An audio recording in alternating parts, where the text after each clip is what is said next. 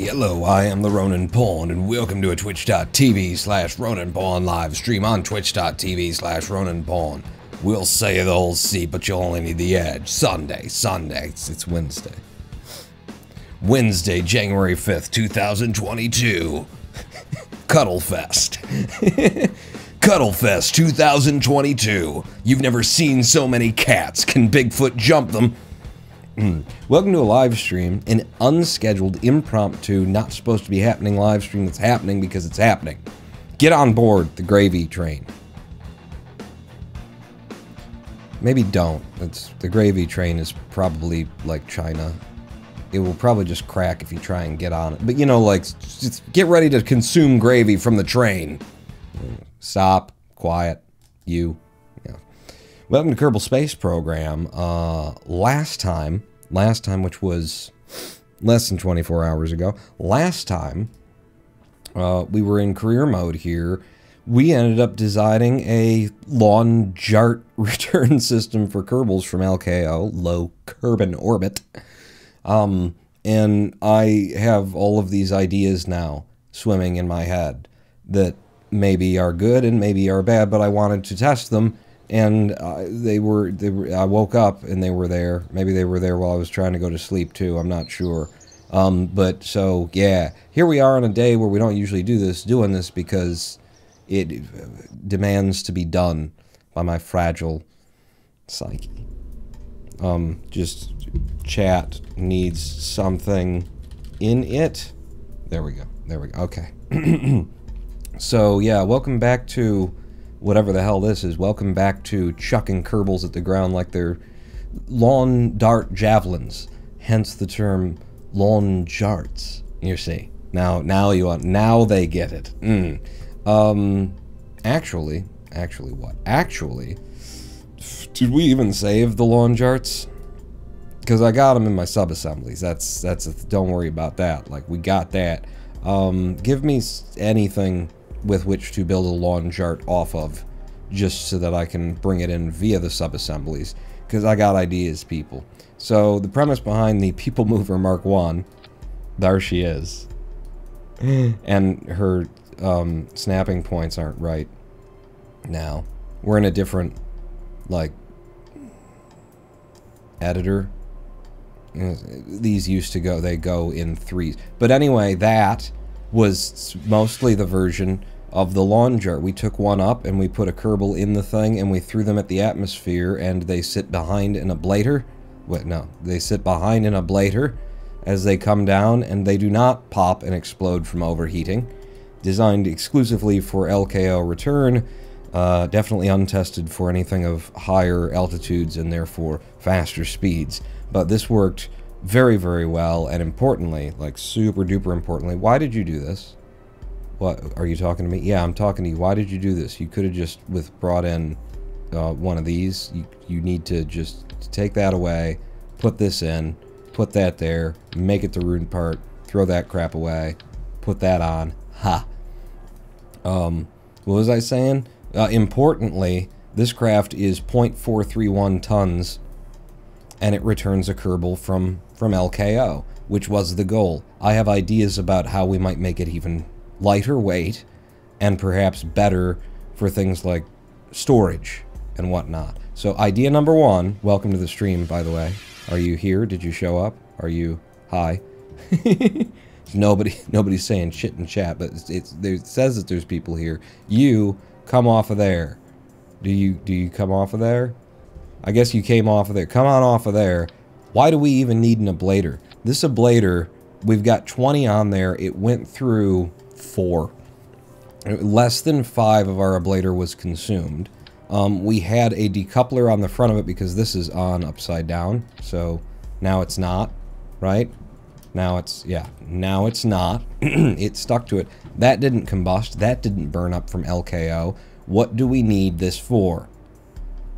And the answer is the same that we need for war. Absolutely nothing. Huh. We could conceivably nose cone this. If I can get a nose cone on somehow and then build something off of it. So I'm going to be consuming the snapping point. So first off, what's the weight of a nose cone? what's, well, first off, let's see what the weight is. So 0.11 tons, I put you back on. 0.131 tons from 0.011 tons. So you're with this much of blader on it, which isn't much at all, you are precisely 0.12 tons is what that is. You are 0.03 tons, hence. So actually, yeah, that's how you do that, isn't it? I mean, it'll be, you gotta do something, you gotta, but yeah, maybe, possibly. So if I were to embed you, I don't want to embed you if I don't have to. If we had you attached to that, because you won't otherwise, right? You're not gonna just, yeah, you won't just surface snap. So if we had that attached to there, and then we flipped it, yeah, with a damn snap, and then we drew it back, so that its nose was just embedded into there thusly. Oh, it looks cool too. It looks about right. We don't need this shit. Throw that away. And then this was attached. Now it's going to have to just be surface mount attached, which is fine because this is a part that can do that. I need you in like your usual rotation. Also, apparently the kittens are being crazy. That's fine as long as they're not being crazy like on the desk, then I can deal. How did this like go? I think it's that's not the that is the orientation that we were working with before. That's very not like, don't worry about the orientation, like it was just with the get it to match the absolute enough. That's fine, fuck it.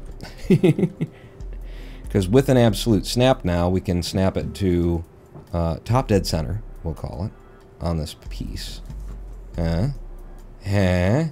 Is that top? That's not top dead. In the middle. There you go. Just like so. And then this actually embeds even further, which means it's already going to pack up a lot better because the nose cone is incredibly concave in the mod pack that I'm using. I mean, it's visual mod pack, but you know, they change the models and stuff. Oh yes, you slide right up there, up with the lip, and the lid and the lip. And immediately we're down to 0.341 tons instead of the 0.4 something tons that we had before. Wow, when you live stream on a day that you don't tell anybody you're live streaming, nobody shows up. Hey, feel free, have fun. I don't care. But yeah, so we're getting somewhere. It's getting kind of hectic. It's getting kind of like quick question. Will you snap directly to that? You will. See, this is what I'm thinking. We do it with a nose cone, and then there's so much shit here, basically all of it, that doesn't have to be here anymore. Okay, guys. Who's eating who? Whoa. Whoa. The girls. I call them guys, but they're not happy about that. You piss off. Yeah. And then we need this little tiny wee babby nothing bit of monoprop that we'll put on, and with a snap. Yeah. That should be dead center. That was an absolute snap. So now I'll embed it to the point where it actually looks like it's, you know, in there. You look like you're in there. I just keep drawing until I see it from the other side, then pull it back to where I don't see it from the other side, and then look at it, interiors-wise. Yeah, I'll give you a little bit more room because you've got some thickness to you. There you go. Now I can just barely see the mounting point. Push a little bit back in. Boom. So we've hidden our fuel underneath there. And the ideas that I've got. So we've already eliminated like 4 parts potentially. We might still need them, but the ideas that I have. So first one will be, I could then take you and snap you directly to the thing. Yeah, let's start there. Let's start with the simplest version that I've got cooked up in my head for this. I grab you from there. I drag you back, and I drag you back with a shift. Yeah, I'm gonna rip these off because they ain't doing what they need to do. Bastards. You go away. Is this a part that just doesn't ghost when you detach it from... I'm throwing that out, and I'm gonna bring this in, and then I'm gonna drop it. It doesn't ghost. Look at that. That is... like, this part is ghosted right now? That doesn't ghost. Is that in the main game, or is that my mod, or... Who could possibly say in this incredibly well-designed thing. Hello, Brett Geary. I usually watch the VODs. Yeah, I'm on a day that I'm not usually here and at a time in a place. And thank you, by the way, for sending the email along to try and help out with the kittens, with our need for having their ovaries just put into hibernation or whatever. Lady Pawn and I will be looking at that data soon, those links. She's already looked at some of them, but we need to sit down, consider them more, and that kind of a thing. But I'm sure that that will help. What I was looking at was like $200 per kitten, and what you sent along, we've already gone to one of them and seen that they're like $40 per kitten. It's like, okay, just cut that price tag in a third, more than, like a quarter. So that'll be very helpful if it works out. So yeah, I could just have the seat. I could have it in either direction, really. But I do want it to, like, feel as though it is connected to something. Right now it's kind of, yeah. And I wonder, I feel like the model for the nose cone in my, you know, mod here makes it actually concave. Black and white. But I feel like the original model in the game doesn't. It's just a flat surface on the bottom. So I might not want him embedded in there at all, just in case this were ever to be used by someone else for some other purpose. We'll make it black so that it can get really, really hot while it's coming back from orbit. So with that in mind, I might want something to stand this off. You know, I could do. Just something to give it the appearance that it stood off anyway. Cubic octagonal, we don't want to, like, get the weight off. The true weights of these things. Screwed up. Are you... Okay, just stop snapping then, and put you on like that, and then with a snap, I'll do something, and then, yeah. And then... Okay, you don't... Wait, you don't like that? Oh, because I held shift. Alright, hold shift for the half snap. And... let's try just, like, getting you just barely embedded. I just want it to look like it ain't made of Play-Doh, like it could actually function. So that will be adding 0.002 tons kind of offset there, which is something to bear in mind. Because this is an incredibly lightweight craft that has to do a very specific thing on its way back from orbit. And in fact, I would probably add the next one to it as well. We're up to 0.019 tons. And then I pull you back so that you can have a seat where you're not actually embedded into the part at all. They also offer cheap vet care too, so you're lucky out there. Here in rural California, no discounts to be found. Yeah, that just state generally. No discounts to be found, you know. Plateau's clean, no dirt to be seen. The work, it was fun, but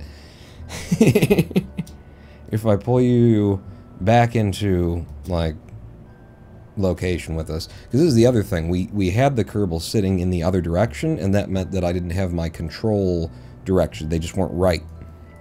Ooh. What's ooh? I didn't say ooh, I said ooh. What if instead of having 3 of these guys, maybe I could get it down to 2 or even 1. Yeah, zoom in.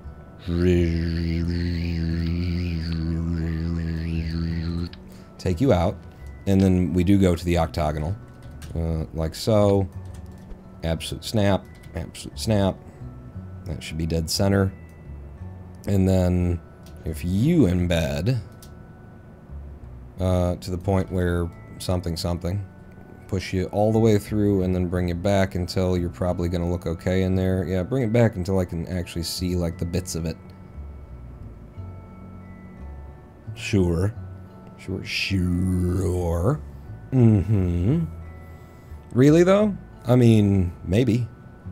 Maybe what I want is for this to be flat with, yeah, with that surface right there instead. In fact, maybe just penetrating. And then it's certainly attached to the ball interior there.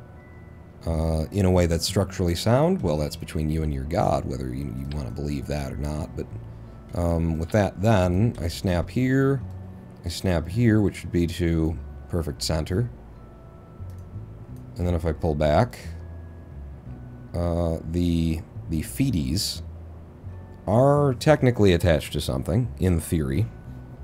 You know, I want it to look right, but I'm also, you know, can I minimize the parts down to just nothing, just exactly what we need and nothing more.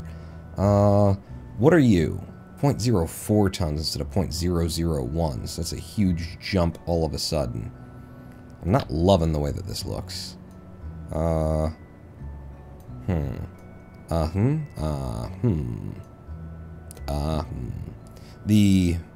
Yeah, but the other way, I mean, it still ends up with 3 parts, though, Pawn. That's true. With what I've got in mind here. But if I do that, and then we, again, absolutely snap you to center, and then pull you off, roundabout, and then embed you back. You could actually do that this way to give it a more structural looking structuralness. But I know, you know, the Kerbals, when they sit in there, how they sit, and I don't want them penetrating into the parts they're holding on to, but I would love it if it looked as though this were well supported in a number of different angles, and they just don't quite reach on that side, but do they? If I bring you in further...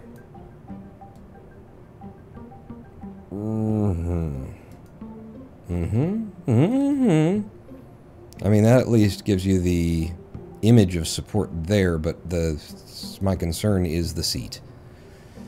How can I get this right? Hi, I'm new. What you building? Hello, Xenon G. Did I get that right?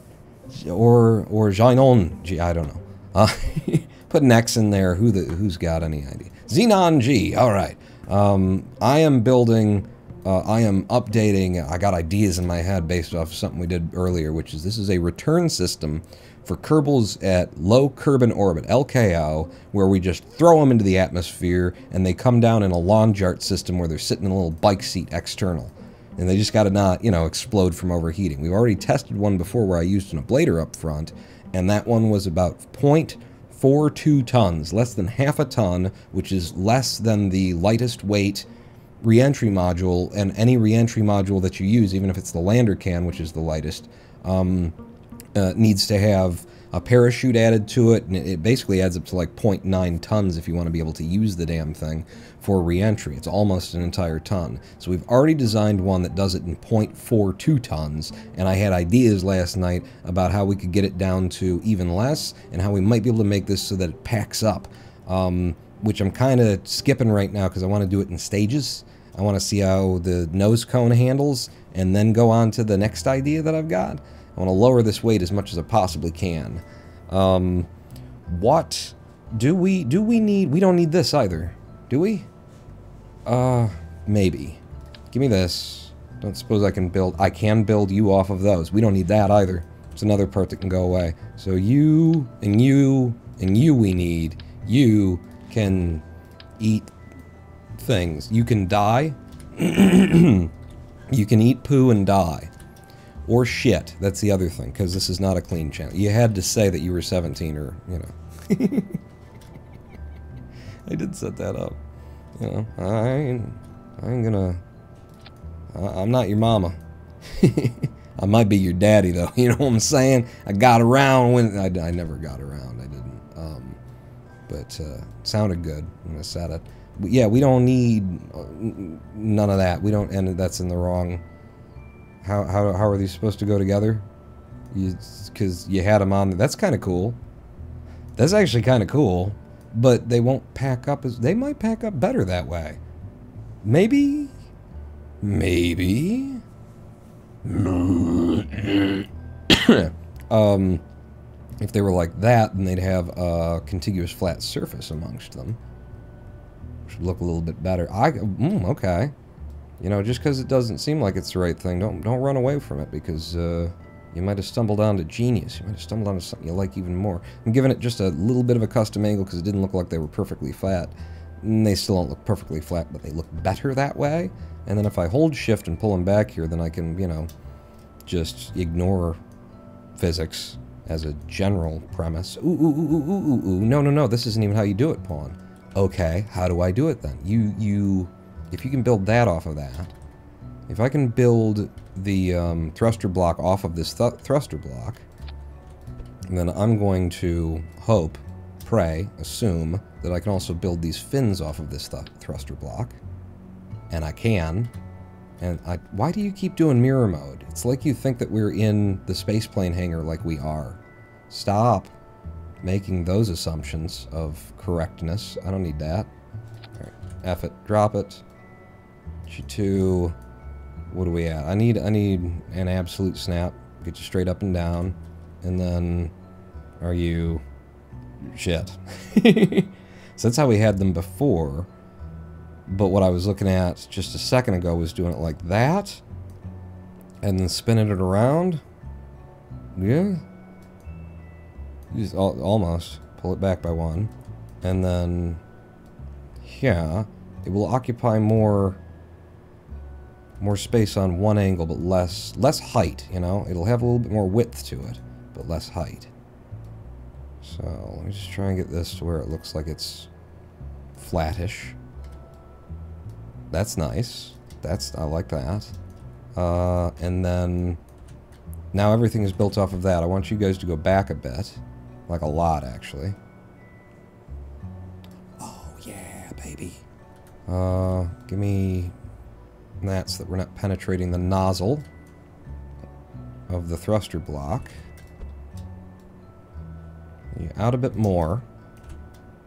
And then I would need you on the front of this. Just one. Oh, this is fucking brilliant. I love it. I need an absolute rotational snap so that we can get it straight back in all the directions there. And hit it with a absolute translation too, so that's dead center. And then you got that there.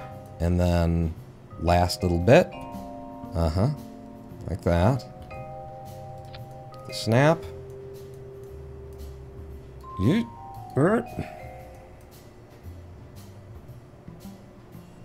then we do want all of this to be behind what this nose cone is going to be acting as an ablator. Again, an absolute snap just to make sure that you're all centered nicely. And then without a snap, I'll drag it back up to the position that I like them.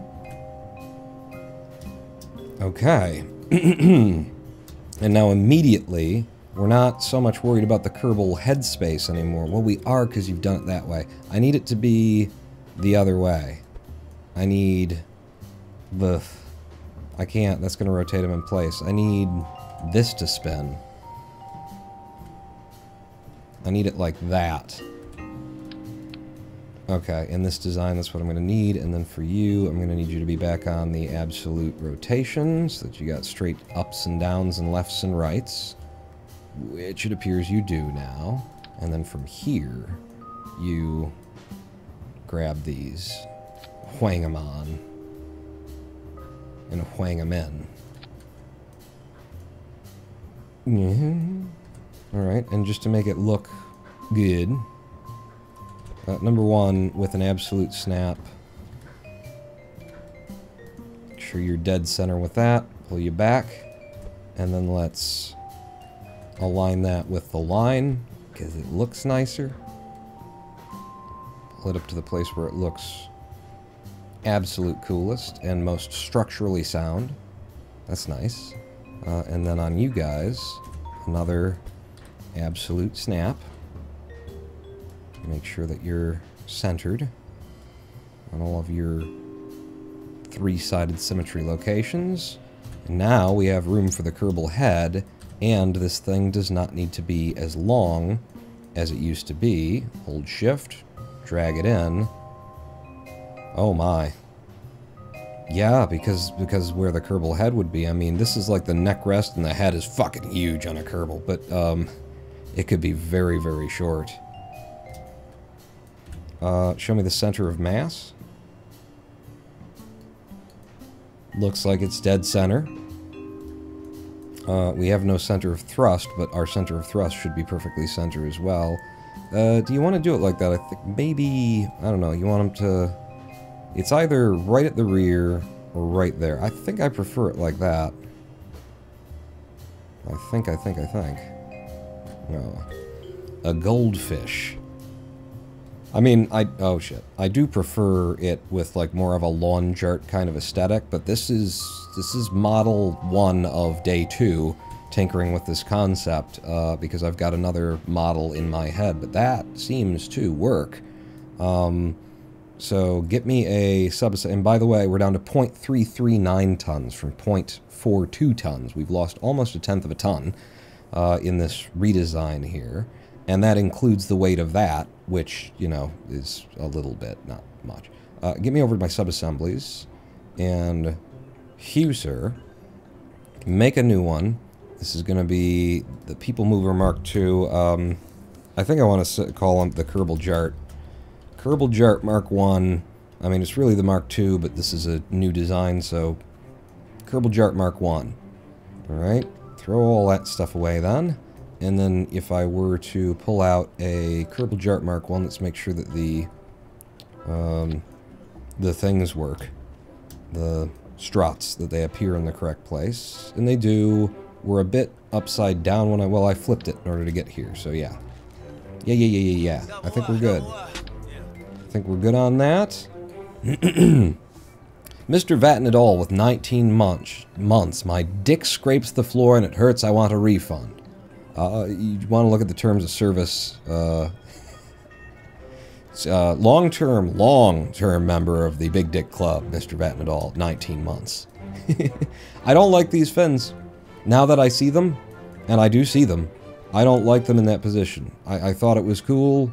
I don't think it's cool anymore. It's not cool, man. It's not cool. So, with you, and then I'm not sure what the rotation is that's... Like, what looks normal? You'd do that, and then you'd... no, it needs to go... So, controls it... Okay. It needs to be... like this. Yeah. And then you got that perfect straight thing going on. And then if I touch you, you're going to snap back to a more reasonable place. And then I do like so. And we get that more darty thing that I like happening. Yes, sir. Make sure you're not, like, penetrating. Are you guys closing up on that thing? If I were to... Yeah, do it on this one, though. I do it on an absolute snap. Then it should pull it to perfect flat. There we go. And then pull you away. Nope. Pull you away. With no snap. Well, as long as this one's got clearance, then they all do. Be sure of that. And then it's just down to the aesthetic. And what do I like and how does it look and what do I like of it looking. And then these being there, no. We don't want that. We want these right around the center of the thing. Coming off of the... I mean, you're in a great place right there. I was going to say coming off of the... Oop, don't want to even do it from here. It'll be too hard to get the thing. But I was going to say coming off the fins. But with snapping, apparently, it's not hard to get that spot. And then... to there, why have you all got a twist on where you're going? If you've got a twist, then it means we got a twist back here at the start. Yeah. So maybe I should build it off of the fins. Am I building off of it? It looks like you are building off of the fins. Oh, so it's still just like being a deck? Yeah, it's easier to build off of this thing. Okay. Yeah, hang on, people. We're going around. And then... absolute snap. Bring you to the place I like. Whatever it is that I like. We're kind of finding out as we go.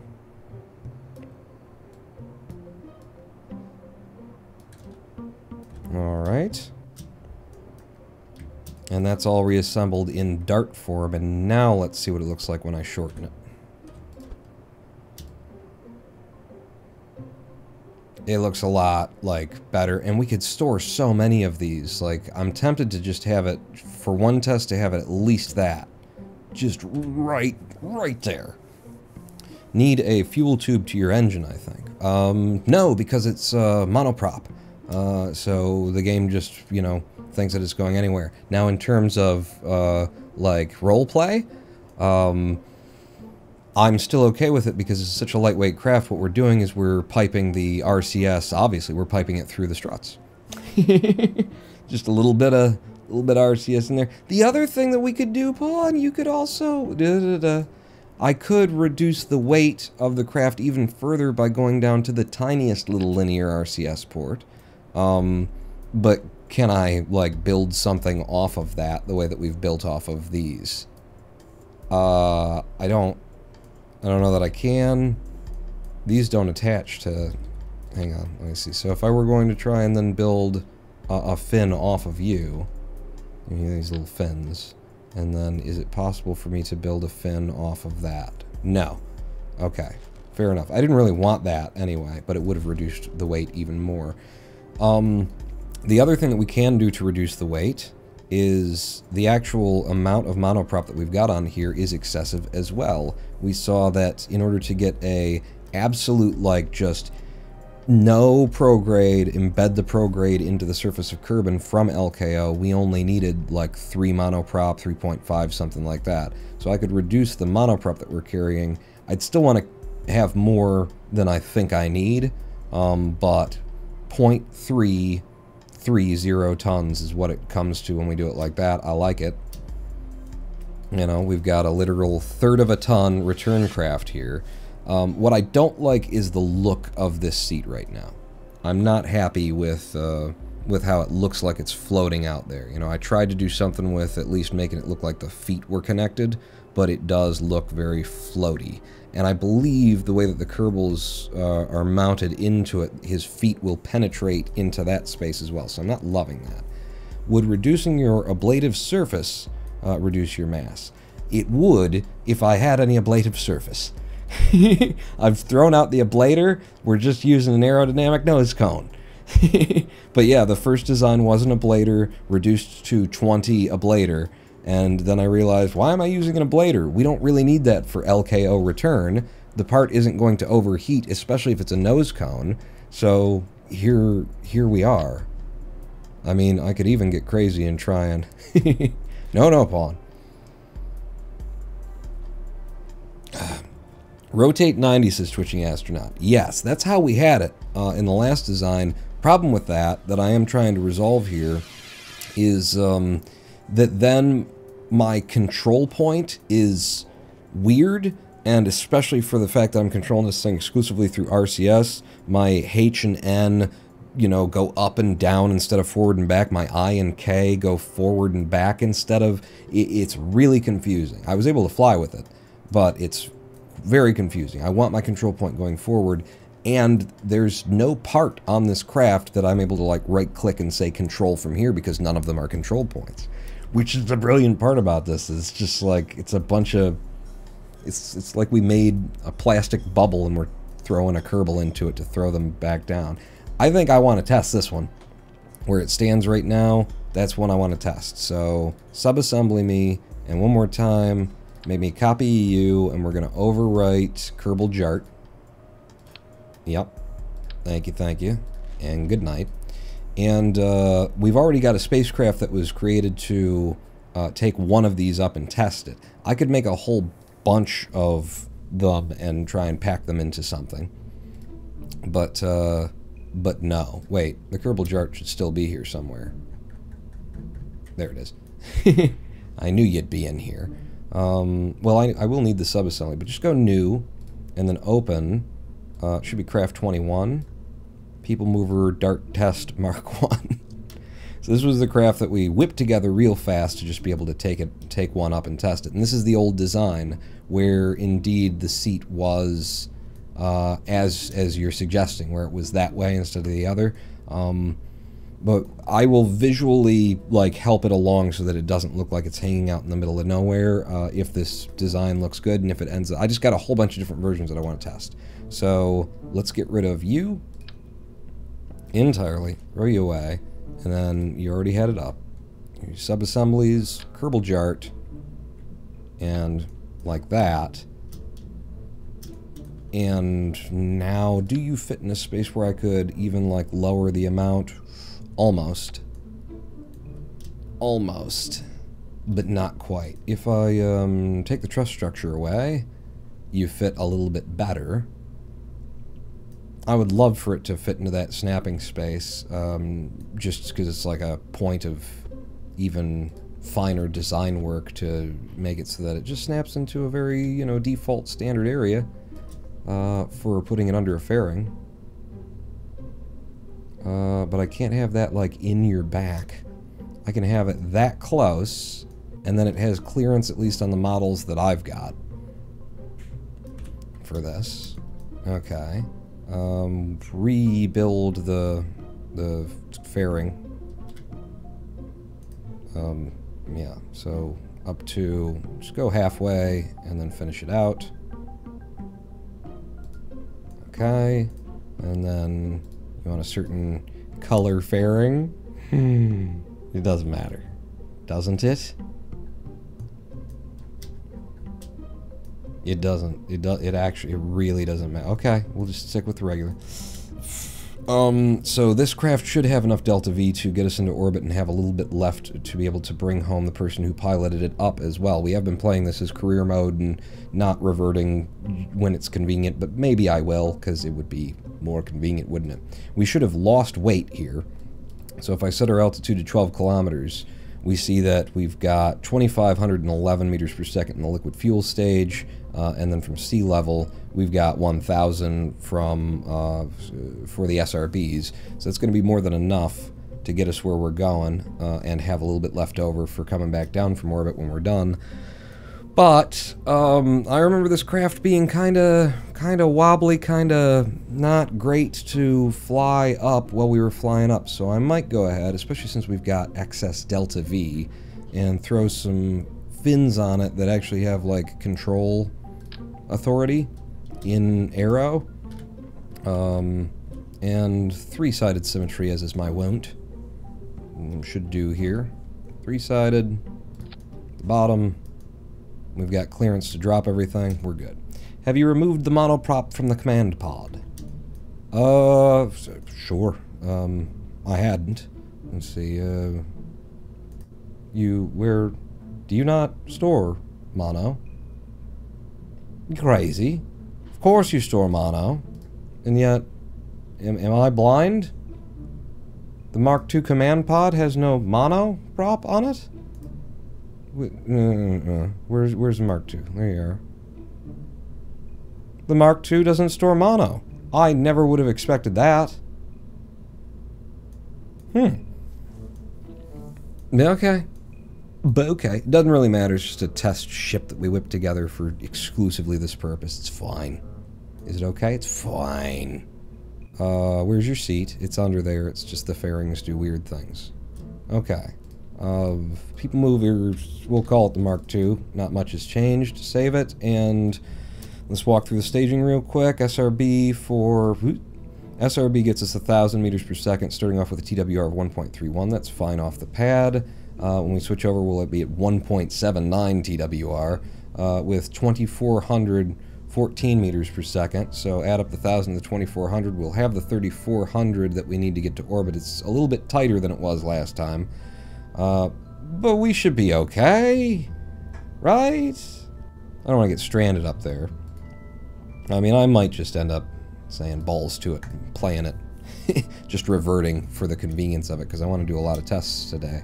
But then we throw the fairing off, then we pop you off when we're coming home. Aha, see, nope, you're supposed to be here for when the test is ready to go. Save that. So you break off, and then we break off and come home with the parachute. Good. We're going to need a volunteer. And last time we did this, Val flew.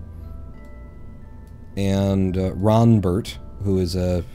I'm not going to say that he's outside of the tourists. I am not going to say that he is the least important Kerbal on staff right here. I'm not saying that. I'm just putting him in the seat where he's going to be the guy who tests whether or not a Kerbal combusts when we throw them at the atmosphere. But I'm outside of that, I'm not saying anything. Put it on the pad and let's go. Are you crash landing it or landing vertically, says Zedon? I would love to see that this version actually floats. Like, we don't have a parachute on it. We rely on the Kerbal's own parachute, and theoretically, you should be able to, like, use that parachute on board the craft, and then be, like, holding the craft up with the Kerbal's parachute. So, in theory, it's possible that we could get it down. In practice, it didn't work last time. But last time was last time. SAS on, throttle to full. Houston, could I get a countdown? Yap on. In 3, 2, 1, fire! And we're up and away. And hopefully this thing will control a little bit better this time. As we head to orbit for another test of my latest Kerbal torture... LKO return system, the Kerbal lawn JART. Go ahead and start rolling over on the ball a little bit. Oh, I remember this. Last time we flew this, too, it had a little, like, pull to the south for some reason.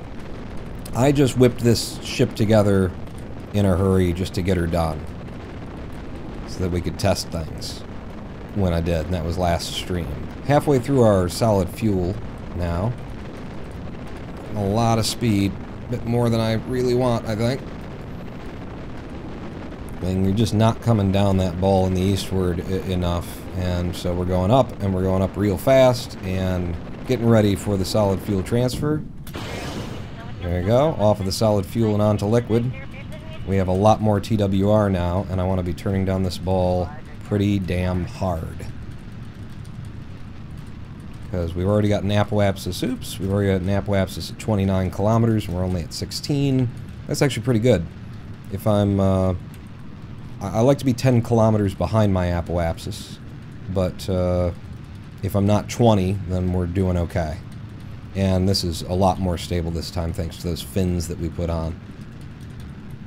50 kilometers though, yeah, you see how quickly we came up. That's not how I want that to happen. Now we are 20 kilometers difference here. I'm really having to yank it down the ball. Just want one long burn. I will actually hold us with SAS just a little bit below the horizon and see how much of this we can get to burn while we're still in Atmo. 63 kilometers on the apoaps now. We're at 45, so there is 20 kilometers between us, and it's raising. It's raising. I'm going to dip below and see if I can't keep it going a little bit longer here. 68. 69 kilometers on the apoaps. Yeah. Burn, burn, burn.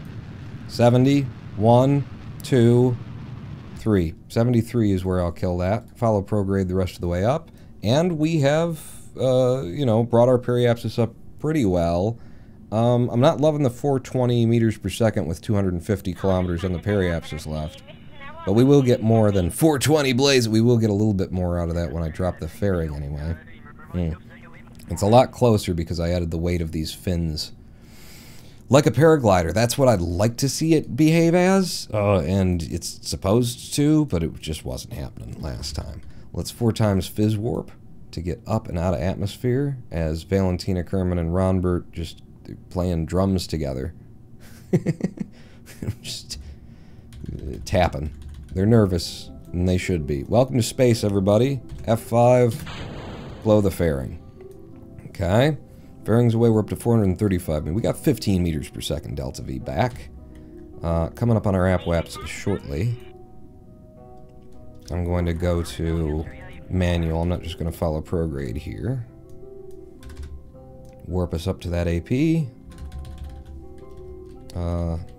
Just a little bit closer. Yep. And then start burning. Okay. I need delta V in order to come back, is the thing too, you know? Like if this were a flight where I didn't have to return from it, then we'd be doing fine. But 50 meters per second, and I still need to push this up a bit. I'm not super psyched. Just give me that orbit and leave me a little bit of delta V, just enough to put us back into Atmo to come down. Okay. We have 28 meters per second. If it took us that much to half of our fuel in order to get that done. Half of our fuel will get us back to where we were, which is 50 kilometers, which is a slow, painful descent, but it does get it done. F5 from here. And we can also help that with making sure that we're pointed in the right direction when we throw off our, you know, everything else here. But okay, we're here to test the, not people mover, the Kerbal lawn jart, Mark II really, but it is the Mark I because it's a complete redesign. Ronbert, step out of the craft for me, since you volunteered, somewhat foolishly, I would say, for this mission. And get on board in the bike seat. Let's look at you, Ronbert. Do you fit into the space? It's tight. Your head is peeking up and over the heat shield there. I'm not liking your chances, Ron. If I'm perfectly honest with you, I'm not liking your chances. I feel like that seat is going to have to be pushed down a little bit in the next version of this. But okay, this should have just 1% thrust force on that decoupler when I decouple it. It's not showing us now, but let's hope it is still the way that it used to was. Okay, I think we're ready to go. F5 and... yeah, that's what happened last time. Let's just manually decouple. I don't think that decoupler was limited the way that it was supposed to be. Okay. Shit happens. Get a helmet. Ronbert's got one, and hopefully it works well as an ablator, because otherwise he's pretty screwed. Okay, so you're out here. I'm going to turn your RCS on, and then when you get on a retrograde, I'm going to hit SAS. Oh, right, you're a scientist. You can't use it, so I do actually have to control this. Okay, I'm very carefully going to just hit time warp and not have to deal with it. But yeah, now I should be able to, if I needed, push us onto a line, just confirming that everything works the way that I would expect it to. Looks about right. I'm gonna do locked cam, so I can see from his perspective.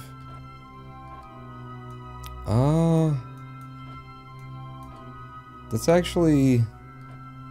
no, that's right. That is correct, yep. And then you, and you. Yep. Okay. I can't, like, rotate, though, because it's a very simple RCS thing. Oh, and that is embedded into your parachute a little bit. It's fine. You're just leaning against it. The decoupler is the wrong way around. It's still phantom attached. No, it's supposed to be the wrong way around because otherwise it would be stuck to the front of this thing. But, yeah, I think the problem was that it wasn't set to 1%. I think I might have replaced it accidentally. We're on our retrograde enough to pull this off. RCS is on. If I start to H, well, I'll start a little bit just to prove it. Yep. And we're starting to go around, which means we don't have perfect balancing. On our periaps, H.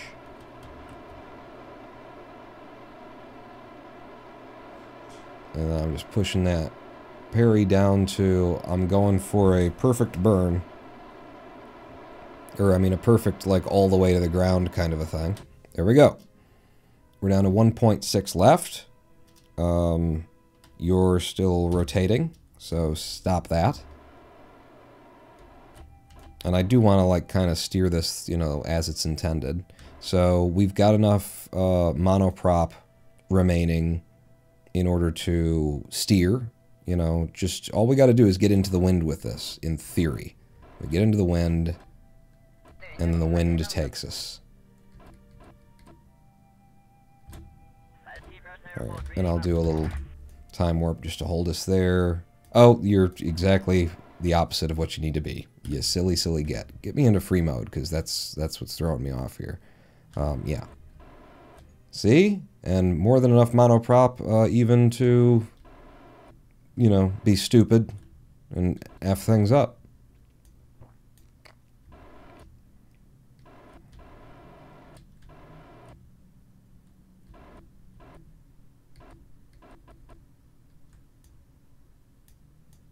Get on our, it's really surface prograde that we want to be on.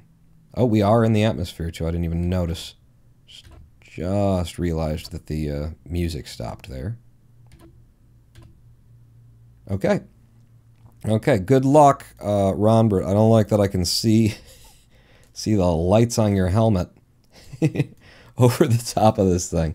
Definitely need him to be lower a little bit in the next version. It'd be good if he had a little bit more space as well. He's drifting, but I don't want to mess with the RCS here. The fins are supposed to pull us, keep us into the wind correctly. So 4 times fizz.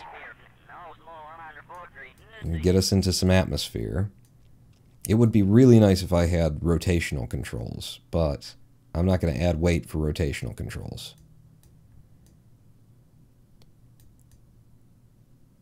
Alright, I'm just waiting to see some shock heating. Let's get some plasma on Ronbert's forehead.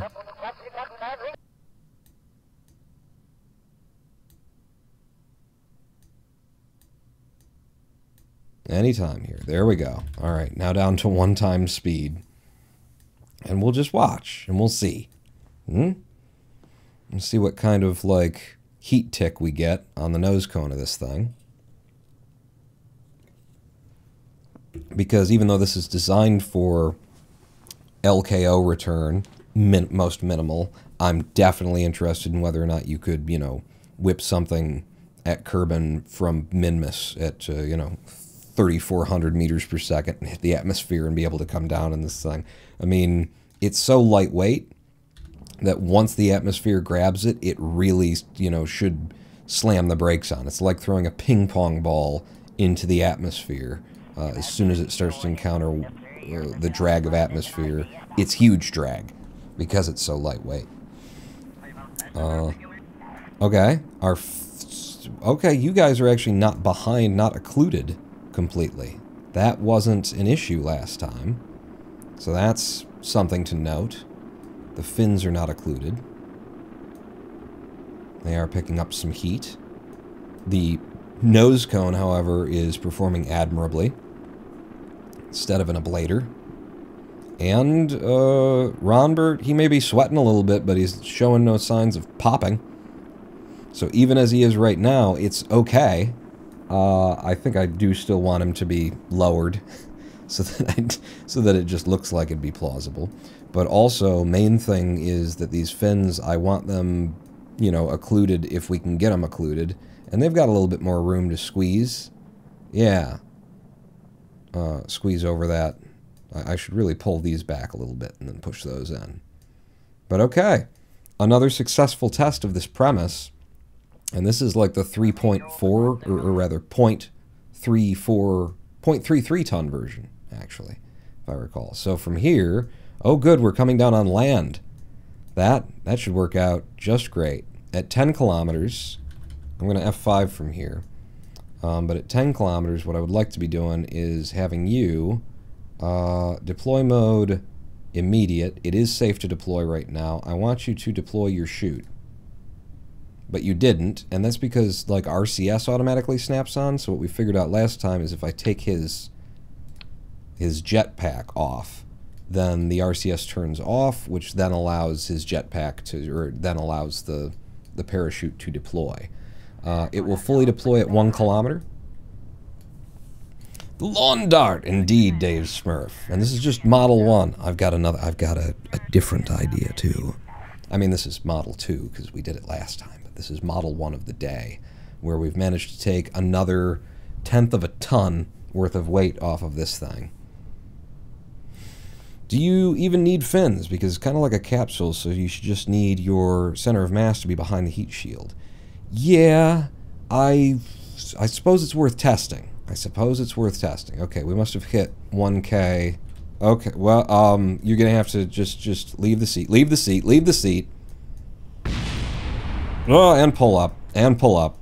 So I had no control over him there. Was I still in RCS mode? I might have still been in RCS mode. Okay. So he survives. But I did want to see if we could, like, steer the craft as a parasail as well. And it didn't seem to work out there. Why not? It didn't work out in the last model either. So, what are you going to do? Are these real rocks or are these fake rocks? They're probably all fake rocks. I'll try and get to one of them, just in case we can mine it. I certainly haven't done that on Kerbal yet. Yeah, that looks like a fake-ass rock to me. Yeah, that's definitely... That's one of them fake-ass rocks. Good work. Nice second test of this vehicle. I'm just going to recover him, and we're going to bring the ship that brought him up back down, and then go back to designing it. And now that I've done that once, I'll go through all of this process once, and maybe I will just revert on subsequent tests. But in career mode, I make up my own standards for myself as I go, and I tend to try and want to actually do it, as opposed to just say, magic, I'm not bothering. So that is the, yeah, that should be the one that Val's out there flying. She's got all of 29 meters per second of delta V. We need to turn her around and bring her home. It's a good question though, Xenon. Do I need fins at all? And I would first actually test, do I need 3 fins? Because I might be able to get away with 2. I might even be able to get away with like 1 small wing. You know, what we want is just something that if the craft does start to come off, if the center of mass isn't in the right place, we want something that will have more drag with the wind behind it to knock it back toward, going down the way that we want. So one of them could get the job done. 2 of them would definitely. I think we can reduce at least by 1 fin, without a doubt. That doesn't look structurally sound. I turned the things off and did think about how it would look. It doesn't matter how it looks. Get on your retrograde, Val. You've got all of 31 meters per second. You'll be fine. She'll be fine. So let's have our periapsis and F5 from here and just burn hard and full. That's fine. And then if we release in this direction, we'll be throwing that off that way, which means we'll be firing that way, which means that we'll actually, yeah, 38.1 after I decouple. There we go. After I decouple, 38.1 is now 37.4. That's fine. We'll get down. We will get down. Follow your surface retrograde. And get me into free mode. That should be what your SAS and RCS is for. Well, there's no SAS unless I've got a pilot aboard who can then use the RCS SAS capabilities. So I gotta have a, I gotta have something there. Also, I don't really fancy relying on having the monoprop left over, even though we should, for the mono to be in Atmo. Also, we're using the tiniest little thruster block that has almost no authority in space. It's so light, it'll push us around. Once it's under atmospheric pressure, if it wants to flip over, firing those tiny little thruster blocks in a certain direction ain't gonna do shit.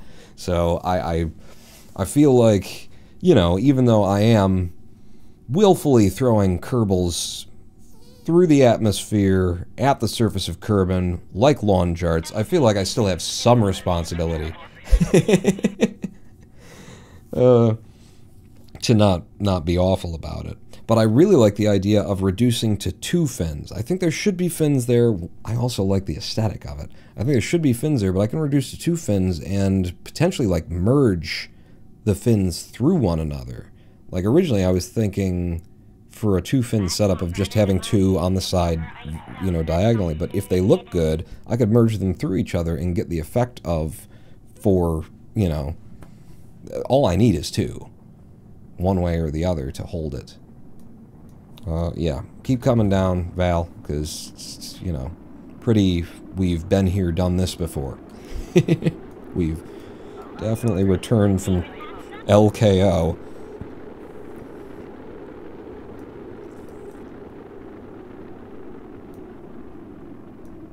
So 25 kilometers, we're down to 1,000 meters per second. Let's get radar altitude because we are coming down over land here. I'll deploy parachute when we're at 3 kilometers from the surface. Reduce out of fizz warp as we get closer. 4 kilometers at 3, a little bit before 3 just for safety. We'll do that. I can also jettison the heat shield, which I'll do just as the parachute deploys at 1,000. There you go.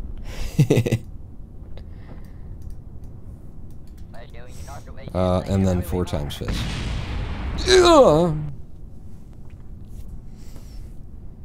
So yeah, just a quick... Wait. There might be science to be had here. Crew report?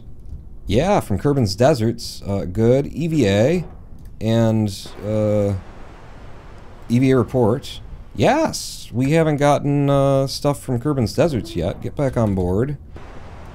Hit the ground at less than 7 meters per second, preferably. Thank you. And then step back out and take a surface sample. We've already done that. Okay. Get an EVA report from on the ground. We've already done that too. Whatever. Reboard, recover. A little bit of extra science that was happened to be lying around. Might as well pick it up. Okay, so that was run 1 of the first version that was in my head of how we could do this even lighter, even cheaper, even better, and in a far more storable space. Like, that was my main thing that got me thinking about it. It's a very long thing that we made. The first version. Very long. It'd be hard to store, like, many of them in some way and take them up. But this is an incredibly short, tiny little small packed version of it. And one of my ideas was, and still is, could we, do we, what if we use the robotics to have a hydraulic system that extends the rear out, and then we could pack them up incredibly small, incredibly tight. But I don't want to go crazy on adding weight to it because, you know, it's just what I'm doing. I want it to be incredibly lightweight. I want it to be incredibly cheap. I want it to be incredibly reusable. Well, not reusable in the strictest sense. Yeah. Yeah? Yeah. Alright, I can look at it from this angle. And then again, I attach it over here and we lose the... It's so wrong and weird. Put you over here and attach... Yeah. This is another part of it. I guess it's because we're in the space plane hangar, not the VAB. Another reason why I'm thinking, like, if it were an extendable, hydraulic-driven system, then I wouldn't be so disturbed by the moving around of our struts in order to make this happen. And I wouldn't have to fake, you know, the physics on that and, like, pull it out here and then attach the struts to hold it in reverse kind of a thing. So, quick question immediately, like, what's the lightest hydraulic cylinder? 0.05? 0.05 tons. We're at 0.330. That's not bad. And we get a lot of that back by losing the struts entirely. Yeah, this is going to be plausible then. Like, how much does a strut weigh? We got 3 of those at 0.05 tons. And you were, again, what? 0.05 tons. One of these, we reduce the weight by 1/3, and we get an extendable deployable system. Oh yeah. Fuck the struts. Who needs those? I'm pulling off. Set you back there. And that gives me a place to put this seat. Now we know that we wanted the seat lower. That was one of the things. If I do a single... Actually, like a half. I'm gonna pull you off entirely. Put you on the node? Should I put you on the node?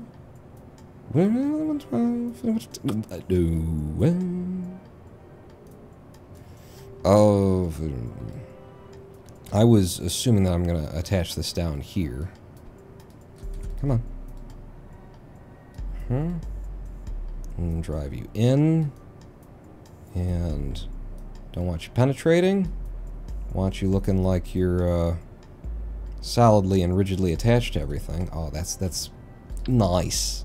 I mean, it's very nice. That's what that is. With a snap and some rotation adjustments. Fucking fine. There it is. Found it. But you would need to be attached to... Well, you don't have to. You want to be right up here. Yeah. And then... Oh, I've got this around backwards, don't I? I mean, it'll still work. Yeah, you want it the other way. Yeah. Can I have it the other way? Yeah. Put you there. Whoop. Do what I tell you to do when I tell you to do it.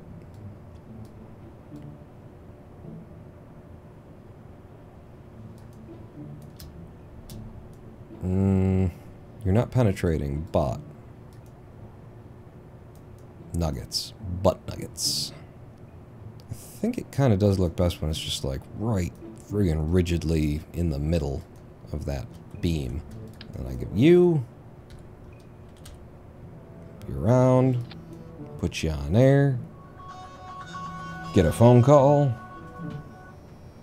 That's okay.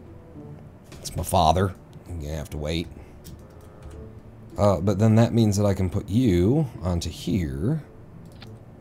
Except for I will need something to make you a little bit higher, but we're saving so much weight by not having all three of those struts that I feel totally fine with, let's say... Come on, just grab the thing that I want to grab off there. There we go. Set you... Why do you keep flipping on me? Bastard. If I did like that... And then... A good way to, like, make sure that I've got this perfect dead center would be if I attach you to this guy, and then with an absolute snap have you there, and then shift pull you back, and then I get you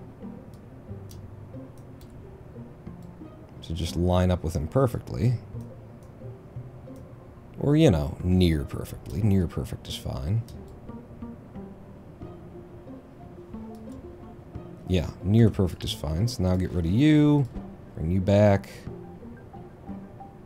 attach you to that, which should be fine and actually looks pretty structurally sound. And then if I put you on here,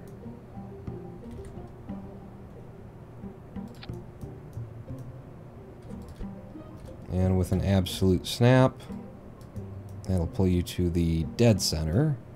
We want room for the, well... Alright, so when you extend... It's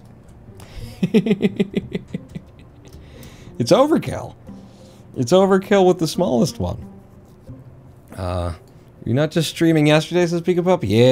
Yeah, I couldn't get past it. I just wanted to keep playing with this design, and specifically this design. You son of a biscuit, Mother Teresa. What are you doing? What are you... What? No, go back. Did you lost your top dead center and then wouldn't control Z back to the place where you were top dead center? Is that what I'm seeing here? Yeah, whatever. It extends so far back now.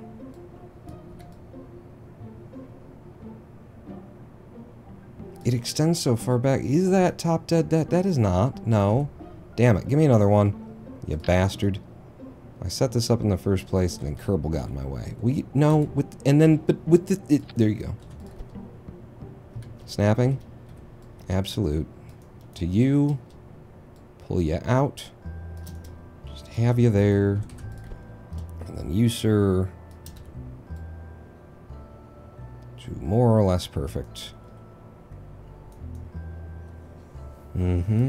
Why you got a rotation on you? Is that just the seat? It's probably just I placed the seat and then it happened to be at a bit of a rotation. And you down.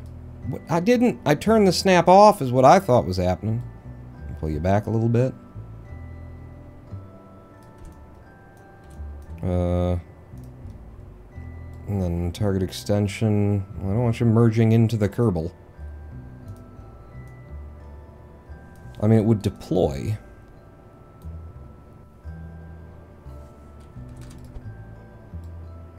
So if you're as close as you can be, and then target extension here starts at, let's say, right there. So that's 0.2 target extension. Was it 0.02?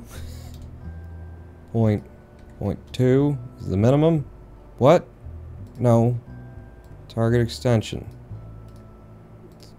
1, 2, 0.1, 0.2. There you go. What?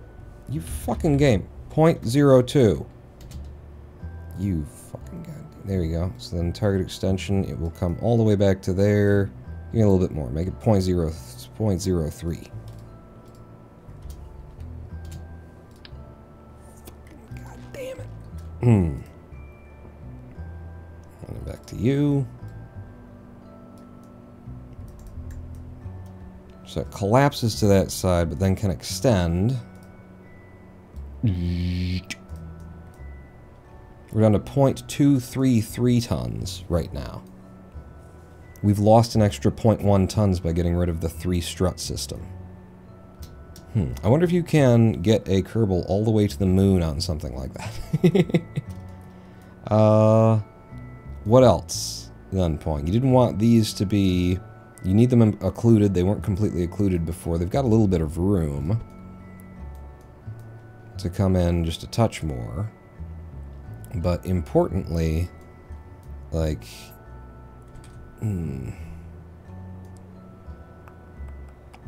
I think this is overkill, visually speaking.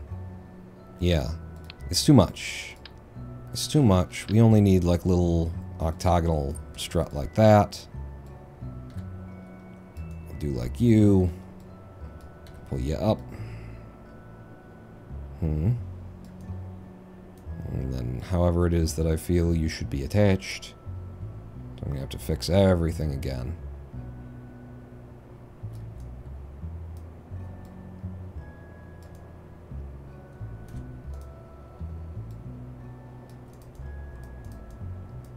See, I don't like things to merge through things in a way that's very unrealistic. But I'm willing to tolerate a little bit unrealistic because, you know, what you can do. Kerbal Space Program, people. Will you maybe just sit over there for a minute? I also want it to look cool, you know, or good. And I'm always trying to figure out, like, my visual sensibility of what is okay here. You know what might be okay here? What's that? Not having anything. Because the fins themselves can be what attaches to this. Like our lower fin. So let me, like, build that part kind of, again, sort of separate. Because what I want to do is you know, when I press the 2 button, I would love it if this fucking game would listen. Okay? Thank you. But I could build the fins directly off of here. No, what do you build? Build that off, and then it looks like the fins are attached correctly. So it is still this. But, give me you. Bring you back. And then rotate you so that the top fin is up, because that's just prettier. And then you're gonna end up being like an embed. So I take this, I put you over here with an absolute snap. I pull you to dead center, and I pull you all the way back here so I can see how things are lining up. I grab you, pull you to the point where we're just merging as much as we could possibly merge. Yeah, I keep missing the pixel. Yeah, I think that's probably the best of it that I'm gonna get. And then you got that. And then the thing is, so we don't have attachment there, but if I go back to what I was doing before, which is to have that bit, that fin on the bottom, then that fin is what attaches here, visually speaking anyway. We should be in the right place right now. I'd like to know what the local rotation looks like. That's fine then, that's good, that's what I wanted to see. And then fuck me. There we go. Hold shift. Fuck me. 2. 2. No fucking absolute anymore. Okay? Local. No, not fuck me. God damn it. Motherfucking shitballs. Tits on crackers. You go away. You're the one I want.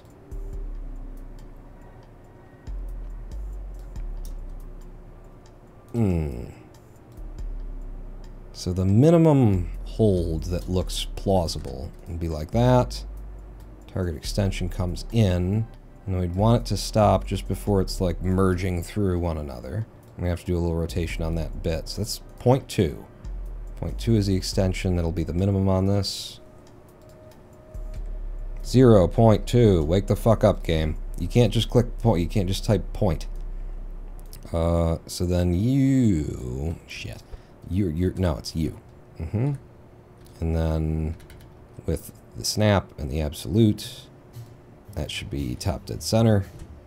Straight up and down. Brilliant, beautiful, lovely.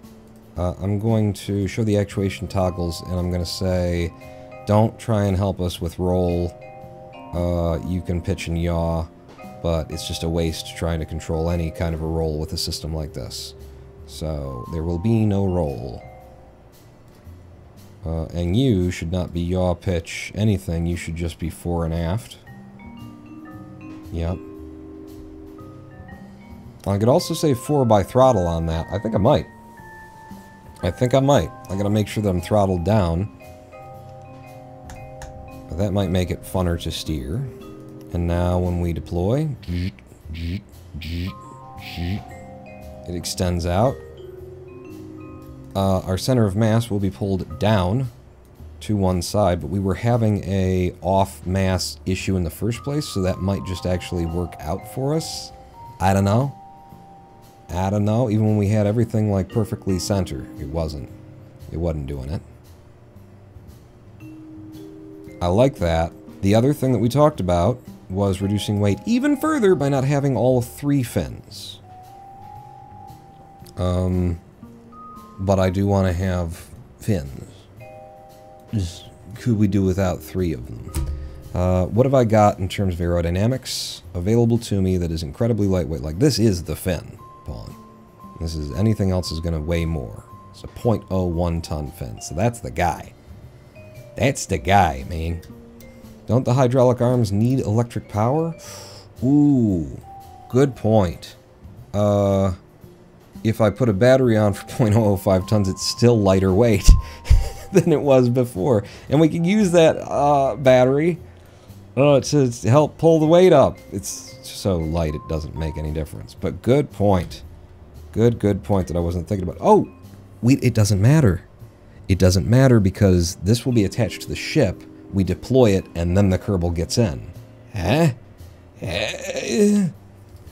So we don't need the electrics on it. We do the deployment while it's attached to the ship and can receive electricity. We lock it in place once it's, before we detach it from the ship. There's a whole flight manual with this thing. I'm just curious if I... Yeah, that's what I wanted. Thank you, Kerbal Space Program. Thank you. No, I think you got it. It looks the best. Yeah, the way that you have it there. I'm gonna make sure that I'm consuming every millimeter of space that I've got here. Because we don't want these experiencing overheating. I would consider putting an angle on them inward. Like say they come to a point in the back. No, that won't work out nicely. What the hell was that? Anybody see what just came up? Oh, it's an alarm clock. All right, go fuck yourself.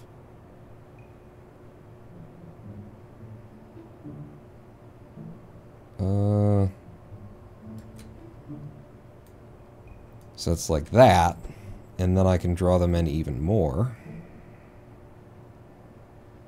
As long as we're not eating into the actual cone, then I'm okay with that. Yeah, I would love it if we could have them just barely kiss at the rear. And that's, you don't, not, alright. You may have taken that the wrong way. I'm not sure if there was a right way to take it. But, you know, you do you.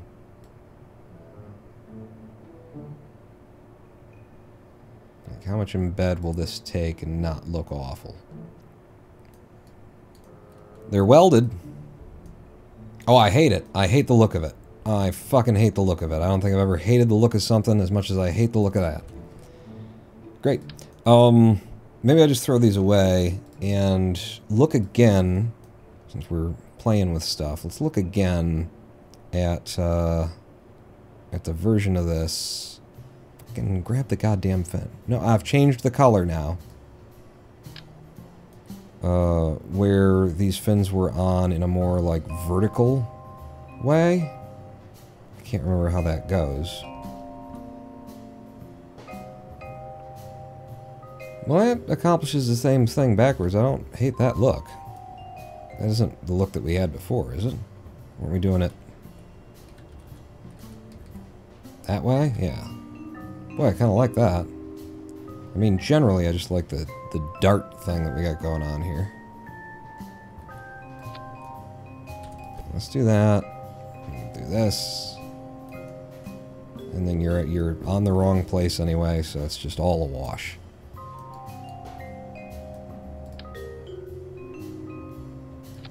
Mm-hmm. Mm-hmm. Mm-hmm. Mm-hmm. Mm-hmm.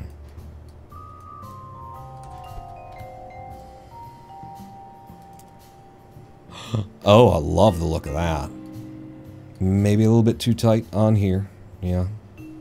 Very penetrating. I love the look of it up front. In the back, I don't hate it. Target extension, bring it in. Collapses down to very, very tiny. Very tiny. There's not really room for his backpack there, is there? Not sure. Imagine it enters facing forward. That Kerbal will get such a tan. I wanted to reduce this down to like just 2 fins. This is so good though. I'm gonna make a couple of different sub-assemblies. So, you sir, where you are right now, is that good? You like that pawn? I'm fucking loving it, is what I'm doing. Okay? Good. We're glad. Yeah. So, grab that from there. Oh, wait. Oh, it was force percent 1. So then that would mean that Xenon might have been right there in the call that because it's embedded, it's shoving it out with violent force.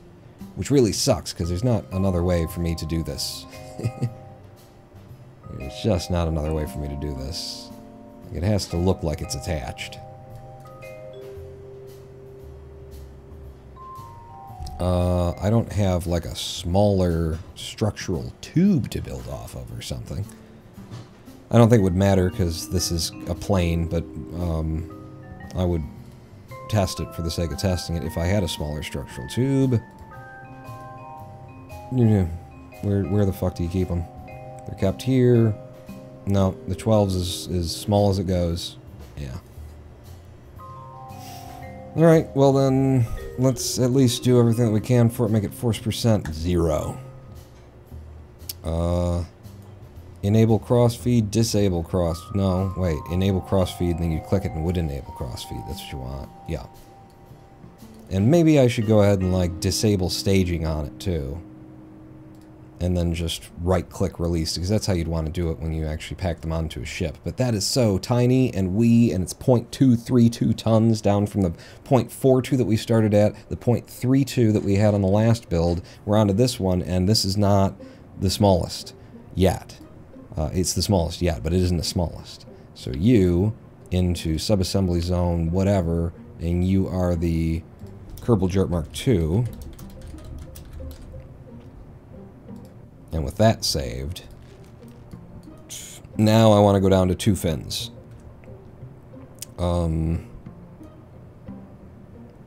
Oh, you're not fucking attached to anything in this...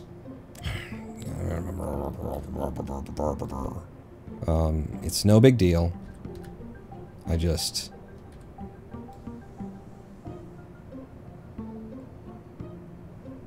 spin it around to there. And then we've got attachment down here. All of our things are still in reasonable aligns and whatnot. You don't look like you're in the center, but you are. Center of mass is definitely low on the vessel. Maybe I should just like eyeball it. Like, yeah, local, snap up.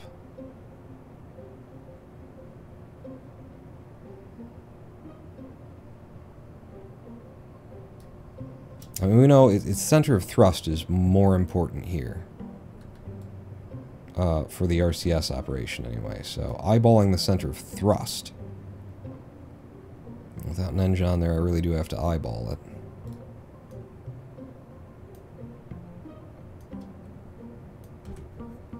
And the other thing that you were doing before, which was smart, was you do that, drop it in there, grab it, absolute, snap it to dead center, drag it out, and then get this guy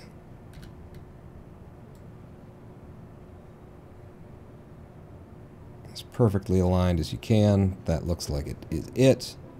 Rip you off, throw you away, our extension. Love it.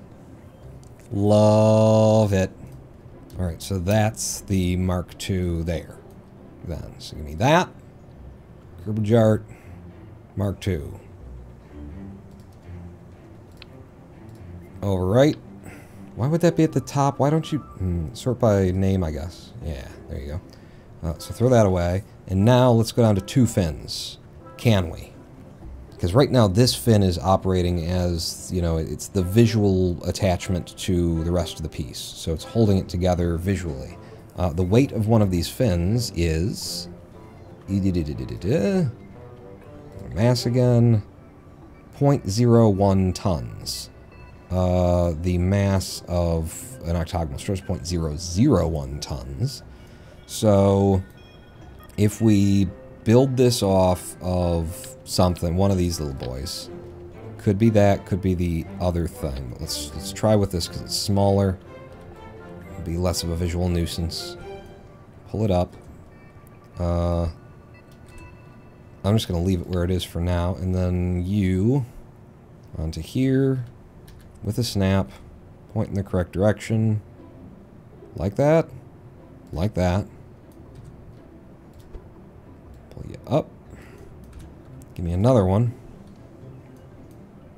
And we're going to do this thing again, where I put it in there, I grab it with an absolute, we get it perfectly centered, and then I hold shift, I pull it back, we align this one,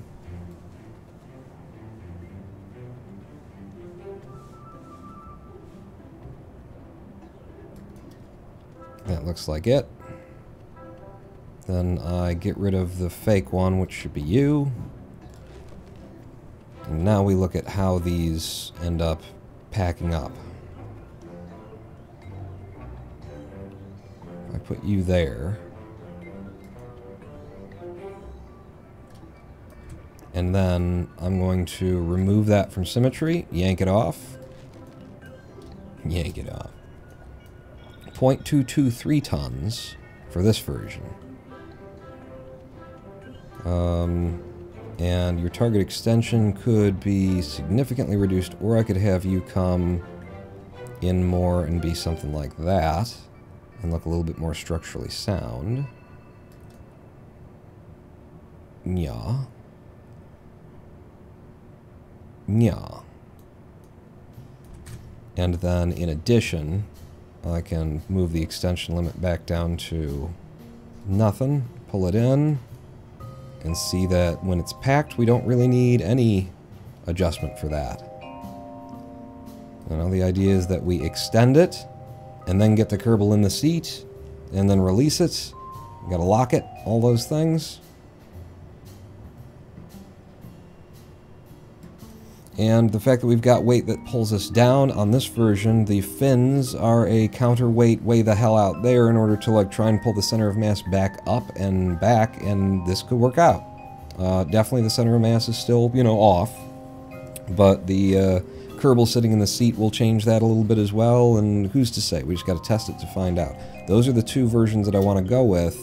Does that look okay to me? Meh. I'm actually going to say meh to that, because what I'm looking at right now is that I can totally, like, angle this. I could totally have this angled and coming out, and then, you know, it'll be a little bit more effort, and then I don't even need that part. We save a little bit more weight, but more so it's going to look so much cooler. Yeah. Yeah. Give me you. You go away. This, my friend. So give me, on a snap, like a local, I'll hold shift to get like finer adjustments of snap. And I think that's probably the angle that I want, somewhere in there. And then I grab you, right? And I give you an absolute snap. And pull you back to being perfect.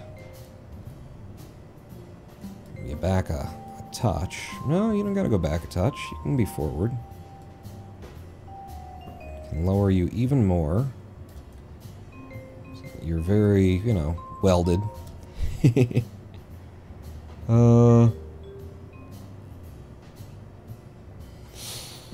I think I want, what do you want? I think I want another degree of angle on this, actually. So if I do that, and then with the, and then an absolute, and then snap, and then hold shift for the middle. If I do that, and then pull it down a touch more.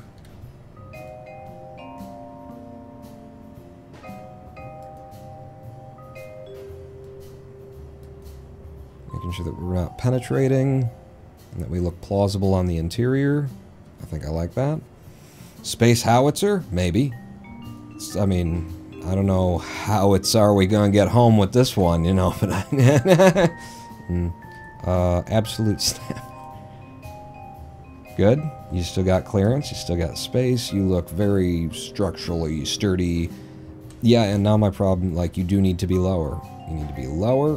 Where do I start penetrating? There? Okay, so you're lower to, like, that point. His little Kerbal head should be behind there. We've already tested that and it worked out before. So now, I can do this. Put you on there. Grab you. Absolute rotational clicky. Now you're perfect. Now I drag you where I like you. Ooh, that's got to be somewhere. Shit. This is fine for the forward and backness, but not for the rotateness. We'll figure something out. We will figure something out. You step aside.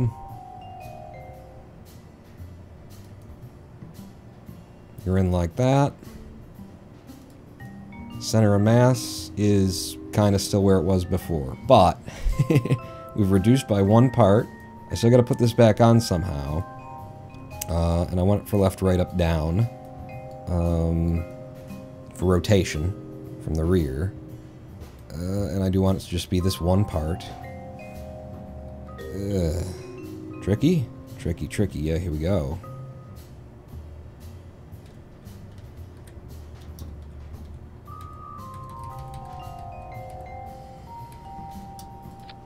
But where does it go? There's variations. 5-horn, which would allow me to do, yeah, I don't need a 5-horn. A 3-horn. 2-horn, 1-horn. What? Okay, no, yeah, 3-horn would be forward, back, left, right. No, I want 4 horns here. Angled 4-horn is fine. Just where can I get it now? You know? If I put it up there,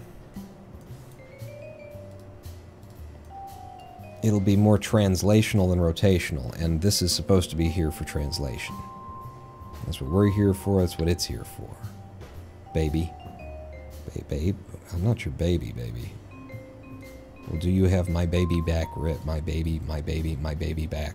Shh. Okay, so you are definitely not where you need to be. Yep, do like that. And now that you're dead center to that boy, pull you back to where we like the look of you. Something like that. Damn. Little problem. What would the use case for this even be? World's sketchiest escape pod? Yeah, that's what we're going for. It's to have like a bunch of them on a low Kerbal orbit space platform. Not so much a station as like a minor refueling center, but mainly for getting Kerbals down when we recover them, sending science back, and, you know, being able to pick up and drop off a little bit of fuel when you're going or coming. But, yeah, the whole point of this is to be able to send Kerbals home from space without having to have a dedicated craft. So they need to be super lightweight, they need to cost basically nothing. I don't get up and down. I need it to be on that angle. I just don't see where this works. I see where it could potentially work. You'd have to, like, fake it until you make it. Yeah, that would be the part that I'd have to do it off of, because I just want one of them. So, you, I don't know, like that. And then, snap me. Nope. What did you turn? I'm not trying to grab that. I'm trying to grab that. Thank you. Go. Absolute snap on all the directions. Just back to straight up and down. And then the question is, do you fill this space enough that we could pretend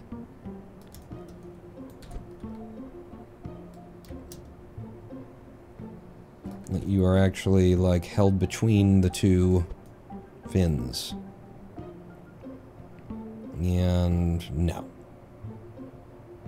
Damn it.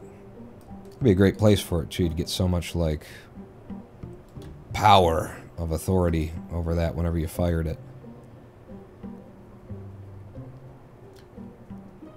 Uh-huh. Mm-hmm. Mm-hmm.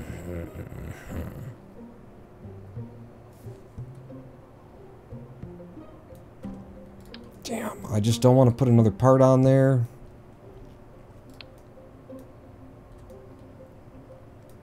If our center of mass is low, then we could just have this be low and try and make room for it on the top there, which would mean then having this at a 45-degree angle instead. Kerbal out of space easily. Koof? Koof? That doesn't sound... That can't be what you meant. Doesn't sound like something I want to do. No, will you fucking... with the... It's always the last angle that I check. If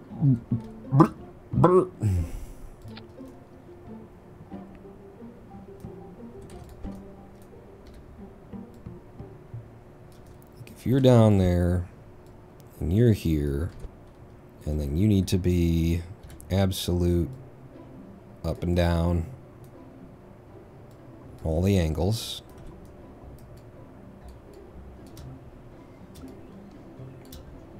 This is the level of, you know, detail that I demand. Sadly. I understand. Sadly, this is how I tend to do it. Well, the real escape pods were called Moose. Really? Nah, really?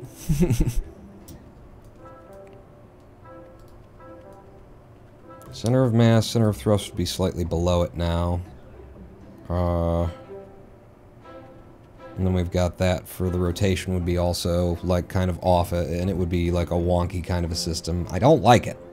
I don't like that it's not, you know, perfect. But it's just, it doesn't come together if we do it this way. Yeah.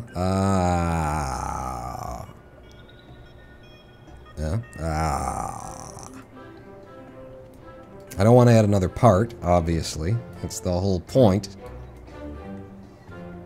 There's few parts, there's little weight. We're less than 1,000 Kerbucks for one of these right now.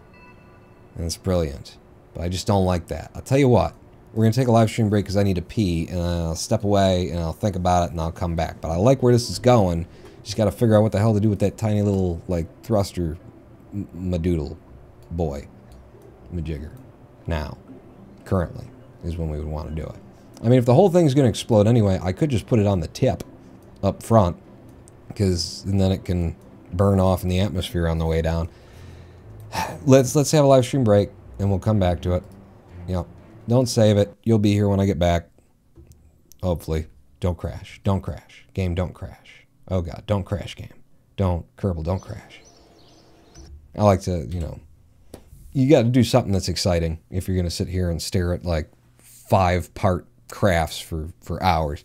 But yeah, we're going to have a 7-minute live stream break because I need to pee. I invite you to join me in the act of peeing. Do not meet me in my bathroom. Meet me back here, 7, maybe 8 minutes. Pawn that out.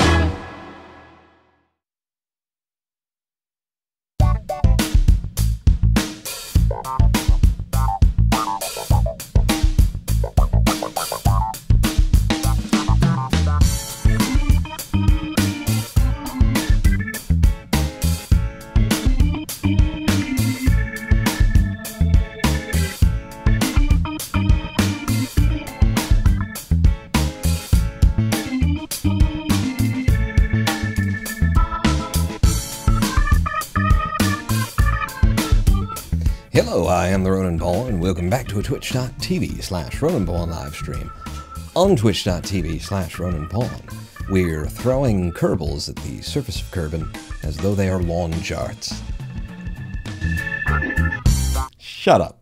Welcome back into the spaceplane hangar where we're working on what will be the Mark III of our test. We've got a Mark II to send up. I guess we'll have to take multiples up at once. Maybe we'll use the 40-ton shuttle just to make it more interesting. Make it more problematic. Yeah. So this is the version of what I'm building today, which is something that came from our last live stream, and I'm refining the concept here to make it even more lightweight and even more exactly what it needs to be, which is a LKO, Low Kerbal Orbit Return System for a single Kerbal that we can pack up, store nice and tight, nice and friggin' tight, wherever it is that we're going to keep them, and then just have a bunch of them on board a orbital Kerbal station. Yes, an orbital Kerbal station, and then when we need to send a Kerbal home and don't want to like send up a ship for them or send a ship down for them, we'll have like 6 to 8 of these things that all weigh, currently, after all of our work, 0.222 tons and cost all of 944 Kerbins. Kerbucks, rather. As I like to call it. But our current issue with this one, this particular design, is that I got no place. I mean, I got places for it. I've worked something out where we can have our monoprop, or Jesus, that's ugly, mono thrusting blocks, so that we have rotational control for being able to point the thing retrograde, even when it's not a pilot, because they're going to have to do it manually, and some of these people coming home aren't pilots, so they need to be able to turn it. It's cheaper to do it this way than with an SAS module and electricity. We looked at that. It's also cheaper to do it this way than with a Sepratron with some solid rocket fuel that you could just fire in one burst to get home. It's also a little bit more controllable and stable. But having a little bit of problem, a little bit of trouble figuring out how to get both of these in here in a way that makes my aesthetic demands. It sates those as well. And I came up with something during the live stream break. I'm going to rip you off. I'm going to rip you off. And I'm going to rip off this design that's in my head, except I came up with it, so that's not ripping anything off. So this will be something of a change. I guess I'm just going to take you off because I'm thinking I'll attach you differently now. What we're going to do, we're going to lower the weight even more if this works. We're using these tiny little variable thruster blocks, the RV1Xs, which are 0.005 tons for the rotational control. But what occurred to me is we could just have one of these with a 5-horn and done. Done right there, potentially. But, you know, that would be too simple. For a man such as me, you know that would be too simple for me. So let me just get that so that it's perfectly aligned at full, you know, extension here. And now that's all of the directions, no penetration. I wouldn't mind that being a little bit more inset, even. Yes, so that it looks correct. And then I could put the fins back on, just the 2 of them, this time maybe in mirror mode. And we did like this version of it. It's going to be that rotation out. Yeah, that'll be fine. Very paper airplane-y. And there's even, oh, they can even be tighter than they were before. And then again, with a absolute snap, pull it to where we're pointed straight back. Yeah. And then you guys into the position where we like the look of you. Although, if it were further forward, it's going to bump into his head. However you do it that way, it's going to always bump into his head. So maybe to, like, aesthetically, but also structural aesthetics. Okay. Okay. And if I were to move this down, which I was already thinking, like having it lower, because then that last little pipe will look more like it's in the right place, while the rest of it's got a reasonable embed. A little bit further out. and a little bit further in, because it's got a little gap there. I don't want a gap. It looks like it's soldered, welded, it's on there, baby. That leaves us all kinds of room. These can even come in closer if I wanted them to. And I'll just have a look at that now. I'm gonna... I love working with tiny things. Oh, no, you don't want to move that at all. That's perfect. That's as close as they could possibly be. So the issue then, though, is going to be that, like, our center of mass is a little bit lower than what would be the center, you know, what's definitely the middle of the craft. It's below here. Our center of thrust looks like it's going to be in a reasonable place there, actually, to be in line with it. But wouldn't it be nice, now that we're down to 0.203 tons, wouldn't it be nice if we could get that perfect? Which we could do, my thought was, which we could do with a second tiny linear RCS port. And your thruster power is 0.2, your thruster power is 0.1. Okay. But, so the idea would be, if we're not perfectly on line there, if it's below it, we want to be able to put a little bit of pressure downward, right? And in order to, when we're trying to go forward and it starts to spin, we can counteract that. Because the thought in my head is that we can control the thruster power of this thing live, and I haven't confirmed that for a little piece like this, but it's my assumption. And I could have one that was just like here. Dead center, with a snap. Actually, that looks kind of cool. Yeah, like that. And then can we... Yes, we can adjust the thrust limiter here to, like, counteract if we've got any upward as we're going. Kind of a... find out whether or not we need it up or we need it down. But we can apply just that little bit of pressure when we're firing forward.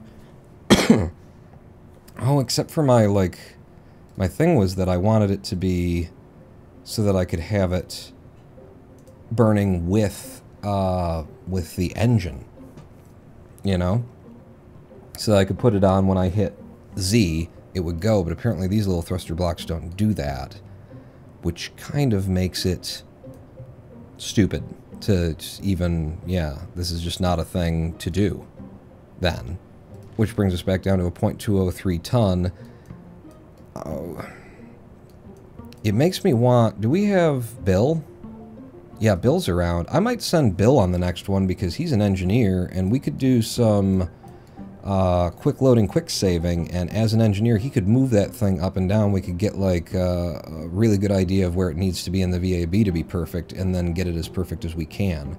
A pilot would be able to enable SAS, and then the RCS can be firing to help them, but not everybody who flies this as a pilot. I'd like it to be, you know, everything, all in one. So again, if I pull this in, we're down to there. We still look good. We actually got a lot of backpack room and stuff for the Kerbal there. Kerbal should have more headroom than they had before, and they survived the last one, even with their head kind of, their helmet poking up. Yeah, that collapses nice and tight. I can think of another design. This is the whole thing today, is just going with different designs on this, but I can think of another design where maybe we could make it even tighter. But for now, is that ready to test? I think she's ready to send.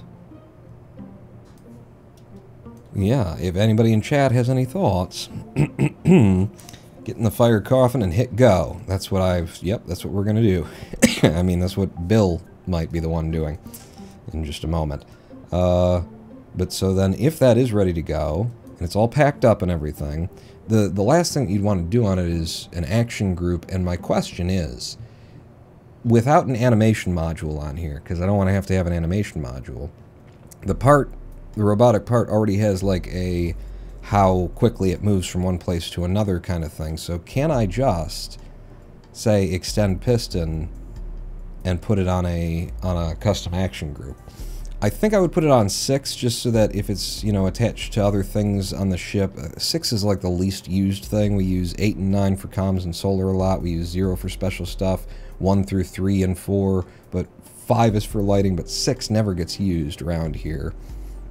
And I think I would want it, I think I would really just want it to extend. But I'll leave it on toggle. I'll leave it on toggle so we've got options there. But that's the only thing, is being able to action group it and then it goes out. It should go out at a traverse rate of 1.01, whatever that is. Which is supposed to be 1.0, but I adjusted it and it's Kerbal, so that's what you get. 1.00. It goes to 1.01. Okay. Sure game. I think that's it then. So you give me another subassembly, and you're the Kerbal JART Mark III. And now we should have 3 different Kerbal JARTs. We do. We've already tested the first one. Worked fine. We've tested the People Mover, which was where we started. In case anybody's just joining us, this is what I started with from like the last live stream, was that model. And that one, if I were to make you the root part, you are already the root part. So if I take this off, that's 0.431 tons, which is already far less than any configuration you can do with a actual pod in the game and return somebody. And over the course of today, just tinkering, I've gotten it down to 0.203 tons, 924 Kerbals to build this thing. Will it work, though? We don't know. That's why we're going up to test. And this time it's going to be with Bill, so that he can do some engineering work for us, potentially. We know that engineering in space doesn't work out that well. It might be a bad idea. But I will do it anyway. Yeah, so we've got you in a subassembly. Should be good. If I switch back over editors... Actually, yeah, no, I do need to switch over to editor, but this time I'm going to... Yeah, go ahead and throw that away. Open. I think we're going to take the 40-ton shuttle, because I can put 2 things in there a lot easier. So the 40-ton shuttle, it's not even numbered, is it? It should be... Yeah, maybe it is numbered. The 40-ton shuttle. There it is. Number 16. Load you up. Talk about overkill. Sending this thing to space again. But, hey, that's what we're here for. That's the fun of it. So pop open our bay doors and get me subassemblies. We need a Kerbal JART Mark II. And I guess we'll have you attached to here, which means you don't really need the a couple of things there. But let's see. Kerbal JART Mark II is the 3-fin version that we did. Does it also extend? Yes, it does, but I didn't program that one, so we'll have to be careful about that. And then the Kerbal JART Mark III.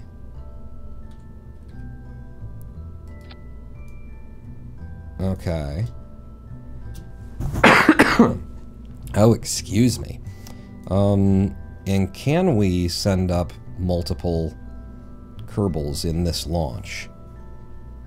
I don't think in the way that you've got this built that you will be able to, unless you put them in the seats. And I'll probably just put them in the seats. And hopefully they don't explode when we're going up. They'll be behind the fairings and stuff like that. They'll be in here. But okay. There's one of each of those, and now I gotta remember how to fly the 40-ton shuttle. We're also spending 72 grand for no particular reason here. This might be a... Oh, we're gonna have to F5, F9 a bunch, so I won't be able to just revert to launch after we're done. But who's gonna fly it? It's Val's ship. Val, you're in. Why can I not put people into the bike seats? We were able to do that before. The last time we were testing, we were able to.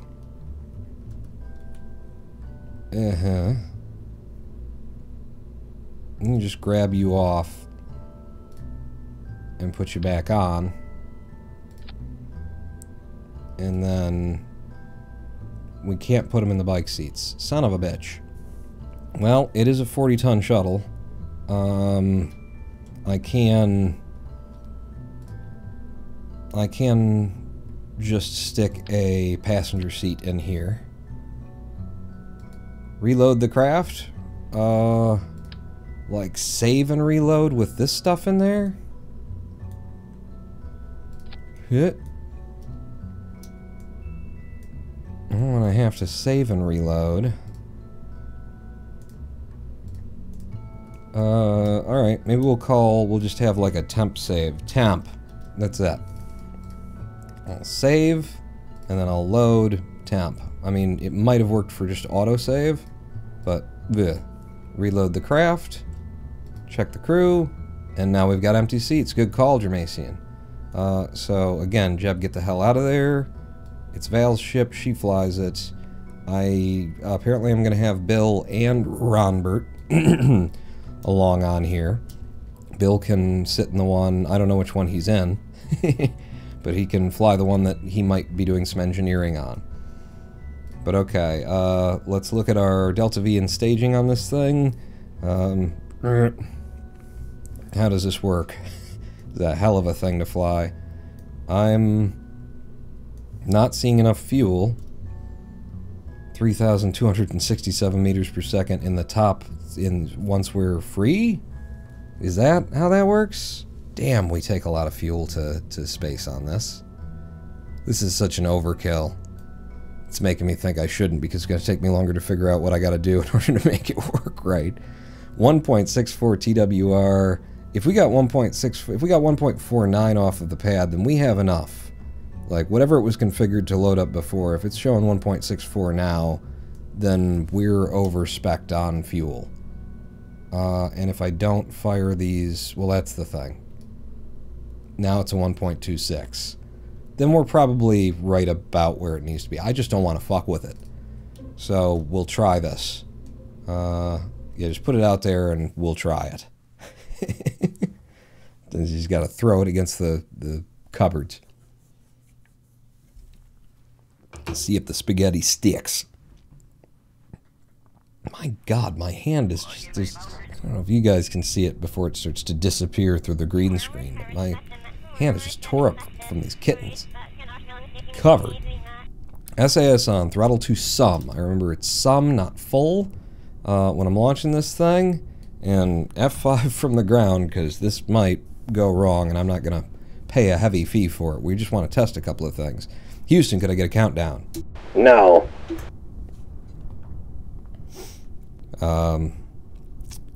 It's kind of what we pay you for.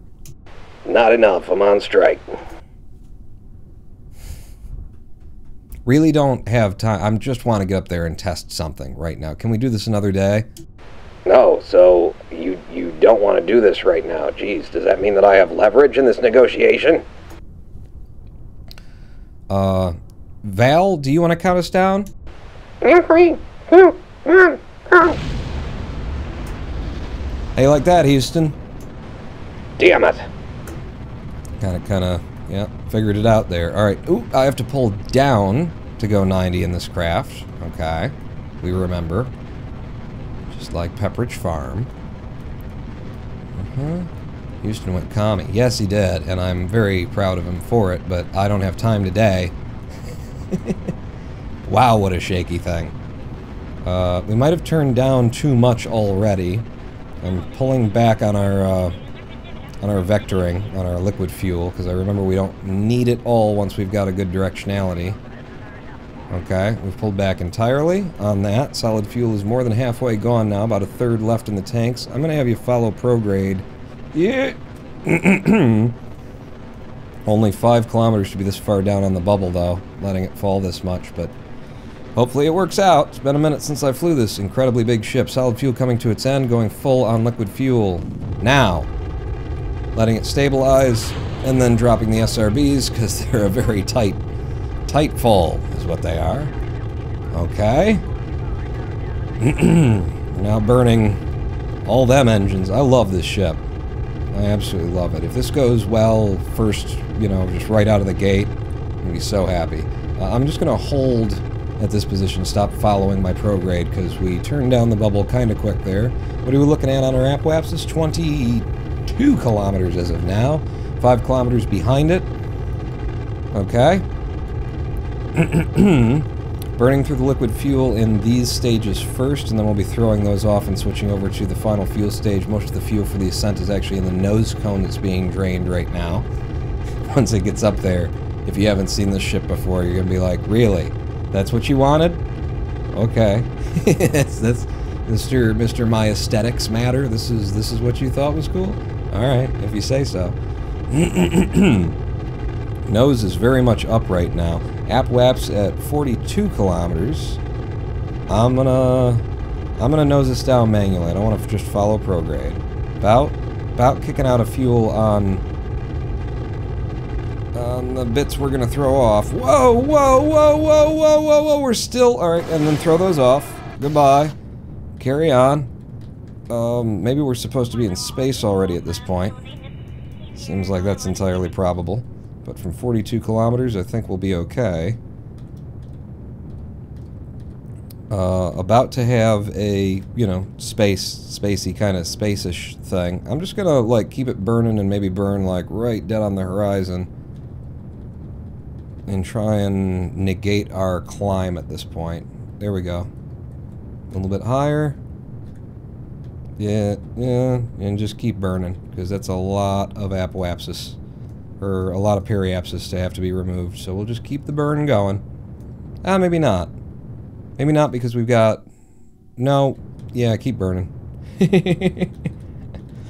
I'm doubled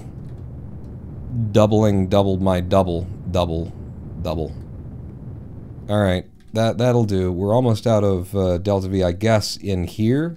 Yeah, in the part that we throw off. So, burn it all out. Alright, we're empty in the top bit, and then we'll throw that away once we get to space. Go prograde. This was an okay launch for this craft. It does have 3,351 meters per second of delta V still in it. So, didn't there used to be notifications for this thing? And it used to be scheduled, too. We're just on an off day, on a weird day. But there should have been a notification. I blame anybody. Anybody at all who's around. Who's around to blame? I'm now...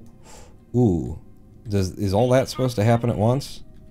It looks like it might be. I'm gonna F5. Bye! Okay, and gotten rid of that bit. Now we're on to the liquid fuel that we've gotten here. Coming up on our apoaps, and this is not the most powerful engine, so I might want to start burning right now to be able to hold that app out in front of us as we go. I also should probably... Yeah, something like that. Maybe even a little bit more up the ball. Hold it like 5 degrees. Okay. And now let's just get a periapsis, get a stable orbit.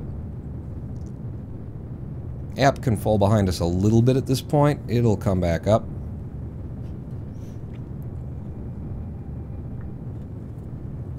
"20 degrees nose up, 20 degrees nose down." Just stay prograde the whole way. It's okay. Well, if you want to fly, then, you know, get on board with Houston and his communist, or rather, you know, just demanding fair rights and equal wages and things like that. Propaganda. And we've got an orbit. 40-ton shuttle is up with 2,500 delta V. So yeah, that was not our best ascent, but it's fine.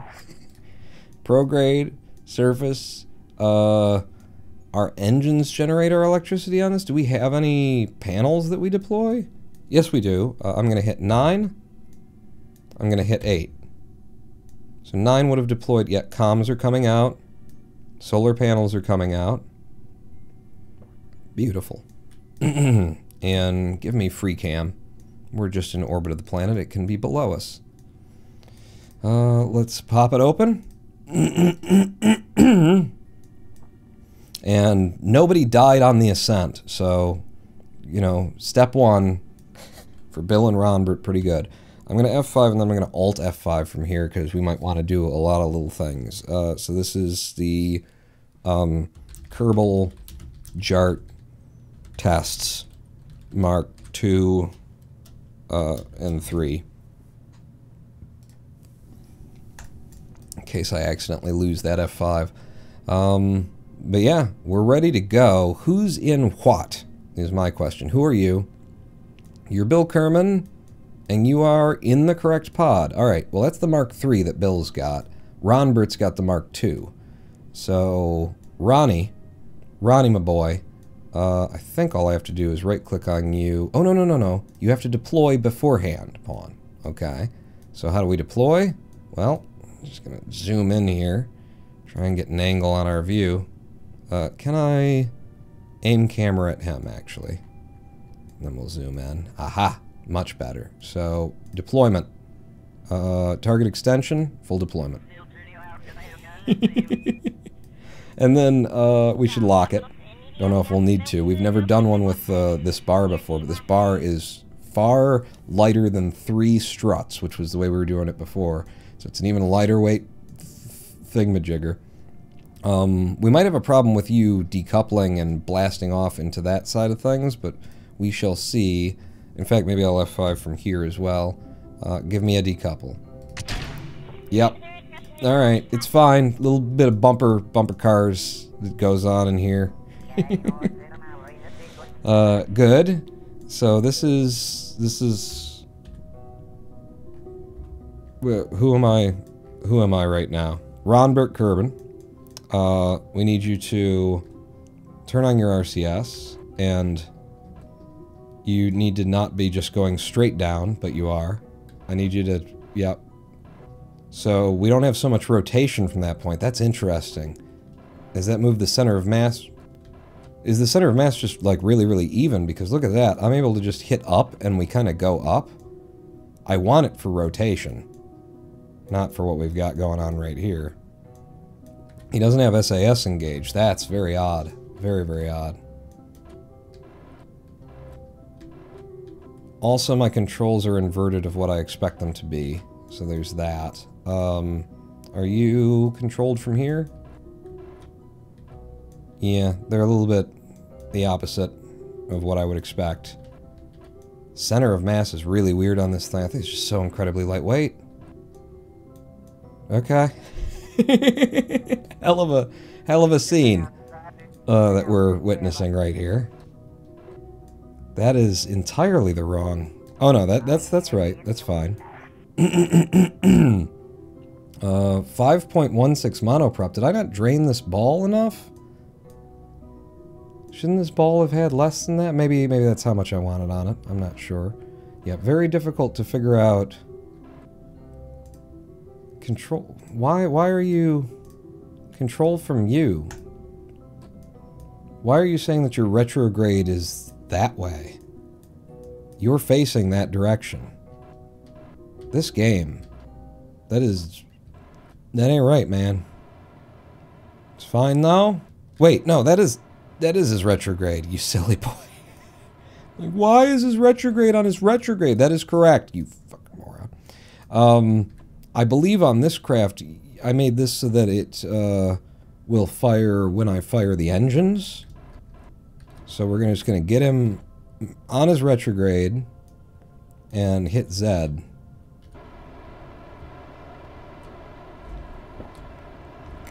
Whoa. Okay, and I'm trying to control it in another way. What's your... Okay, periapsis is coming down. Okay, we have a periapsis that just hits the friggin' surface now. 2.47 monoprop remaining. Now we'll put him on his prograde before he hits the atmo. Very tight fit there, right up front, and his head is still peeking out. Damn it. I need to lower it even more, even on this design. Oh, wait. You gotta stop him. I mean, you don't have to. But you ought to. Instead of doing the fizz warp. Can I, chase cam you? Okay. Interesting craft, says Mosaic Task Force. Yeah, what do you mean? Let's, oh yeah, he's gonna have to hit Atmo first. Alright, now he's hit Atmo. And now I'll point him into the wind.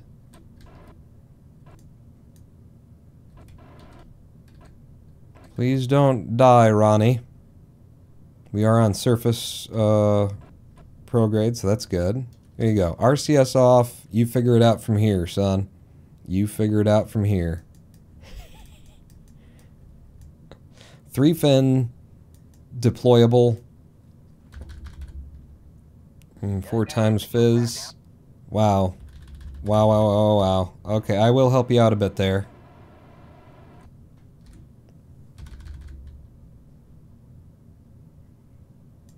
Are you just generally being pulled off in that direction? Okay, but, you know, center of mass versus aerodynamic drag. This should sort itself out. The more atmosphere there is, the more it should... This is why I didn't want to, like, rely on not having fins and just, well, we'll have the center of mass in the right place. It's not a great idea. Wow. Yeah, you're not anywhere near where you need to be now. Just help you out a little bit there, try and get you stabilized.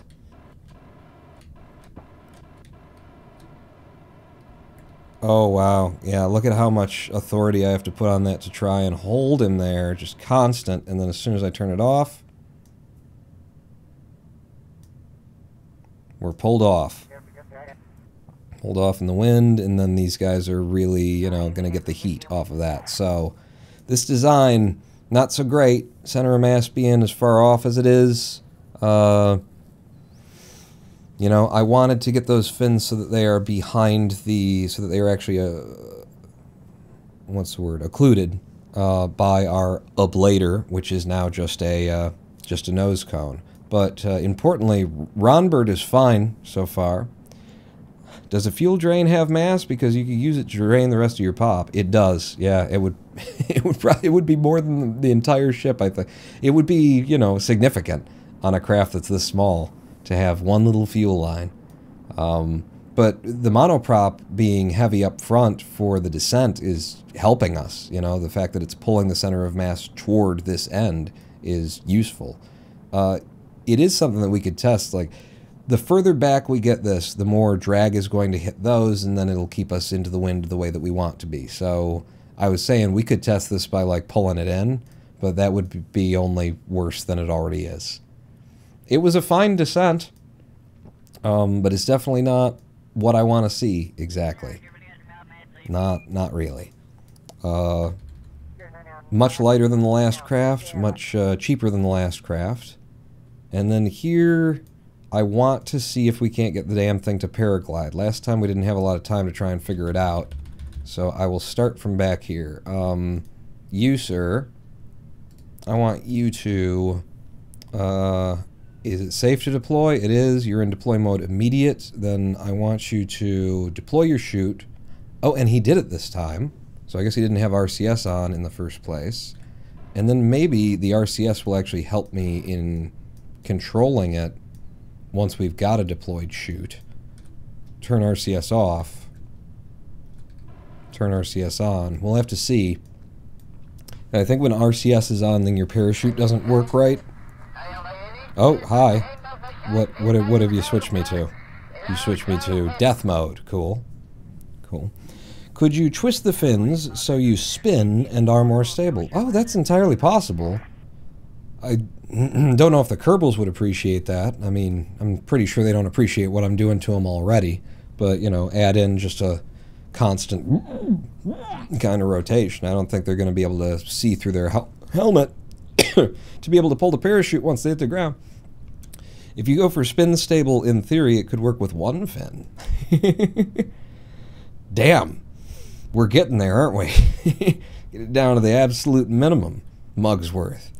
So 1 kilometer is when the parachute will fully deploy. We're going very slow, so that's good. Because I want as much time to see if we can't get this damn thing to work. Oh, yeah, we need radar altitude here because we are coming down over land. And we need to clear our throat. Let me clear my throat. Ha ha ha ha. Alright. Hello. Hello. No. No, don't do that. Don't do that, though. Okay, RCS on. RCS not helping either. This is what we've seen before with this kind of thing, this kind of craft. I've got you up, so it doesn't look like you're... I mean, you've got a very slow descent. I'm not interested in you slamming into the ground at various 20 meter per second speeds.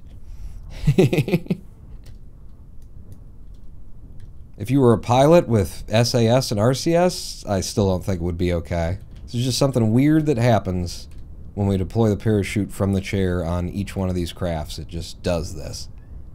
So I think we're just going to have to leave the seat.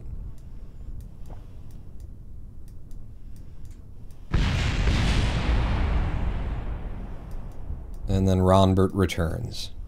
Okay, that's fine that that wasn't like our best craft, because I didn't want it to be our best craft. Whoa, whoa, whoa, whoa, Ronnie.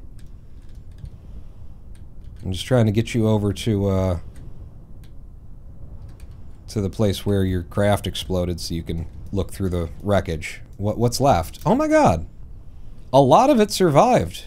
We lost the nose cone and the RCS container. And because the part is basically 6 or 7 things, I think that's it. Some of the structural parts, but the hydraulic cylinder, it held. Okay, well then get back in the seat. I mean, maybe I could, if I could spin it over, and then just gotta roll it over to the point where it'll let him board. Yeah, just, come on, kick it over. Come on, Pele. Yeah, there we go. And now I can recover all of you. Excellent. Press the C icon next to your Alt. C? C? I had it going down. It must have switched when we left the seat. No, when did it switch? Because I just brought him down with... I was watching those meters. And then it was down to sea altitude instead of radar. Whatever. We're good to recover him, right? The 40-ton shuttle hasn't, like, re-entered atmosphere and everybody's dead. For 0.075 tons spare, you could add a drogue chute. That's 3 times the weight of the craft. No, that's yeah, 0.075, and it would be a drogue specifically to try and help him fly it down, right? And then we recover 96 of the 1,000 funds if we bring that thing back empty. That far from the Space Center as well. Okay. So back up there because we've got the Mark III to test, and I'm much more interested to see what happens with the Mark III. I like the design more. There's the space boat next to Dobert. Where's Val? Temp? Yeah, that's Temp, alright. So we get back here, and Bill is going to play with this one. And yeah, part of our thing is going to be, can we adjust the positioning of... What are you doing over here? Can we adjust the positioning with an engineer of our little monoprop valve there in order to make it go straight when we fire it, get an idea of where it needs to be, and then put it there once it's in the VAB again. So, Bill, let's F5 from here. Oh, and I need to hit the button. 6? There we go. And this one has an angle on it. So, it should be better, generally. But it does only have 2 fins as well. So, there's a lot of things that could be off about this. Decouple? Yep. Yep. We're very much aware of that. RCS for you. If I... This one is controlling way more like we expect it to, which is that my RCS is acting as rotation. Yeah, there you go. Just fly this thing out of here. What a view. God, some of the views you get just exiting a launch bay, a shuttle bay.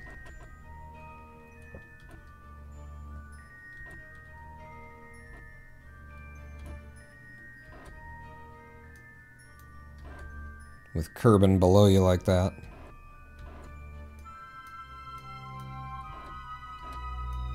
He's a man on a mission. Oh, you're sitting even higher. Well, that's no good. If Bill Kerman dies, then this never happened. So that's your prograde. What's our move? I would so love to be able to do rotation here. And by the way, didn't I disable... Oh, I didn't on these. Yeah, so we need to do this when we get back in. We don't want you contributing to roll. Yeah. It doesn't work anyway, so that's more what I expect. But let's find out. Do you go forward when I hit H? Okay, so you're going... You're definitely creating an upward roll, you know? That's what I wanted to know. So with an upward roll, when I'm going forward, then I actually want this to be higher, don't I? Which is good, because we got room for that. Bill, if you snapped into engineer mode, that's not the button. Hold on. What? Oh god, what have I done? Do you have engineer mode while you're in the seat? I guess not. Huh? Alright, exit the seat? Okay, that's not helpful. It was not helpful. Wake up. And Jesus, where are you going? SAS, follow where I tell you to go. You fool. So, maybe a little bit more clearance in the seat for the Kerbal to get out. That's an idea? Something we could consider? It's out there somewhere. If I could click on part of it, there we go. Yeah, just rush at it at full speed. Slam your head into it. Somebody's got to stop it from spinning, after all. There, I've stopped it from spinning.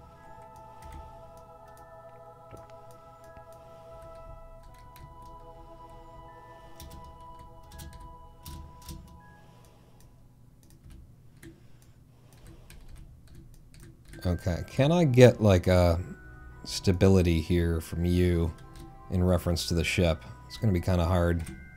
Go to fine controls?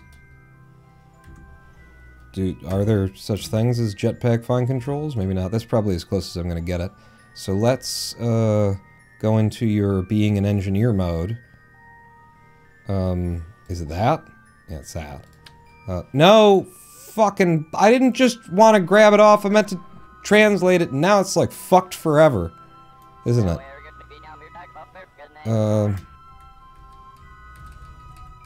And get it straight up and down. Put a little bit higher. And you just acquire magic Delta V when that happens, Bill? Is that how that works? You just get yourself some magic Delta V, huh? Oh, and then if you drag it, it does that shit. Oh god. Yep. This game, awesome. I'm so glad they gave us this system. I wish somebody would have actually, you know, finished building it. Ah!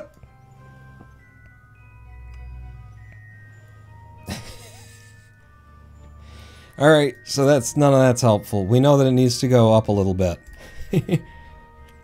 But it was actually steering better than I think any of them have until now. So there's that as well. If I hit H now... Yeah, that's very stable. Actually. Why does he look so excited? Well, he's getting to use a laser welder in space on a craft that's about to get him killed. Who wouldn't be excited? Get you on your retrograde. Find out what your apoapsis is. Lots of monoprop left. H. Oh yeah, that's very well balanced. We just need to move that up just a little bit more, and we're fine. Wow, this takes forever, though. Oh, I hate that. Because it's just that little thruster jet. And we've been using a big one. So this really does take just ages to lower our periapsis with.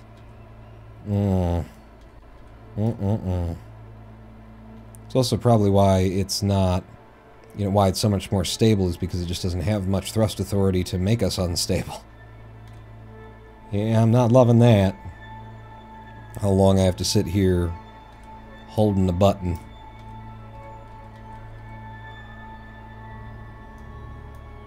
In order to get us a return. So it's like that, and now I'll go 2 times sim and see, or yeah, 2 times fizz warp and see if I can't still hold on to it on the retrograde manually. 3 times I definitely wouldn't be able to control. But yeah, I don't like this. It's not going to take 10 years, it's going to take 10 decades. It's going to take a minute. Definitely. I mean, we've already got a periapsis at 30, but I've been going straight to the ground. Straight to nothing.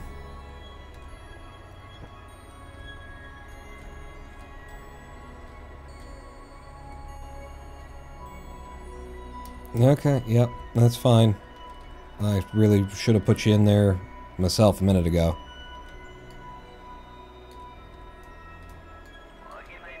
Heck of a view. Where else would you get this view? He's also definitely sitting too high.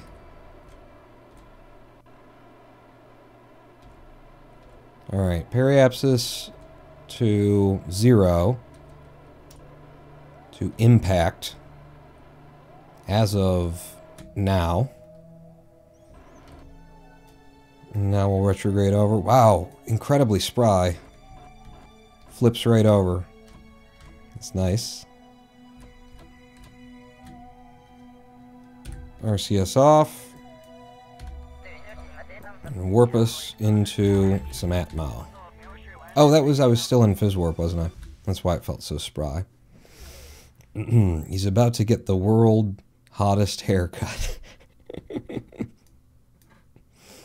Okay, so how does this one, you know, stay into the wind or point itself into the wind with just the 2 fins? I'm really hoping that this works out because I love the fact that we've gotten rid of one of the fins. I think it looks cool. We need to make sure that he sits lower in the seat, the seat's further down. Minor adjustment on this, although now I'm going to be replacing it. I'm not going to sit around and hold H that long, so we're definitely going back to the other one. I think the center of mass is a little bit better balanced in this one, I say, as this happens. But we're very much still in such high atmosphere that whatever, you know, kick it's giving it, it's not really resisting itself as it goes.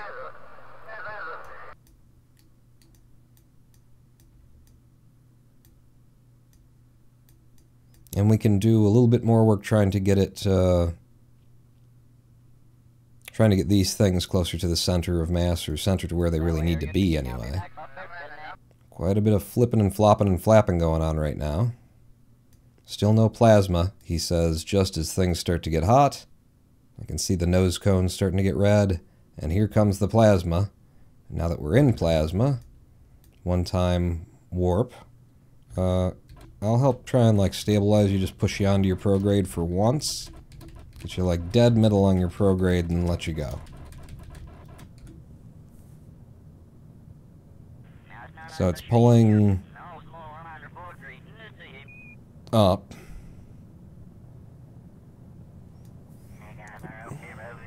If it's pulling up, and we're talking about drag, then is that suggesting that it's being hit this way and being dragged up? That's weird.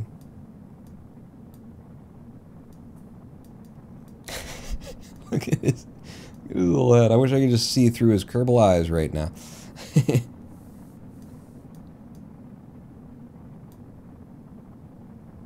Forehead has too much drag. Yeah, it's a 5 head. Let's do locked camera mode and just see what he's seeing.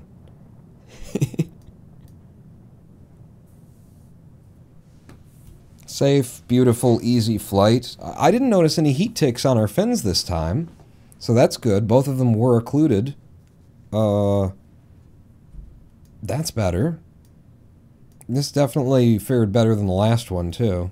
Yeah, how does it feel being upside... and upside down? Make us free. Really wish I had rotation.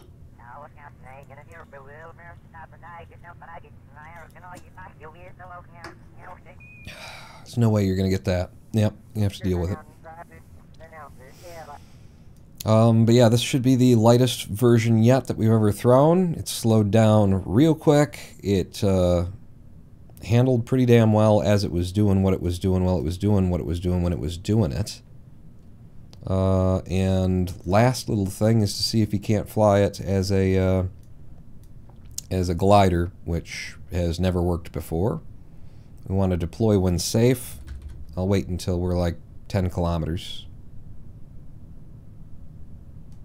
And we are over the ocean, so it doesn't matter this time, but I'll tick it anyway.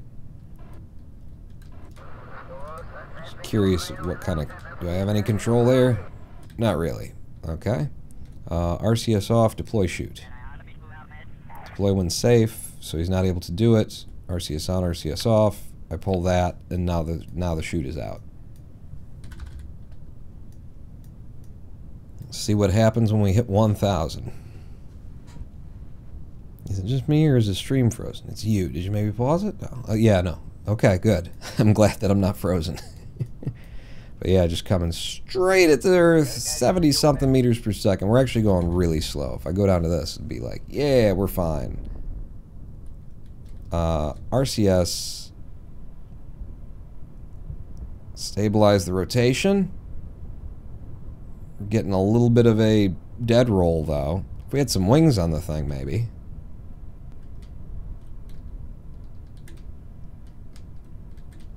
It ain't bad. RCS back off. If I hit F12... Wow, what's the lift that's coming off of there? We're getting lift from what component? Is it the seat generating that ridiculous amount of lift? Because that's what the problem is. That we're getting this crazy amount of lift from the center of the craft. And it looks like it's coming from his crotch. Is it his dick? Look at the lift that's generated by his penis. Oh my god. SAS, he's an engineer, so no SAS available. A pilot could manage, maybe. It would help anyway. This is actually the most stable, though, the least crazy, and we're going the slowest that we've ever gone, you know, on descent, and we can absolutely, you know, crash land this in the water without any worry. Try to retract the piston. Oh my god. So locked. Oh, I don't have electricity anymore. I can't retract it. Also, good job, Kerbal. Splash down in the water at 10 meters per second. We bring the entire craft home. That worked better than any of them. That worked better than any of them. That's worth tweaking. Recover, you, Mr. Bill Kerman. Good work.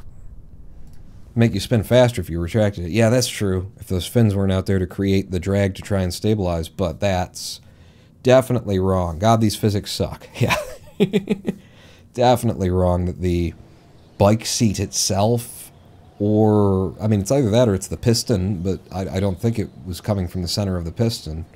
It's either the bike seat or the piston was generating more lift than, you know, fins. Okay, game. But we did figure out why that's been doing that, so now we know. We can find out by launching Valentina and see if there's still is drag. Just throw her down. Yeah, I got the 40-ton shuttle up there, don't I? I don't really want to be bothered to bring it down yet. Let's go straight to tweaking on, you know, what we've been working on here, because that was the best flight yet. We've got the lowest weight craft, but definitely some things that want adjusted. And I still have another version in my head, like a completely different model. It's not really fleshed out in my head, and probably is a bad idea. But the Kerbal JART Mark I, the lightest thing in my sub-assemblies, which is why it's at the top right there, it worked okay. Yeah, let's target extension to full. Sure. Is the reason why it extends and then it's like further, like the model dies because it pushes it out, is it because they didn't realize that it's at 0.8 and they loaded into 0.1 and then they extend it beyond the model? If that's true, then maybe if I change it manually to 0.79, it won't do that anymore. Put fins at 90 apart, it will be slightly more stable. Just one up and one right.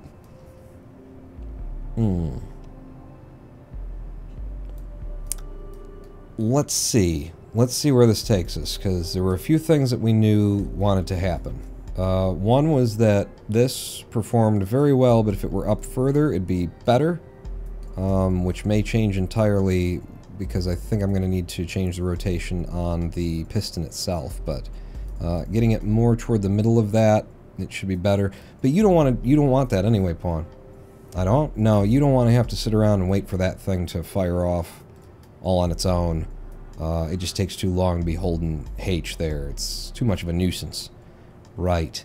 So we do want to switch back to some version of the system that employs a strong linear RCS port on it, which is a son of a bitch, because the reason I went to this was to avoid, it wasn't just getting rid of mass, which is fun and nice, but it was to avoid, hey, let me just switch versions here, get to the 5-banger. Yeah, so the mass, it does show the difference in mass on these if you switch through them there. Okay, that's cool. I couldn't figure out a way to, like, get one of these on, while having one of those on in a way that met my aesthetic demands. But okay, we're gonna have to figure something out for that. Throw you away. When we were coming down, it kept nosing up, right? Like, like that. Which, with aerodynamics, would suggest that it's getting hit by, well, and the center of mass is low of the actual center there. I think the next version of this that we want to do has an even bigger pitch to it.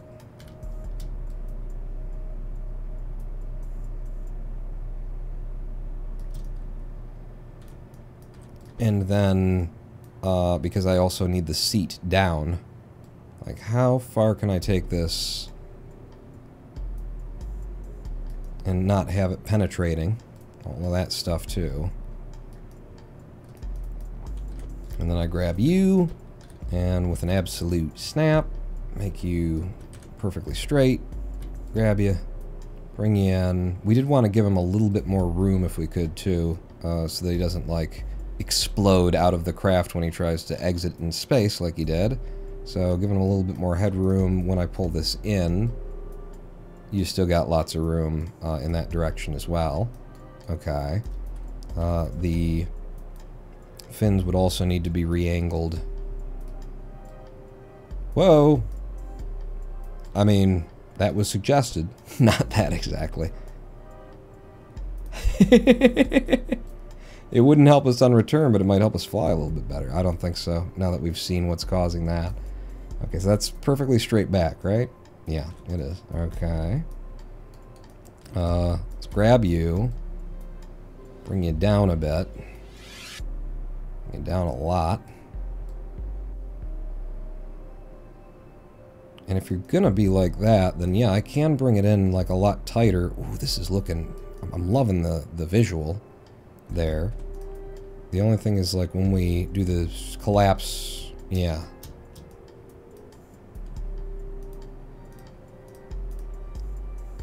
You just, yeah, put it always where I'm trying to look. Thank you. Thank you. Loving it. Could make it so it only collapses down to about that size. That's pretty good. So that's a target extension of 0.13. So if we set the minimum to 0.13.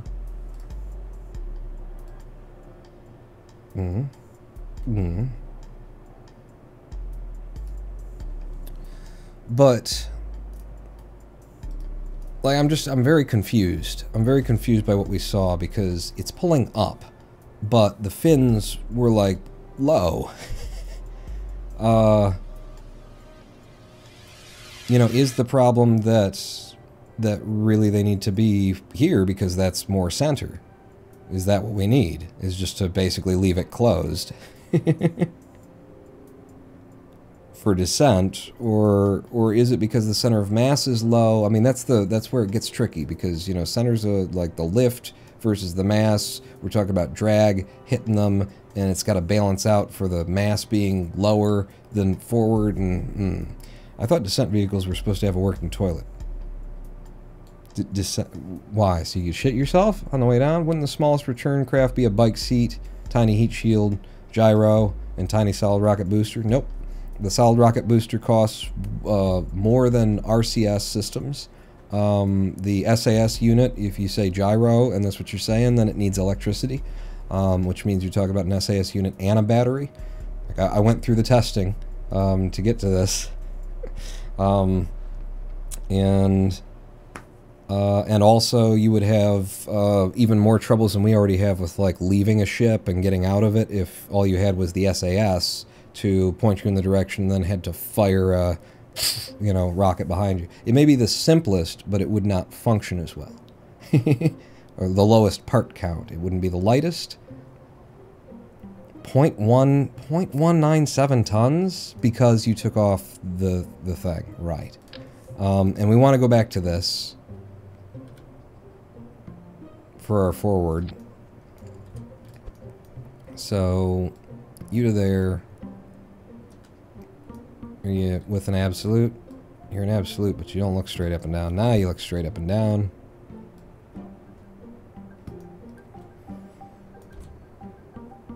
And if we wanted the center of thrust to be on the center of mass, I could visually line it up. That's very difficult to pull off there. I can't attach to you. I can attach to these bits, huh? It's interesting to consider putting it back here for, like, the thrust of it. Having it attached to that. Hard to give him the room that he needs, really.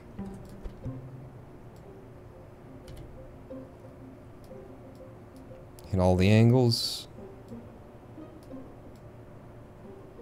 Straight up and down, top Z center. Center of thrust on the center of mass at time of full deployment would be like here. But it would have to be like there, and then it's not going to like move and extend with the thing. Unless I attach it to up here. And then were it there. I think it needs to be a little bit higher anyway.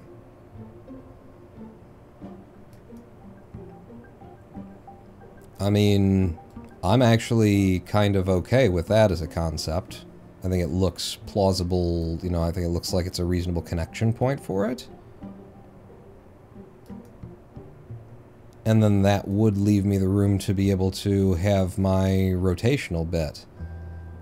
Still a little bit high of where it needs to be, but... Huh? Huh? Alternative design might look better. What, the other one that I've got in my head? For those long hour flights, also where is the food cart? That is rather important. At least to Kerbals. I don't care though, so they don't get anything from me. Having it like there, very specific kind of spot. I mean, if we wanted to just line up correctly, then it would be like that angle. It's hard to test. I might actually like get to the point here where I just start F12ing and warping them to space. And this is a major adjustment. Yeah, no. How about no, though? What if no? Center of lift. Want that lower there. And if I bring you back... Yeah, the whole deployable still wants to be lower than this. Like the angle that I've got. Let's try a little bit more. And I'm just guessing at what would like give us the best results here. In the center of lift, where the center of mass is, I'm not even sure if that's going to be like the thing that we need. If I bring you down to like that, way the hell out there, then when I get you guys back, snapped the way that you need to. You're not on absolute anymore? You are, okay. And then I drag you up.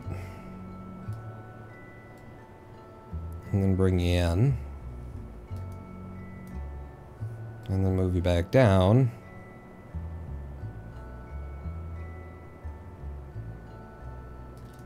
Puts the center of lift on the center of mass, being lower and all.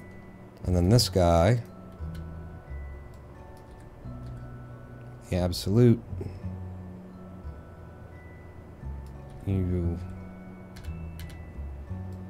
why aren't you snapping to an absolute, silly?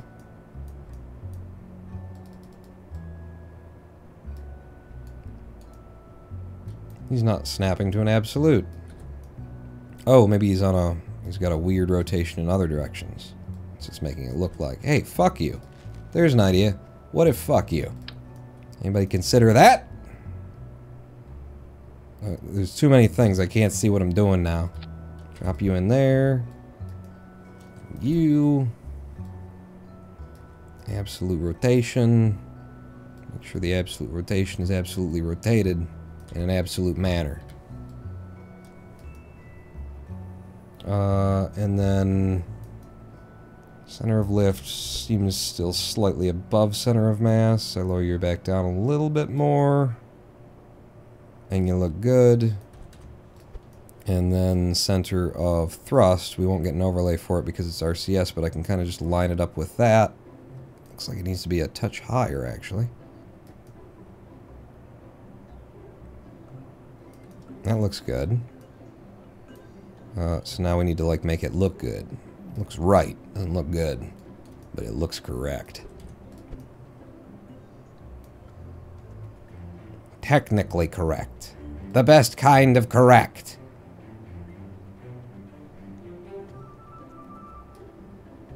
Let me pull you out just a touch more.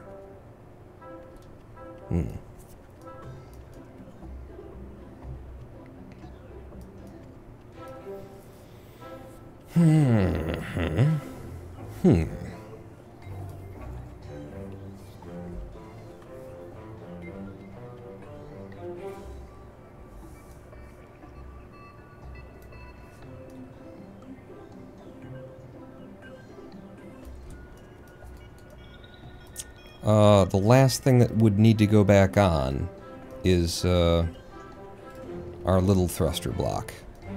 And that was the problem earlier with this particular, like, design. Is it just wasn't really coming together to where I could find a place to put it that I liked it. Do you want to be embedded more or less? More actually looks better. Hides a lot of that. Well, and then the wings, though, kind of eat it. Or the fins. Ah, there you go. Yeah, that looks good. Yeah.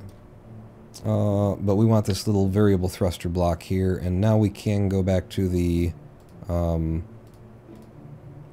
version, and both 4 versions are just 0.005 tons.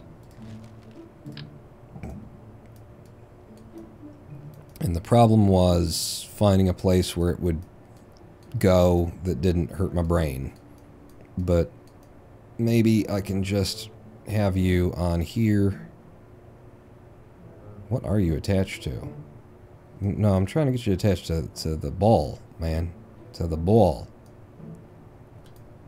Let me try, if I grab this, and then with a snap that is local, I pull up by 1, I pull up by 1, I pull up by 1. Kerbal! Hi! I'll hold shift and do it. There you go, asshole. And then I put this on the back. Yeah, that's gonna be hard to do. Get it started from, like, there. And just before it yanks off into weird directions. That. Absolute. Straight up and down. Grab you. Pull you out. Pull you up. And then put this back on a non-absolute snap, 1/2 tick down. Okay, and then what we would have to do, which definitely kind of stinks, is do it like that instead so that it's got clearance on all the sides. And then better, however, Or we think it looks okay.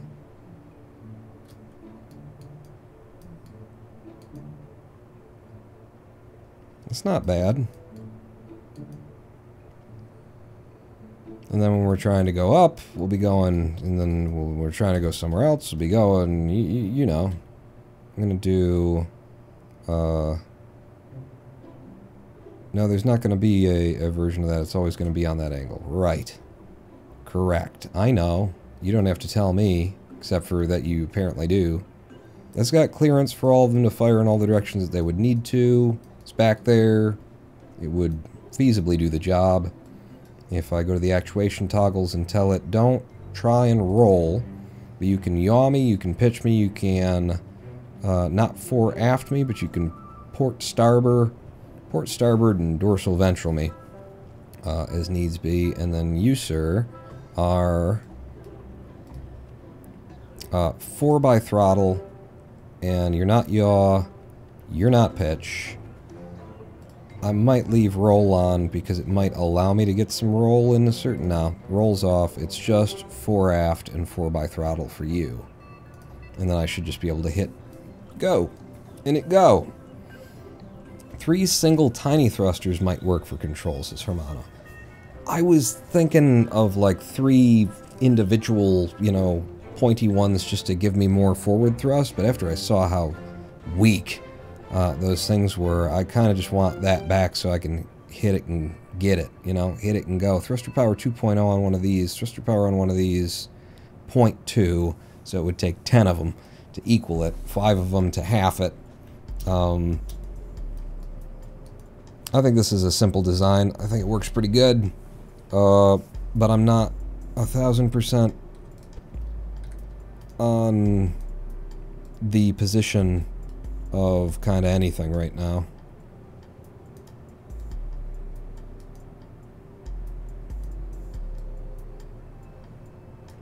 Yeah, let me push you way the hell out. Fuck it. Yeah, you look good like that. And give me you. Absolute. Snap. Flat and level. We wanted to leave you with lots of space in order to get in and out of the thing without popping. Traverse rate. Oh, I set that to... No, that's fine. Target extension. Bring her in. And now we could actually have that extension back all the way. It's going to collapse and it's still not going to be a problem for anything. I do notice that. That I notice. I'll give you a tiny little point something. If I give you a 0.02. Yeah. Minimal. And then I swore I said like 0.79 in order to try, and you don't accept 0.79? 0.79. There you go. I'm going to try and force it to not overextend. I don't know if that's the problem or not. That's got our center of, when we are deployed, it has our center of lift pretty in line with our center of mass. It's got our center of thrust pretty in line with our center of mass. I just don't know that that's helpful considering what we're trying to do. You know, we'll be creating lift in a certain direction as the wind goes over it, so it's always going to be trying to lift it up, whereas when we've got, you know, 3 fins on it, they're all creating equal lift in directions all at the same time, so there's no lift. It's drag that we're getting. Here we're actually generating lift in a certain direction. Yeah. And it does make me consider the idea of trying to do a 2-fin version that looks okay, where I use one of these for the horizontal and one of them for the vertical, embedded through one another. But I'm going to target extension down. Locked will be no to start with. Everything else should be okay. Those little minor adjustments, we will call that Mark IV of this vessel. Kerbal JART Mark IV. This is the kind of thing I like. I like getting, you know, into the minutia of one tiny little thing and trying to just, you know, see if I can't figure out exactly what I want, exactly what I need, both visually and functionally. And we're on a day where I don't usually live stream. So if you don't like it, this was bonus. You should be grateful. God damn. Not for main thrust, but for control instead of the quad. Instead of the quad, 3... Do they have like a Y-axis of this? They've got that, but not like a Y-axis version. Oh. That's cute that they've got two different styles of that. And then you... Oh, you can have it without the thing at all. There's a lot of little adjustments here. And I know about that, boy. Leave it on the one that we always use. So 0.005, this is 0.0013, so 3 of those would be 0.0039. It would save a little bit of mass, but every time that I adjust it, every time I don't like it, I'm going to have to move them all around kind of a thing. I mean...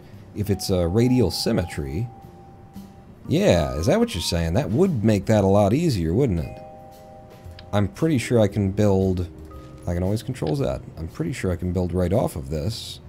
And Hermano, yeah, that's not a bad idea. It'll have to be... This one would be the bottom guy. Yeah, that's a very good call. It actually reduces our weight, and it makes it easier to edit over time, so... Radial symmetry, 3-sided with a snap. Sure, I want to be like attaching to this.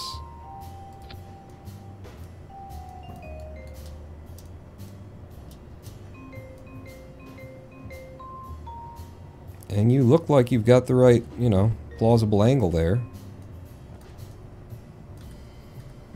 Yeah. That snapped on nice. That's brilliant. That is much better.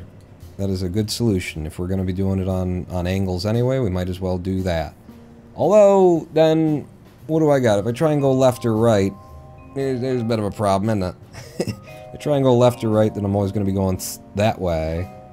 Does it automatically control the thrust limit of...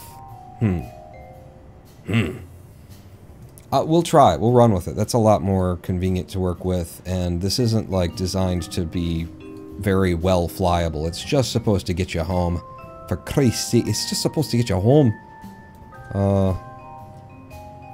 I'm also curious to see if they look better coming out of those little blocks, because then it makes those blocks look like they're supposed to be there, maybe. You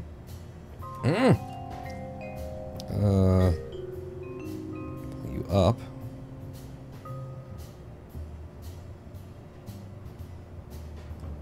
And we just looked at the fact there's 2 different versions of this. We go with the thicker boy.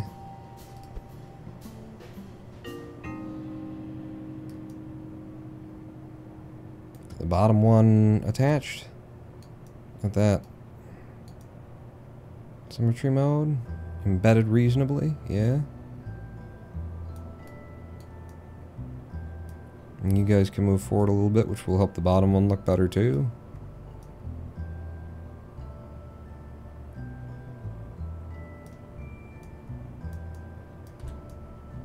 Yeah, I like that.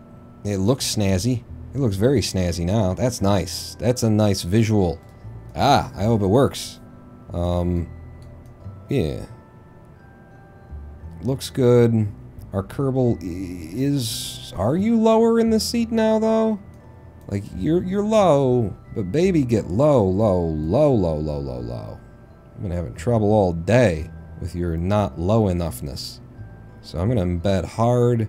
I might even move you in a little bit closer. I know we wanted some room for them to be able to get in and out of the thing. Once you're in it, you should be in it to win it until you're done.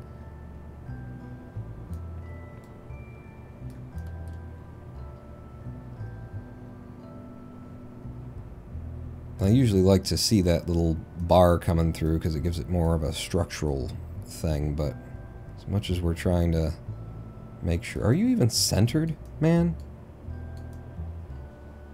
Yeah, you're centered.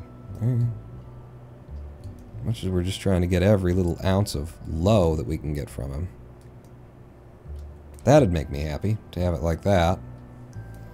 Yeah. Jesus, Kerbal heads are huge. Doesn't it look like he's just going to fit right in there, and then you get him in and his head will be like up to here? Friggin' Kerbals with their giant noggins. Don't they have to regulate legroom on planes now because airlines kept making them dangerously tight? Flying sucks, man. There surely isn't a problem on trains. Prefer train travel too. The view is way better and no annoying security checks, but sadly it is often more expensive by train. Fucking capitalism. Center of mass to center of lift one more time. We have a look. It looks like the center of lift is still a little bit high. But everything aligns very nicely for center of thrust and everything like that. That's a good and solid design. I want to move on to like a completely, or you know, a big change, because this one's starting to bore the shit out of me. So I'm getting rid of you. The last thing that I would consider is moving that in more. I think we're happy with where that is. I think, yeah. And it packs up pretty damn tight, and it's 0.221 tons. We managed to take an extra 0.001 tons off of this build.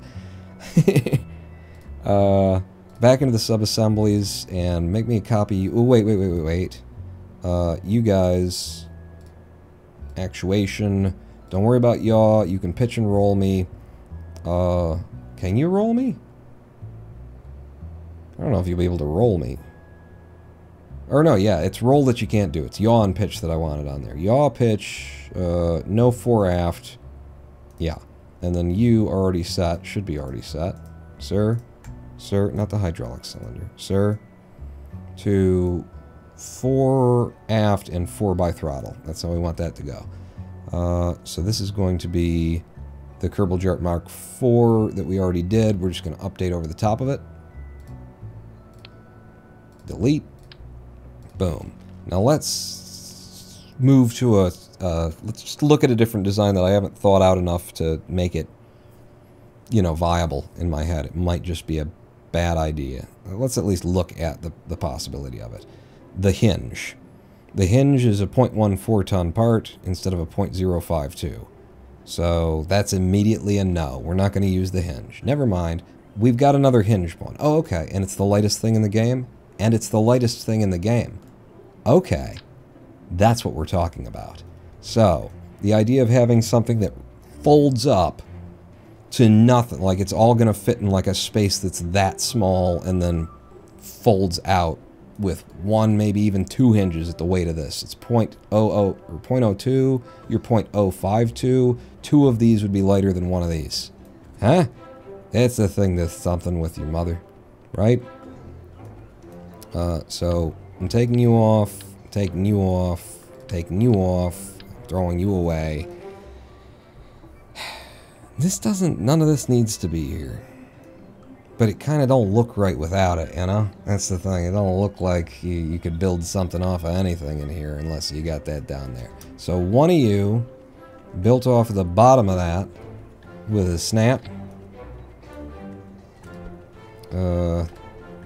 I don't know what our angles are going to be. I don't know what this is really going to do yet. So that direction, and then we want it to be able to fold down. So, no. I think what we want from this is actually for it to start like that.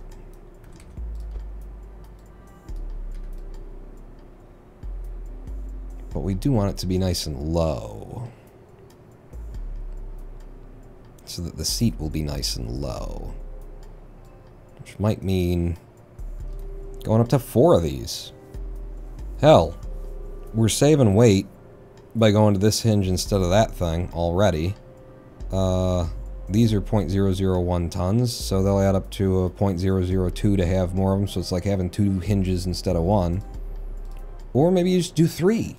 Do 3-pawn, 3-sided symmetry. Build it in 3-sided symmetry. You'll something, I'll the other thing.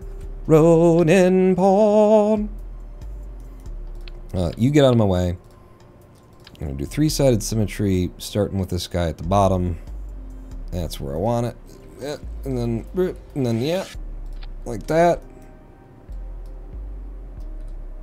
Absolute. Snap. Put you in. Pull you back flush. Maybe a little bit of lip to give it just that. Yeah, more structural. I don't like how they do that. But some things you gotta live with. Things you gotta learn to live with. Or just have the two like that. Maybe that's the way. Just do two top and bottom. I thought the 3 would look good, but then when I saw it, it's octagonal and hex. It just didn't. They don't line up, do they?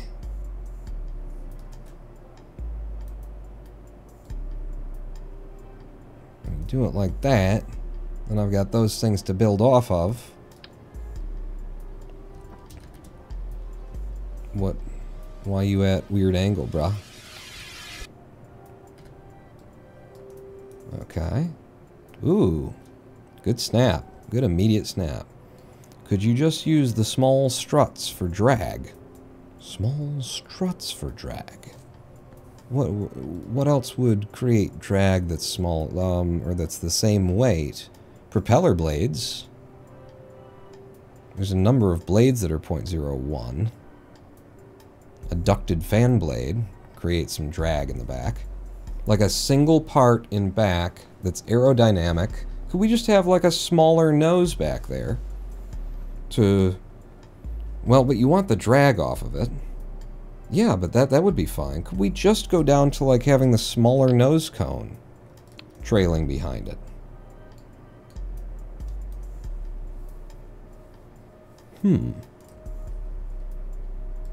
Target angle of... Oh, you're on wrong now. I hate you, go away.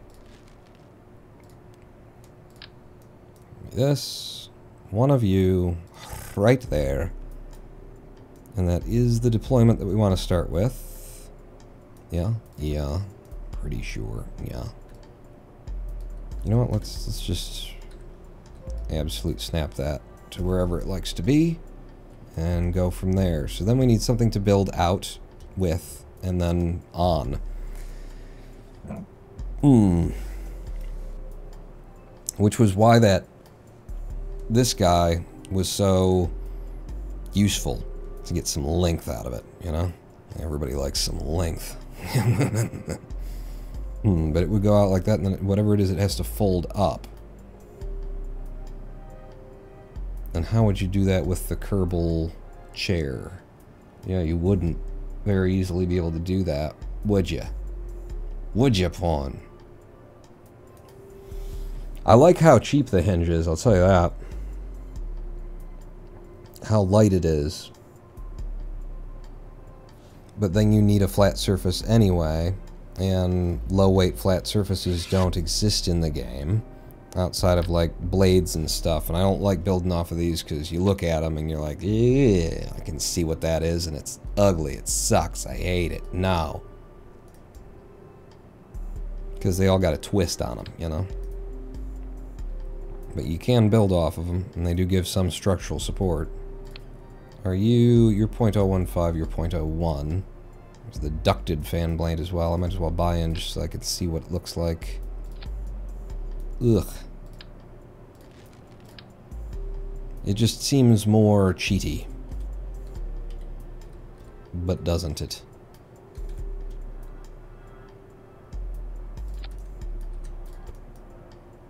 But I do quite like the notion, exclusively for the purpose of being able to, like, fold this up. You could fold it up to that, and then whatever your tail is. Give us a angle limit of 0, from 0 to 90.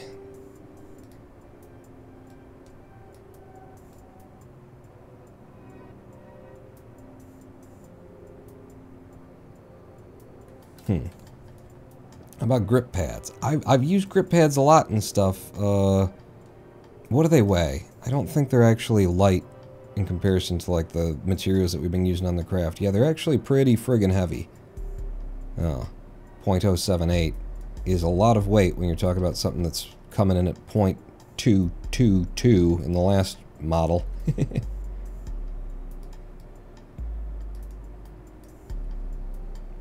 So if I have you at the bottom, then I can get the most fold up out of you, which would be like that. Wow, that's a tight fold too, and that is 74 degrees. So you, max 74. Man, the Kerbal is incredibly low there. And then it does end up being like you'd probably want this to be a double hinged system then. How much do flags weigh? The lowest weight things in the game. 2.5 meter flag. They used to add drag. I definitely don't like this, so I don't know why I'm even, like, wasting my time on it.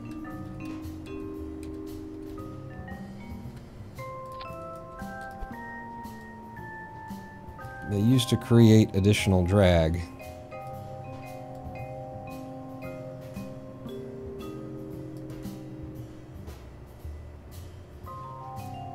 And much as I like having my logo stamped on every fucking thing, it definitely feels cheap and cheaty.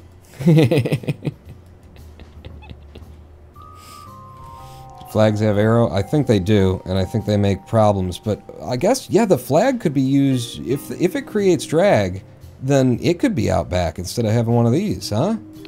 You could have a flag out there. You could have a couple of flags intersecting each other, and then have your flag always... That's cool. Oh, I love that idea. Yeah. And can you build off of light strips?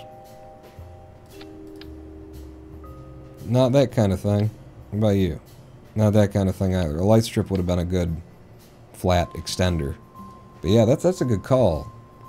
We've got a ladder. That's not helpful. And then we get into heavier things.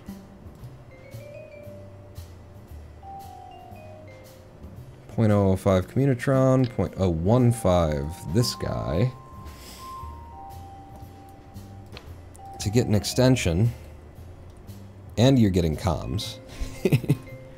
Buy one today, get comms free. Wing connector type E at 0.05. 0.05. That's like a quarter of the weight that we're coming in at. In the last version. It's a lot to go. Mass wing connector type E. The Elevon. I could just have an air brake. 0.05.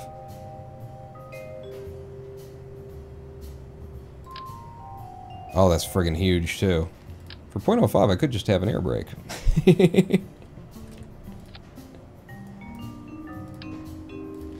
I like the idea of trying the flags. That's definitely where we gotta go next with this. I just need to come up with, like, a new structure if I'm gonna even try and work on the hinge stuff. That looks fucking great. But what about the weight, kid? What about the weight? It might look great, mate, but what about the weight? And can you build stuff off of it? You can't. Alright, so that doesn't work. Damn you.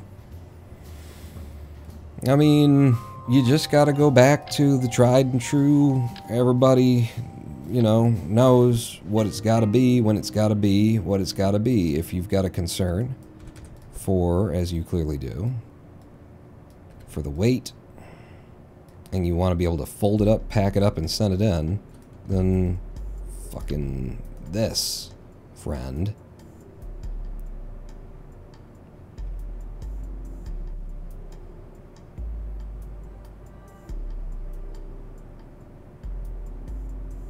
Yeah, no. I was just double checking in my head that the geometry doesn't work out if I do something that is stupid.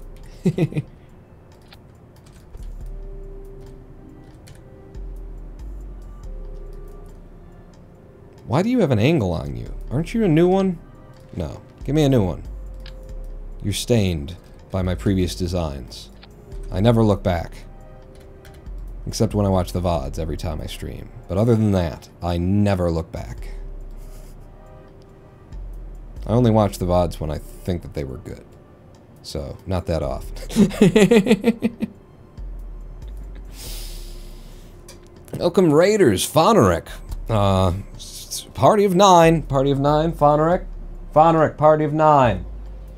We're going to give your seat away. Fonerick, party of 9. Last call. Oh, there they are. Hello, Fonerick.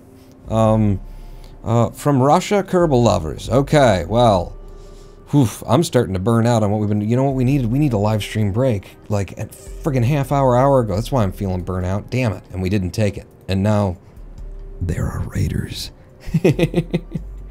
We're trying to. I feel like I should just show off what we've already done, so that you guys like at least have an idea of what you just walked into. So. Last live stream I made the People Mover Mark 1.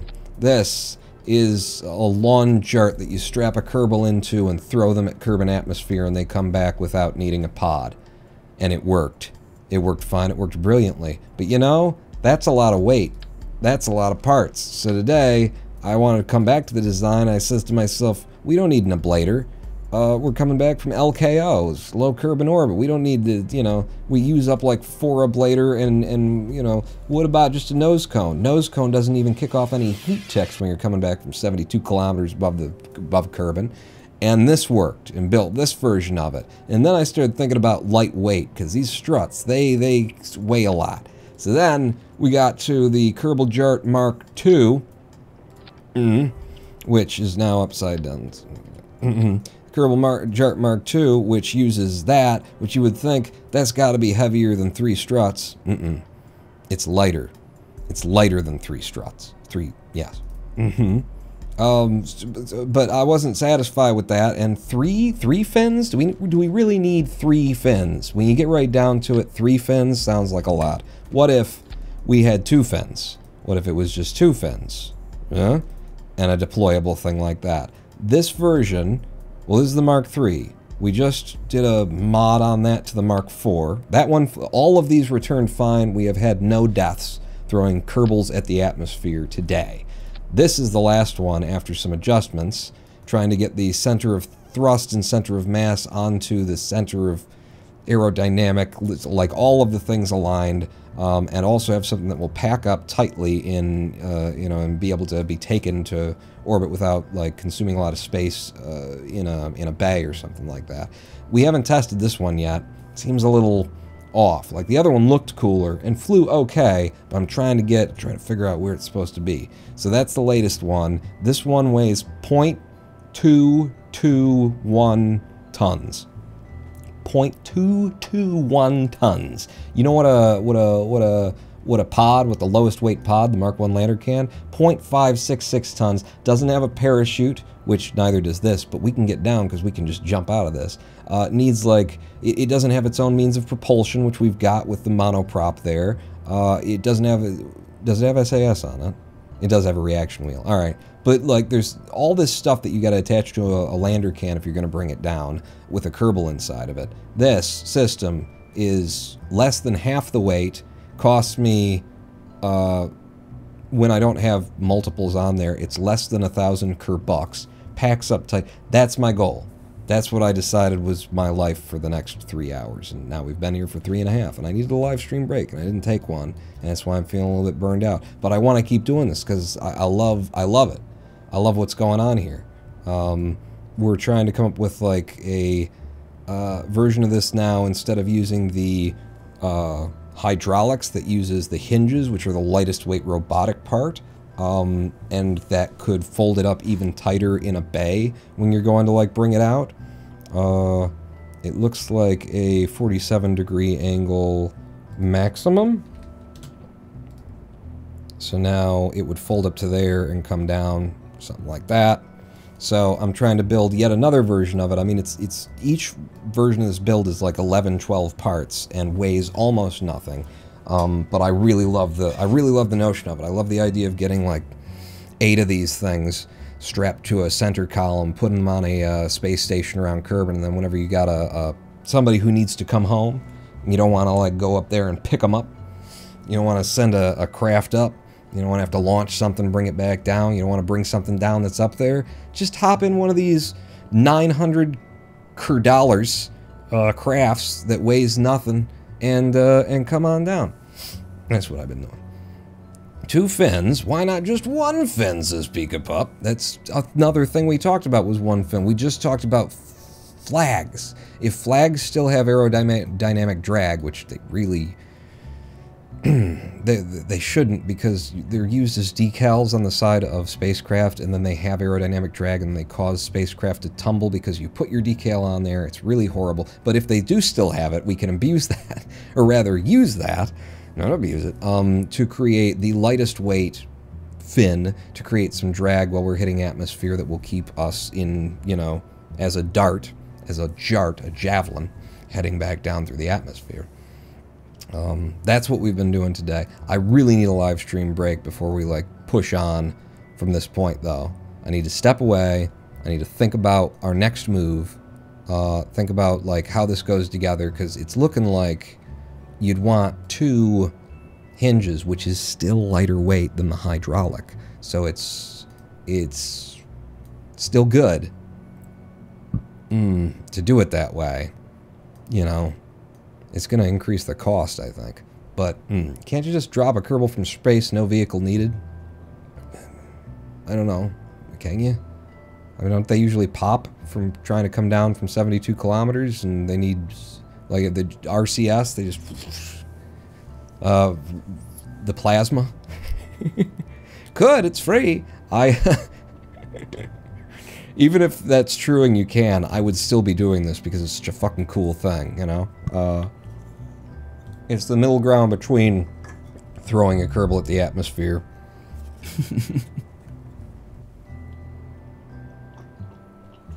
and actually giving them a vessel that would keep them alive. We need a live stream break. I need a live stream break. You guys might not need a live stream break, but I need a live stream break. I really... Oh, I got so many friggin' ideas. So many friggin' ideas. Leave all this here. Leave, like, hold that out. Have this over here. Make sure that's somewhere. And then our fins. Just putting stuff there so that I can leave the scene. And it will be back for us when we come back. From 7 minutes away. I'm gonna use the bathroom. I'm gonna step away. I'm just gonna get some space. Come back. And then we're gonna put together versions Mark 5 and Mark 6 of this thing. And one of them is gonna be like the quintessential, final, perfect, minimal, or not. I don't know. But one way or another, we do have a 7-minute break in our future, and that's what's happening right now. Don't go anywhere, pawn not out.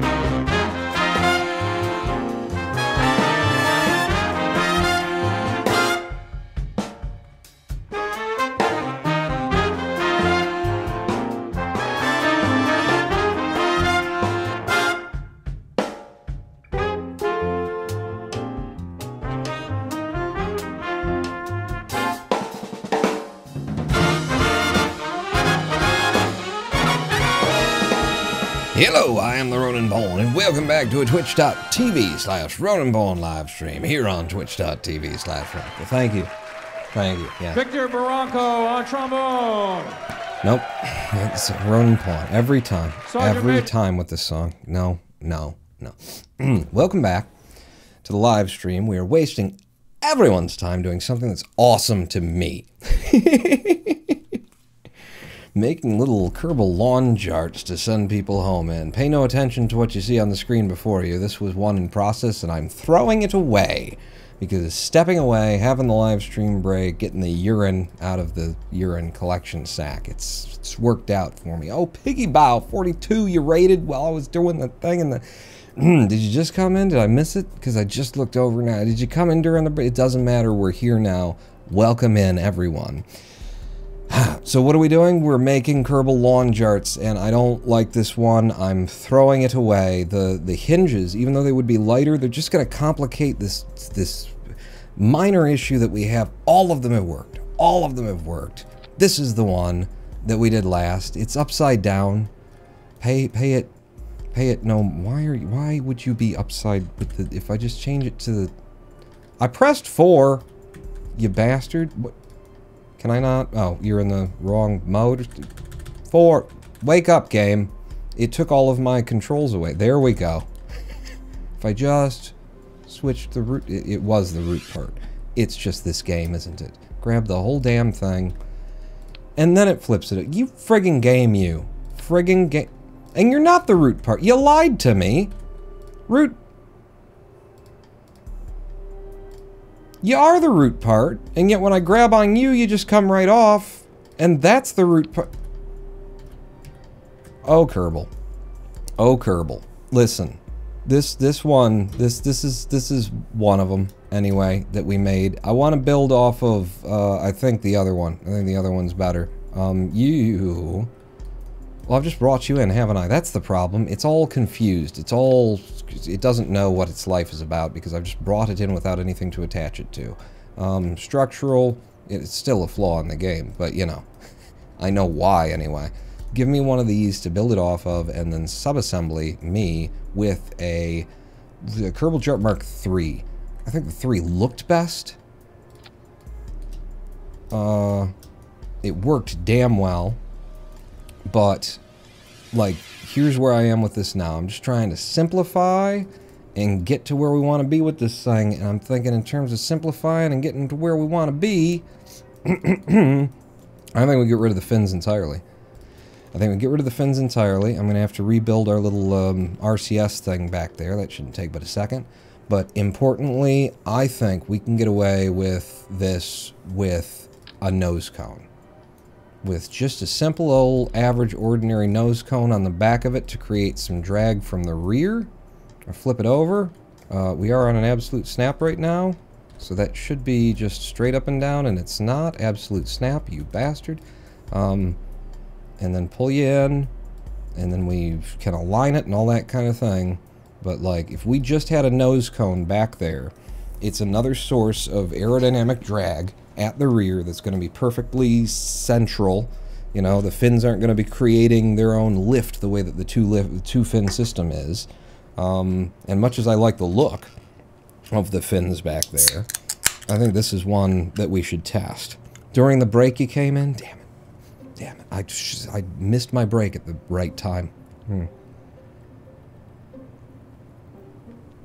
And then found out how much I needed it. I was just burning out. Burning out my fuel out there alone.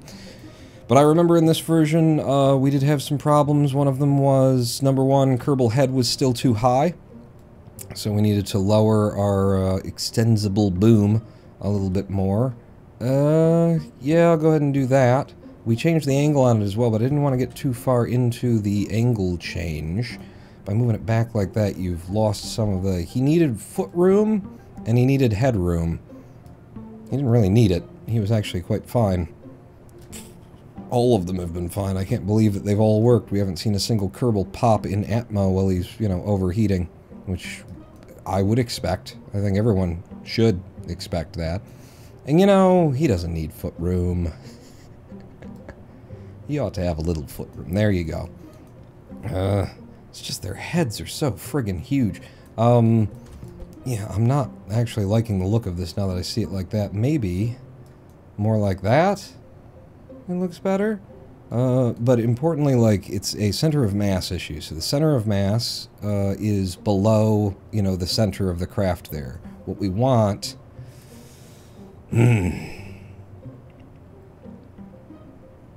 I had another idea for this during the live stream break, too, that would even further simplify it.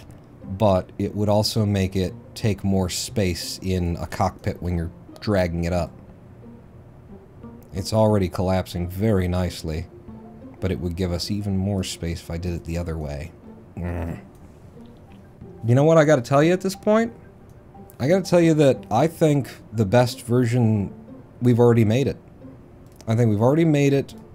And then it just needed to be tweaked, and it was the Kerbal JART Mark III. It was the same one that I just pulled out. Because I like the look of the fins and everything, and it just needed the tweak, which we tried to do in the Kerbal JART Mark IV.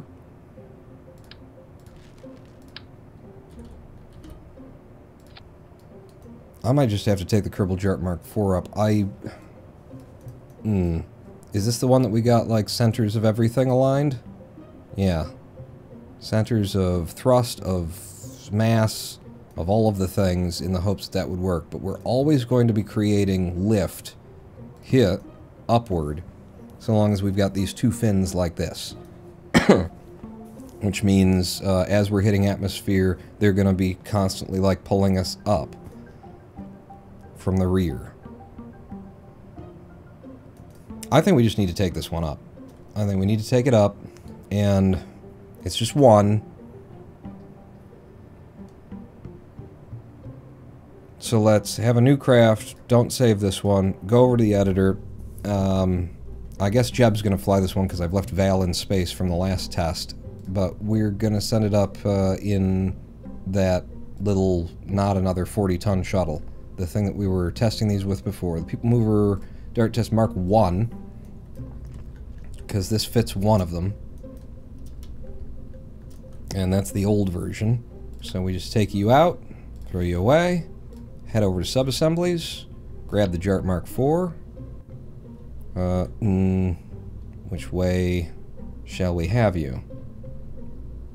This way, so that the weight imbalance... No. That way, so the weight imbalance will be in the direction that we want to turn over. If there's a... It's such a slight weight imbalance. This thing weighs 0.221 tons or something like that. Let's just take this one up and see how she performs. Yeah. But we do need a volunteer. Damn it. I need somebody who's... Well, Bill's back. Oh, they're all back, except for Val. That's right. Ronbert, get up in there. Don't take that wrong. Jeb's going to be flying today, so good luck. And you just check the Delta V on this. It should be fine, but, you know, I always have to look. 2500 DV there, and then at sea level, 1043. You are... That's no longer... Yeah, I have to right-click on it to stage it, which is the way that I would want it. Okay, I think we're good to just put this one out on the pad, send it up there, and find out if our changes on the Mark IV got us any closer to perfection, or if they got us further away. Because dealing with this, you know, offset center of mass plus an offset center of lift, it's very tricky, very touchy. It's really hard to know what's going to work without just throwing things at the wall. So let's throw some things at the wall of space. Houston, could I get a countdown? I'm still prying the last guy off the wall you threw up there. Ha ha ha ha. Countdown though, huh? In 3, 2, 1, fire. And we're up and away. Oh yeah, this thing kind of goes a little bit faster than I would want it to, so I'm gonna turn it over a bit early. Like a lot early. Yeah. Yeah. It's also just not controlling that well. Oh, this is pre-putting fins on it, too. I was able to fly it last time, so probably I'll be able to fly it again. It definitely has a pull to the one side. Right now it's the north. It wants to pull down the ball. We've got no, like, vectoring authority right now outside of the SAS. Solid fuel about halfway through. And we are holding this line pretty okay. I'm feeling good. So we're going to get Jeb and Ronbert up there. Ronbert's going to be our test pilot for being thrown into the atmosphere. Solid rocket boosters down to 100 meters per second. Full-on liquid fuel. Now. And now we have some vectoring authority. Now we have some control. What kind of apoapsis are we looking at so far? 24. Yeah, we want to be turning down a bit. We're still in some atmosphere here. Don't want to end up flipping. There we go. 33 kilometers and 18. Yeah, I want to be pulling down a little bit faster then. A little bit faster. I like to keep 10 kilometers between where we are and where we're going to be, and we're far overshooting that right now. But lots and lots of liquid fuel on this craft. It was designed to have too much so that once we get in orbit, we can come home.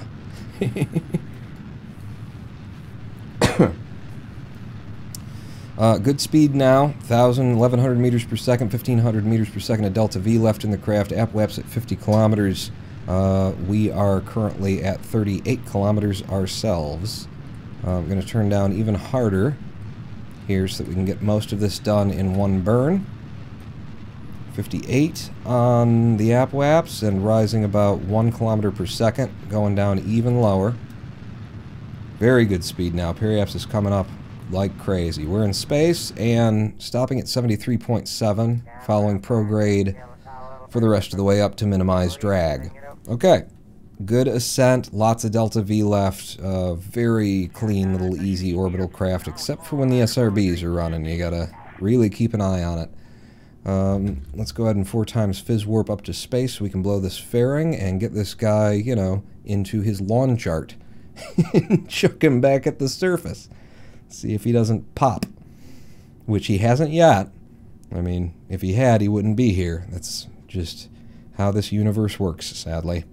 That sounded a lot darker and more depressing than I wanted it to.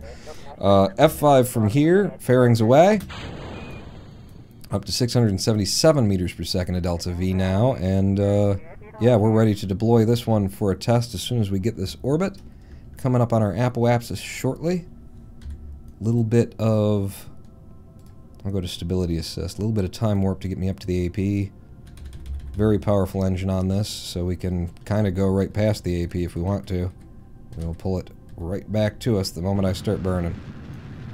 Okay, I may have lied to you on that, but I'm holding it. I'm holding it anyway. And the apoapsis is now the periapsis.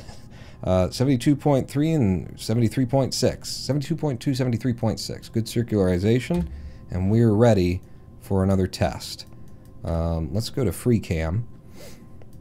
How goes the launches? Asked Portable Gem. Very well. Every one of them's been a success. I am just trying to tweak and tweak and tweak. I shouldn't have said every one of them's been a success, because this one has some pretty serious modifications to it. Definitely packs up tighter than the others. Look at how much, you know, space we've got there. One of the big nuisances is that because of the decoupler here, the way that it's penetrated with the nose cone, when we release, it will just, even though it's got no velocity on it, it's got 0%, you know, kick on the decoupler, but because we're penetrating, it will kick. Ronbert, step out of the craft and get into the craft. Gonna have you get on board your little bike seat here. Okay, he's ready to descend. F5 from this position.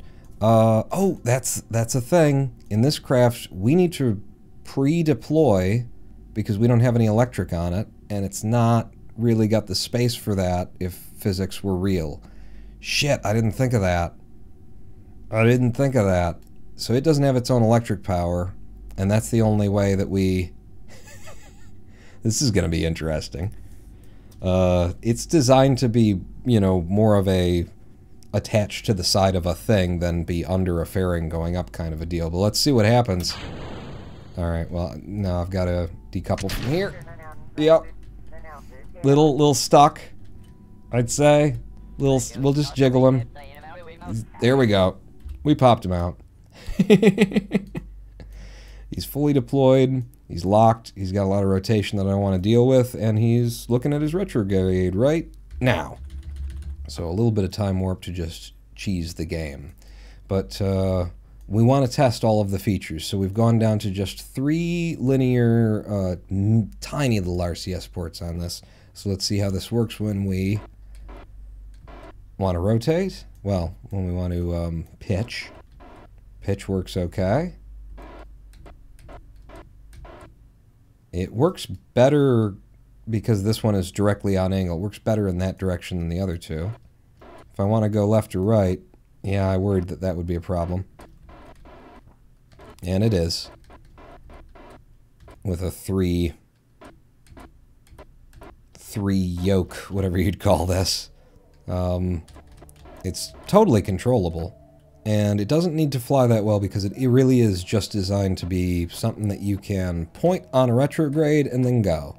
And this one should, when I hit Z, that guy should actually burn on the main engines. So I'm going to try this slowly but surely because we want to test whether or not we manage to stay going straight while we do it. So, nope. So the more that I give it... I wish I knew what our center of mass was right here, but it definitely needs to be higher. Because as I burn, we do that. Yeah. Alright. So I think once the Kerbal is in the chair, that's changing our center of mass pretty significantly. This is the first time that the Kerbal's head has been completely occluded by the nose cone, so first time they're not going to be sweating quite a bit as they do this. But alright, go ahead and burn us down. Periapsis, I'm watching in the lower left corner. Okay, we're down to 0. That's just how I've been running these tests. Could do it another way. Now that we've done that, let's flip her over. Get our nose into the wind. Wow, scary view. Scary view. Nose is into the wind. And we're ready for descent. I'm gonna go ahead and time warp us until we hit some atmosphere. Attempting minimalist controlled re-entries, says Panhomo. Indeed, exactly that. Okay, let's get you nicely stable on your prograde. And just see how this works out over time. Because we're always going to be generating lift in this configuration, which is going to be throwing us off. But we wanted to save the weight and the cost of that third fin because I'm weird. Let's go to 4 times fizz and see what happens in this high-level atmosphere. Wow. Okay.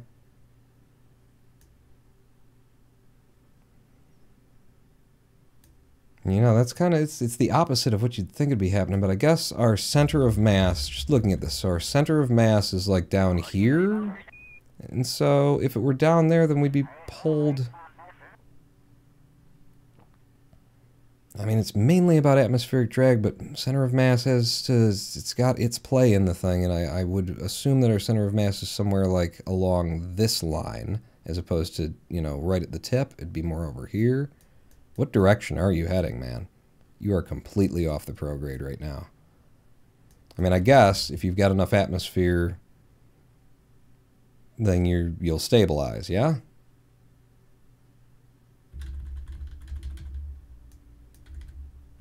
Okay, we're about to get some plasma heating here. Kerbal, as ever, seems to be safe. Oh, is he, though? Is he, though? Did you see that? This might be the first one where we lose somebody.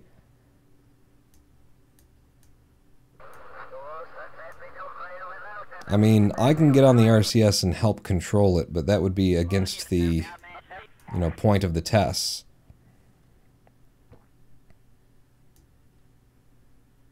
Here's the plasma. And we're just looking at what he's doing.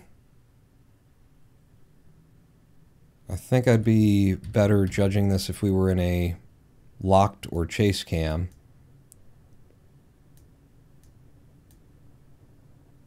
In locked mode. Right now we're doing that because of the angle that we're at. I think I might actually get on the RCS and try and change our angle. Can't really achieve any rotation here that's controllable, but I might be able to something. There we go. There we go. Got some rotation. We can at least have him upside down. If not right side up, upside down. RCS off. And we'll just see what happens. Yeah, upside down. That's a hell of a view. So we're still pulling up. And we're pulling up more than the last design. Which is good because I liked the last design better than this. The last design looked cooler than this. I think I have to focus on moving everything toward the center of the visual. Like, forget about the center of mass. Look, the Colonel microwave. The Colonel? Ronbert, did you get a promotion? Thank you for the cheer, Jermasian. The beautiful Kerbal microphone. So, yeah, we've been more successful in previous attempts. That's good, because I liked the previous design better. We need to get down, and then we need to do more tweaking on that version.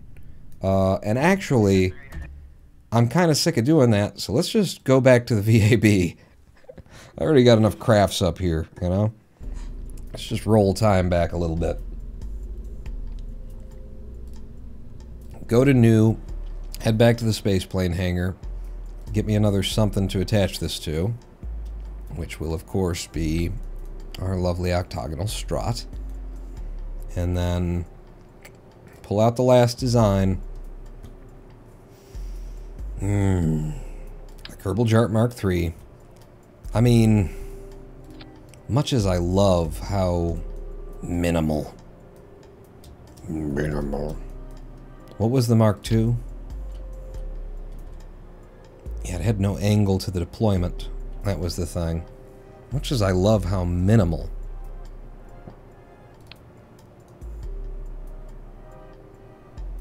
We are in weight. The 3-fin version works better, and I think it would look cooler if I adjusted it. If I adjusted this to have that angle that we've been using for the other one.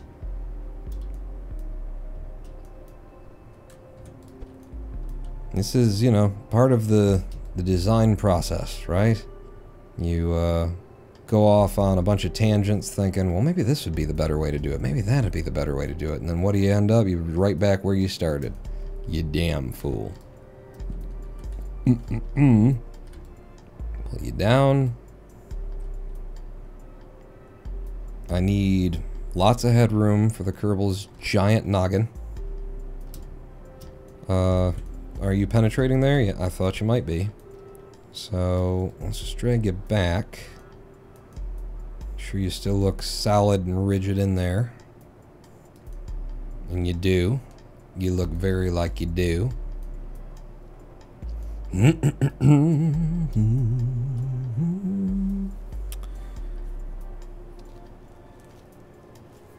And then, I take you, put you on an absolute rotational snap, grab you, pull you down, now you're perfectly flat. Sure you're in a reasonable position. I might... Yeah, because we don't need this to be that extension limited now. If I bring it all the way in, and it's going to deploy before he sits in it, would be the idea, that it can deploy of its own volition. It'd be nice if he had more room to not, like, pop out of the craft if he got out of it like we saw before, but it's not necessary, and I like how tight this is. So, one more time, grabbing, because the Kerbal, the chair does not look like it's centered, so absolute rotational snap, grab it, twist, Now you're perfect. And I just liked the way that all these parts, like, snapped together. With our vector controller, rotational controls just being right there, and just everything kind of came together so nicely.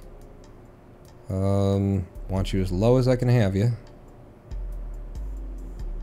Low as I like the look of it. As low as I believe I could have you.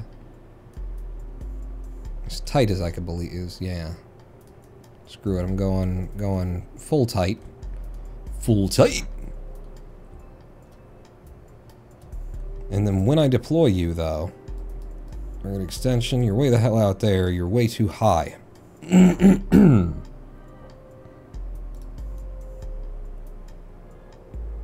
Once we get a Kerbal in there, it's going to pull the center of mass back up.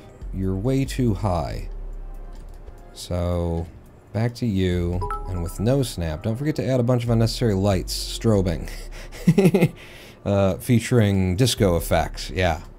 Well, that'll be the next part, because I've been so, like, every ounce counts. So anal retentive about this whole build. And the next thing will be, if I didn't do that, and if I didn't do that, and I did target extension all the way out, can I bring you back to, like, center? Just by doing this. Just by drawing you in a little bit more. And maybe pushing you out a little bit more.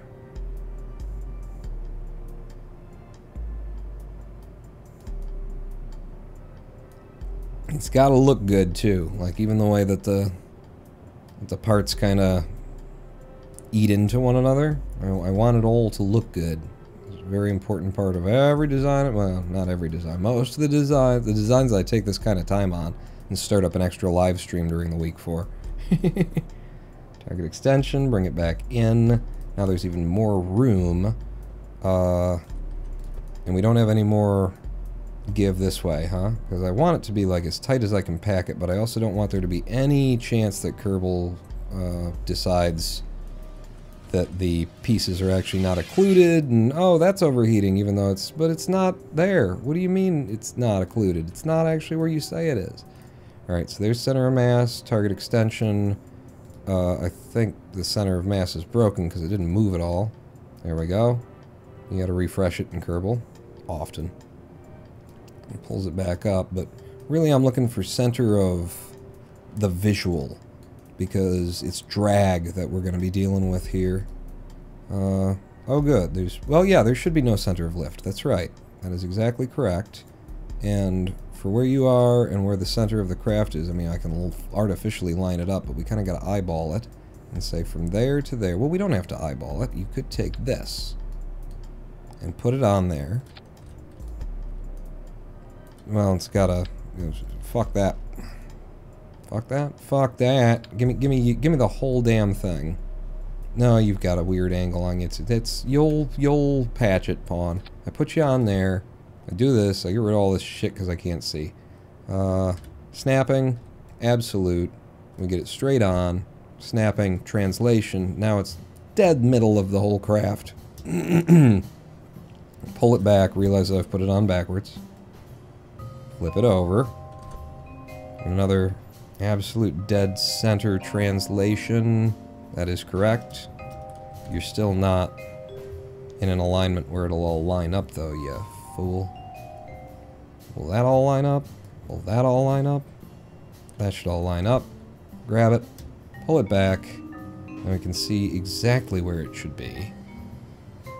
And it really doesn't need to extend this far, you know? It'd be really cool if we had a little battery on here that we could control it mid-flight and get, you know, be able to adjust that kind of a thing. Just in order to get an idea of where it should be in the design. Maybe I put one on and send it up. Because what we could do is, from here, take the target extension, draw you back, and then, like, right friggin' there, they are more or less perfectly merged together, and that is 53 on the target extension. So, max it out at 0.53, It's the maximum we can have. Bring it all the way in so that I can then grab you, throw you away, and then take it all the way out. It doesn't look high enough. Game says it is. But it sure don't look like it's high enough. Do it. Does it?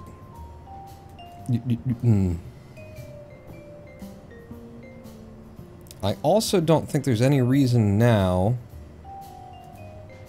considering that it deploys like this, there's no reason why it can't be the cooler looking way.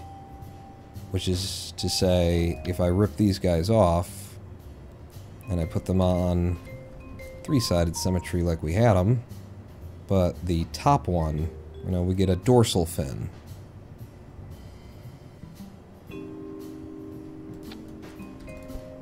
And then, perfect straight. Make it so that it's not penetrating the cone of thrust. That's the only part that I don't want it penetrating. Move you back. Find where you like the lines, wherever that is. Are those the lines you like? I think maybe, yeah, I think it looks better when it's eating into the thing. Yeah, that's sexier. That is definitely sexier.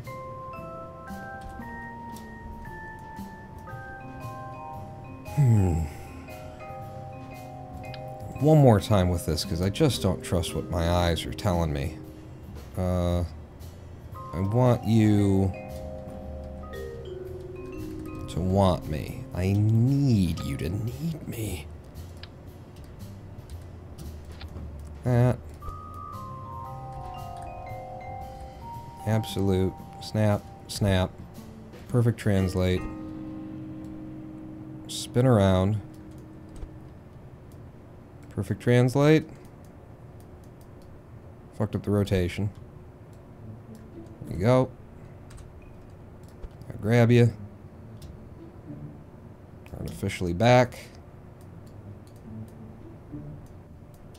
Yeah, I mean, it don't look like it's supposed to, or like I think it should look. But that is apparently the dead middle visually of the craft. Okay, and then center of mass is wherever the hell the center of mass is. We need to send that one up, and here's the thing. Maybe I do put a battery on it, so that it can be adjusted mid-flight, at least for our development purposes. At least while we're developing. So this is a .005. It's one of the lightest things you can put into the game while you're in the game, so it's not that big of an add to our mass. 0.237 tons. It could be a final part. I could leave it in here. But I would want to tuck it.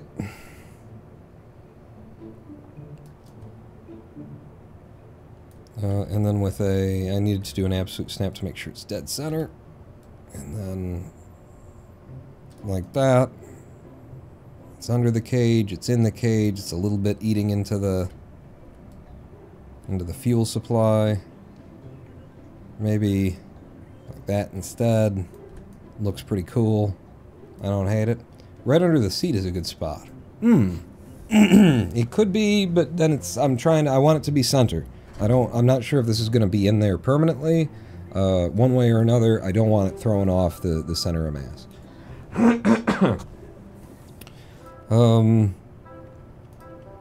Grab you, target extension, you collapse entirely now, but you only extend to 0.53 where you're perfect visually.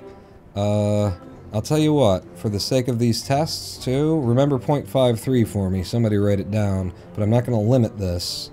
We're gonna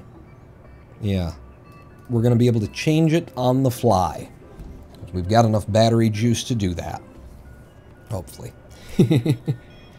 And that will be the Mark V. And I believe the Mark V is going to be the final one. You know, we'll figure out the alignment of it and make an adjustment in the VAB, but I think this is going to be it. Because it looks the best, and it flew very well, and they've all flown okay. Mark V on the Kerbal JART. Stop it, Paul. Kerbal JART Mark 5. You're in there.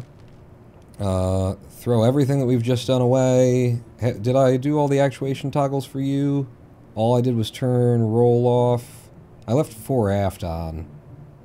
I mean, you'll never kick on to help us that way anyway. Yeah, fuck it. So new, we don't need it. Head over to the VAB instead of the SPH. Grab our ship that brings these things up for us. Mover Dart Test Mark 1. And swap it out. So goodbye to you. Hello to what I hope will be our final test of the day. Like that. So much less space needed. And just, again, out of curiosity, if I grab you... No. Oops. Put that back the way that it was. If I grab you... Does it fit in there? It does. We don't... Well, it does, but then I'd have to get rid of this. Like, if I told it to not have the truss structure? Yeah. But this isn't, like, the final deployment thing anyway. I was just curious. Put you back like that.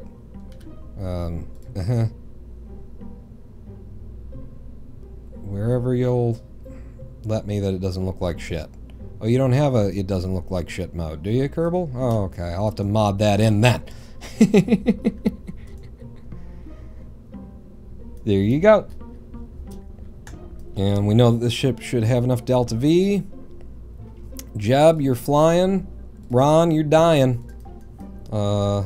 Unless me changing, like breaking things apart, let's just make sure the staging looks right. Still looks right, still looks right, still looks right, still looks right. Alright. Yeah, save it. Save it. And let's go. Once more unto the breach, good friends. In order to see a Kerbal. Just ride, you know, it's... What's the movie? How I Learned to Stop Worrying and Love the Bomb. Just riding it down. Yeehaw on a lawn jar. SAS on throttle to full.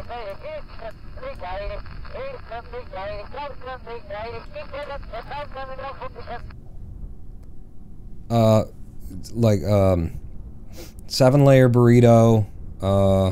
Oh, do they still do taco salads? You know, I'll get back at you. Just don't worry about me. Houston, could we get a countdown? Houston, are you there? Oh yeah. Sorry, I just woke up. Yeah, in 3, 2, 1, fire. Consummate professional. Consummate professional, Houston is. Oh, we've got an ablator on this. Yes, we do. And remember, Paulin, this one likes to turn down. You benefit by turning it down a little bit early. It worked out. It was a pretty good flight last time. It definitely pulled to the north on you. So maybe point it at the south a little bit to start. Don't let it get out of control. Yeah. Yeah, there we go. Watch out on those reaction wheels. I'm putting a lot of pull to the south on it to counter it. Yeah. Yeah. Yeah, okay. How we doing? Like a third of the solid fuel remaining. Managed to stay pretty equatorial this time, alright. Alright, coming to the bottom of these now. Getting ready to drop the SRBs, switch over to full liquid propulsion in 5, 4, 3, 2, 1, 0. Alright, and we're going. Yeah, don't flip on me. I do have to occasionally look at where we're going as I steer. I don't apologize for that. Yeah, there you go. Yeah, she's very nimble once she's going. It's just those SRBs without any fins to support are a little, whoa. Little bit extra is what they are. 40K on the APWAPs already. I do need to turn down in a hurry. I don't want to get to space too quick. 28 and 46, yeah, I need to turn down in a hurry. Just get dead on the horizon for a minute and wait it out. See what happens. Oh, Mikuyan. You put the 0.53. I keep looking at it like 0.53. What is that? Is it a new Kerbal version coming out? What's 0.53? It's the number of our extension that you asked people to remember for you idiot. Is Houston smoking the hookah? He's a consummate professional, is all I'm allowed to say due to pending legal actions. 64 kilometers coming up in a hurry now. 69, 70, 1, 2, 3. Almost 74 to your prograde and hold that to reduce drag as we come up. 4 times fizz warp. Get this thing into space and do our final round of tests, hopefully. This is the coolest looking version. It's 0.2 something tons. It's extremely lightweight. That included, by the way, the weight of the little mount and the decoupler as well. So it's like probably straight up 0.2 tons. Gets the job done. Looks sexy doing it.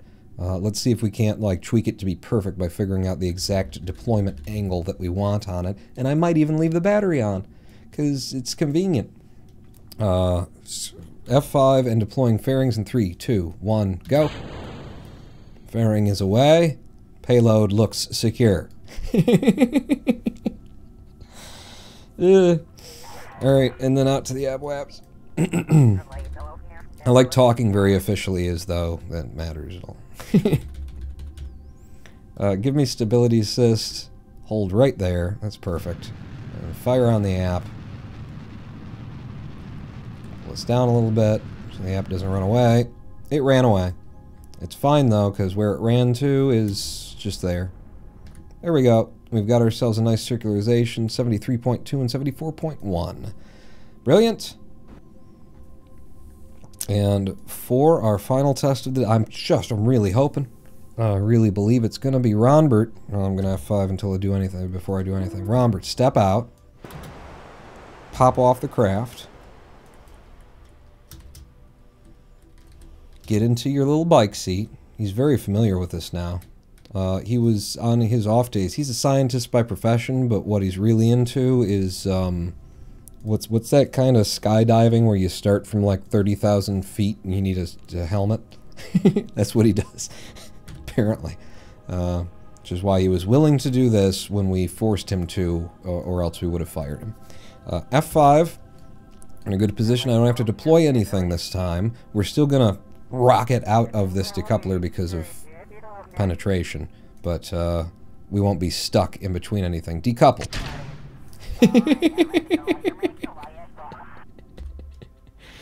Alright, there you go, Robert. Halo jump. Whoa. Whoa, why am I... Oh, right, I need to deploy. I need to deploy. Look at, because we're so close right there. Oh, he looks so cool like that. He's so just barely in there, but absolutely in there. He's even got room with his backpack on for those to have clearance. It's perfect. It's perfect. All right, deploy. Let's see. We've got 99 electric charge here. I want the target extension full. Took up a fair bit of charge there. Let's lock the motor. Or, yeah. Lock her up. And now my RCS should actually allow me to do things like controlling my rotation because it's further off our center of mass. Brilliant. His head is peeking over the top a little bit still. I mean, we know that it's fine. We know that it works out. Usually. We don't know that on this craft. Let's get him on his retrograde, which he now is, and fire. Okay, stop. Because this is one of the things that we can test now. That is too far above the center of mass. Let's bring the... where is it? Because it's locked. You have to unlock it. Alright, let's bring you down to, let's say, 0.58. What was my number? 0.53. Let's go to 0.53. Okay, no, that's close enough then. And we'll just get back on our retrograde and start up the engine. Okay, and we're still creating a lot of... Whoa! Oh, wrong way, wrong way, wrong way. A lot of torque that's spinning us down, which means now it's too high. It was too low before, right? So now it's too high. Let's go up to 0.62. And actually, from here, I'll fire a little bit. Okay, now it's pushing us down, so it's a little too high. Down to a 0.58. 0. Yeah, wow, that's actually a lot, because I'm hitting it very... If I bring it, like, way the hell in, let me just confirm that I'm not crazy. Okay, so if I just, like, don't deploy until we're ready to do the retrograde burn fully, then we're pretty damn stable. That works. I'm telling you, space recliner. Is that what we need, or is that what's going on here? I don't understand. So yeah, we could just leave it pretty much like undeployed, or bring it to an undeployed state for prograde retrograde burns. And we don't need to. We absolutely don't need to.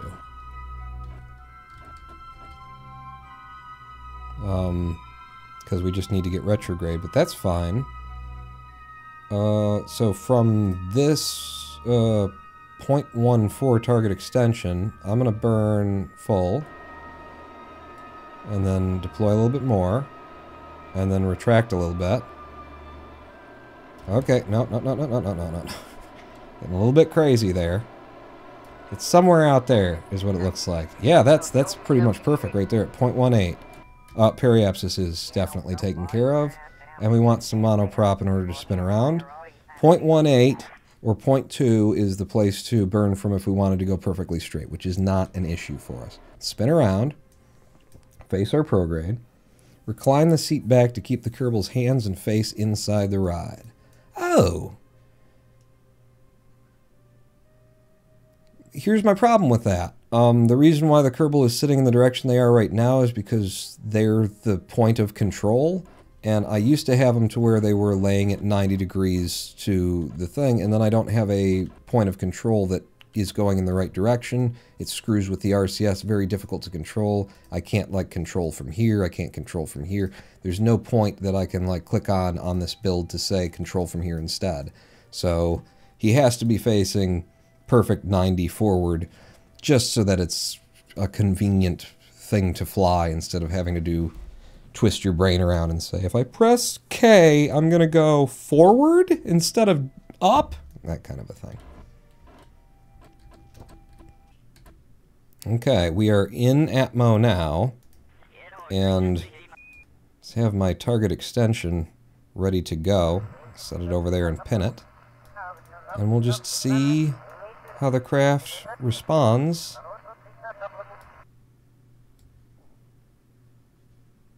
And what we got to do to put it dead into the wind. Do like that at full extension.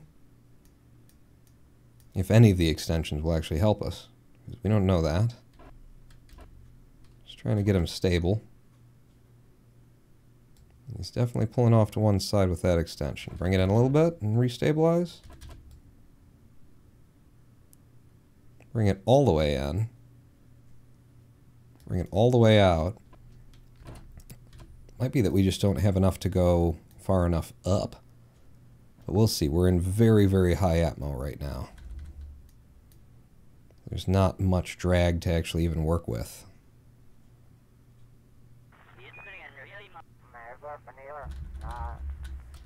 I'm going to try and use what RCS we have left to get him somewhat stable. I can't control roll with this system. If I get him on his retro, or I mean on his prograde.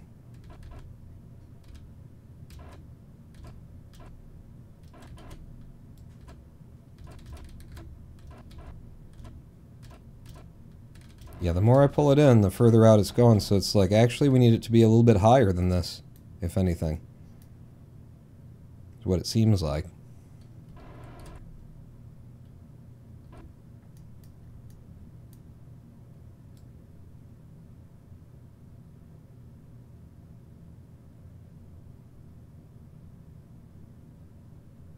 Alright, we're starting to hit real atmospheric drag at this point, so I might be able to play with this and get a sense of something that we need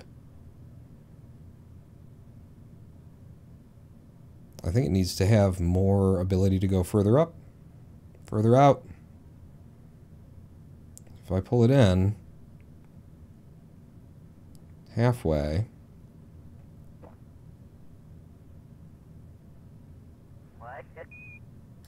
not orbital, surface. I put it out.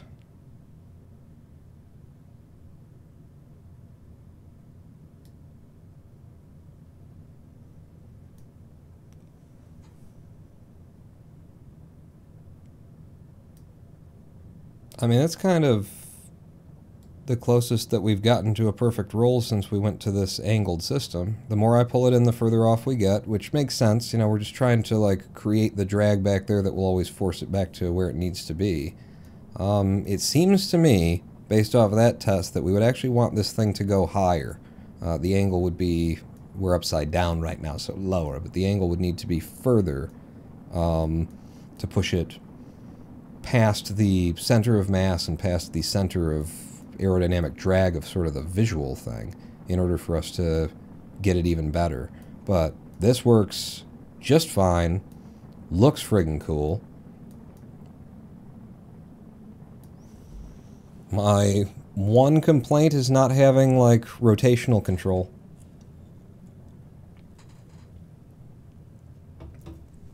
And that would be... I could put two little RCS things, two little RCS bits out here and here. It would be right near the center of the mass. It would exclusively, like, rotate us, but it would be adding, you know, more weight back and more complexity to something that was designed to be incredibly simple. So, live report from Ronbert. It's hot, very, very hot.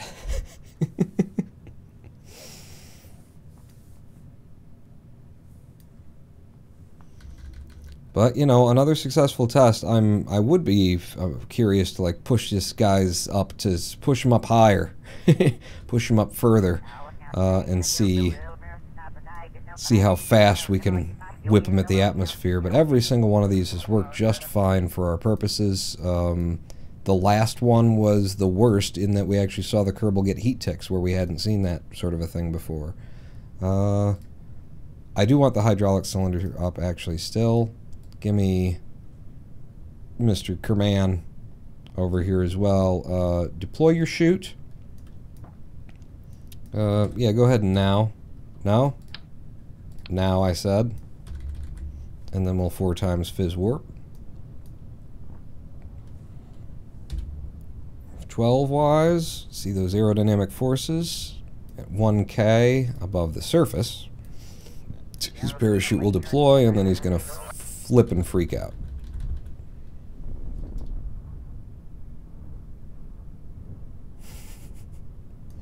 And is there anything that I can do? Target, like if I pull that in, RCS, using RCS to try and slow us, but if I put it out, we'll have more control over that. Yeah, just not a lot you can do there, sadly. RCS off. If he had a couple of wings, wow, 300 meters still, huh? 300 meters to go still? All right. I'm going to leave the seat when we're very low and see how much of the craft will survive. Okay, at 30, drop it. And you get to bomb whoever you're coming home to. It's a decent system. And it actually makes use of the Kerbals parachutes, which I'm a fan of. I'm a fan of making use of them. I'm not necessarily a fan of the Kerbals parachutes. Okay, get up. Stop playing. Laying down on the job. Get over here. What did you bring home? Yep, the same that happened last time. It's a good craft. It's a good system. We even get to bring part of it, you know, back alive. Get back on board and just wait to be picked up. Thank you for your fine work today, Ronbert. You crushed it, man. No, I should have just reverted. Oh, now I got 2 ships in orbit that I got to bring down. And we'll do that at the beginning of the next live stream. Yeah, I think I still want to, like, tweak the... give it more height for more control. It works fine. It works fine. It does the thing. It's always going to pitch and yaw a little bit on descent because of the nature of the thing. Descent from 100K. Yeah. Descent from the moon. That's what I want to see. from 3.5 million. No. Structural. Give me one of these again. Attach the Mark V. Because I'm still... You know? Still like... we saw... At an 18, we had kind of near perfect control for forward velocity.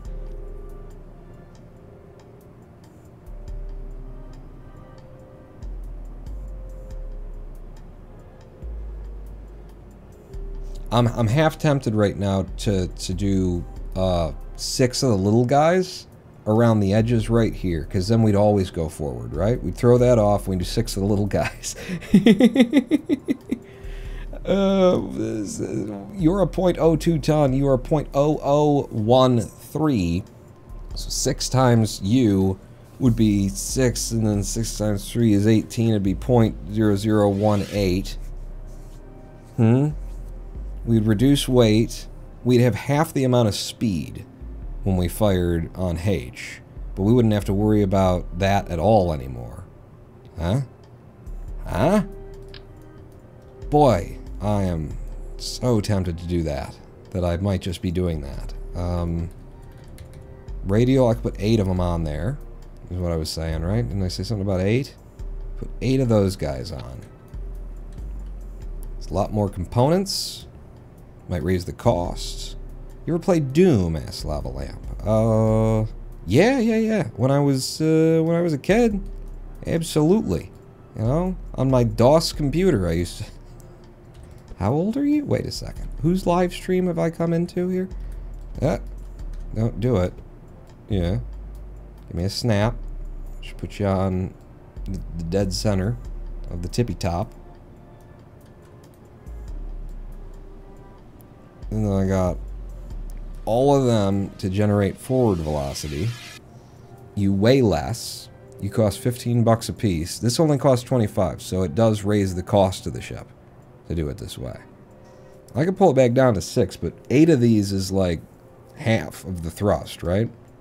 It's like 10 was half the thrust, something that we did earlier. Thruster power 0.2, thruster power 2 point, or point, it's 2.0, and this is 0.2. So 10 of these is equal to one of those. So I'd have half the power. Yeah, I should do like 4. 4 will be fine. We won't have to like burn that long at 4 of them. You know? Do you believe me? Because if you do, I've got a bridge in New Jersey. It could be named after you. And a joke that I tell way too often. I hear they may have more recent versions of it now. Doom? No. No, what do you mean? How could they? Yeah, I used to, you know, level edit and stuff like that in Doom. It was one of my first getting into computers, understanding things. The idea of, you know, which side of the 3D model is the normal, stuff like that, is a good time. 4 of these things would give us a little less than half the thrust authority that we have in that guy, and it would always be keep us going straight, right? Because, I mean, the center of mass is, like, right up there. Maybe not perfectly straight, but a lot straighter. A lot straighter. It should be. If you're pulling from there, reasonably speaking, it should, yeah. And this will technically reduce the weight. Like, right now, we're up to 0.242 because I put those on there. I do have to take you off. And I do have to figure this thing out again. Yeah. Throw you away. Down to 0.187. Put the 3 of you guys back on. No, just the 3. With a snap. Snap on the edge. Boom. Go to full target extension, which we do still want to tinker with, but I just wanted to do something that I thought would be, you know, not boring as hell. Because, you know, we've been doing this a minute. What are you not absoluted? Because you're not giving me the absolute.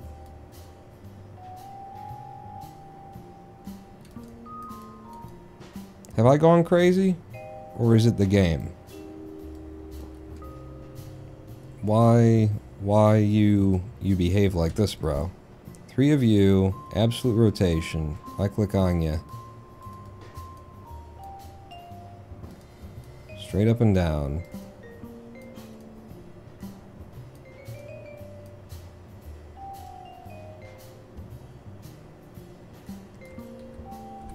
Something's wrong there. I don't quite get that. Give me some new ones, because we may have just been doing this so long that I have no idea what I'm doing anymore. That's entirely possible. You guys are straight now. Okay, so I've been attaching those to a part and then rotating that part. And in order for this to work, is that gonna be an issue? Yeah. It might be an issue.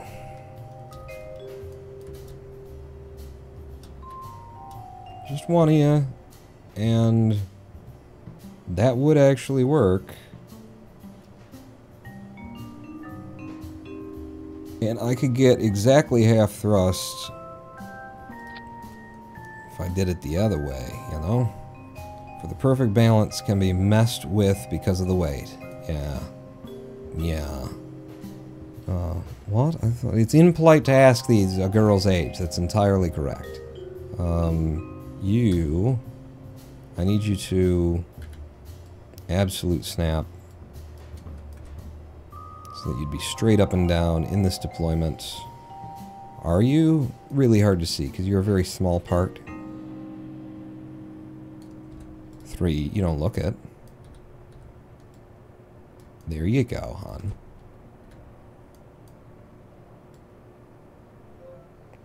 Out like that. And now you'll be straight up and down. Are you merging into these guys? Yes, you are. Because you didn't get an absolute. No, what? Oh man, this part refuses to like perfectly center on anything. Like everything is refusing to perfectly center now. Damn. I mean, it still fits. Still gets in there. Still does the job. Still has clearance in all the directions. It's less efficient because of the diagonals that are involved. But it does do the job. You do need a little bit more clearance, friend. You've snapped too deep in. Say it like there. Okay. But then these fins, I'm not going to be able to angle them correctly from here. Because they're coming off of something that already has an angle. It's like I need to attach them to something and then angle that something. And we're at that 0.2222 ton situation. If I were to switch you to the 5-horn, then we get a little bit extra go forward juice that'll be perfectly half. But it will be off-center pawn, and that's the whole point of doing it this way, is not being off-center with things anymore. Boy, does that then mean, like, I gotta put something else on here? Like, I could build them off a tiny nose cone, you know? My nose cone is... It ain't that tiny, alright? Don't worry about my nose cone. If I did you, and then you with the C, and then heh. It's weird how we, like, started and where we are now. And I was all like, it's gotta be the lightest number and the fewest number of parts and everything else. And then you work on it for a while and then you go, you know, I got a whole bunch of other things that I think are more important.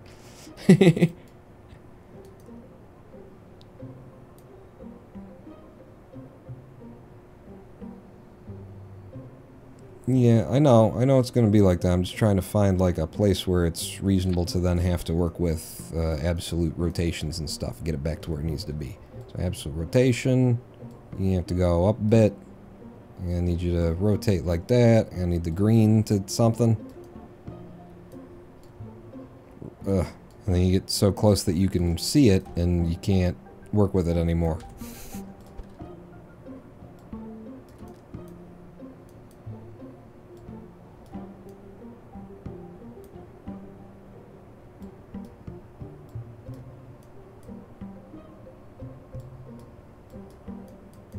So you're saying that's an actual snap point there, huh?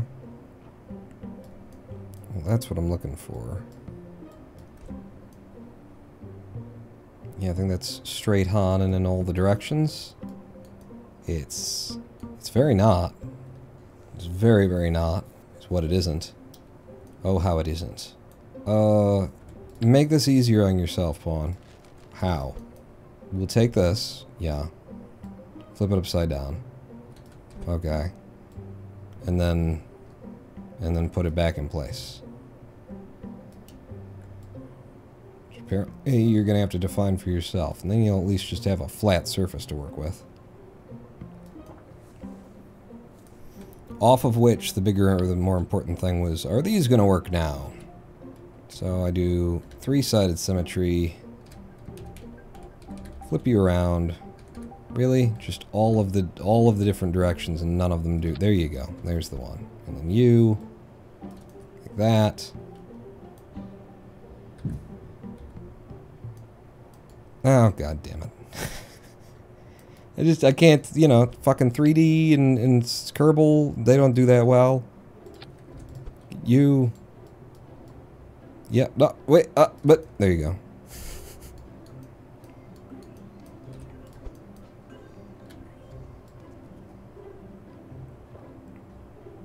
These guys can now be built, like, off of that. I think that looks sturdy and structural and nice and pretty and whatnot. And then we grab one of these tiny little variable thruster blocks.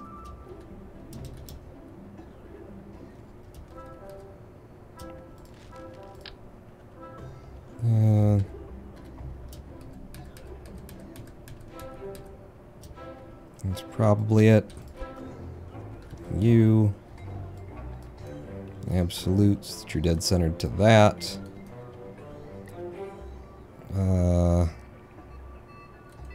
And then double check on this. With an absolute. Yeah, you look good. It's just a matter of things penetrating one another.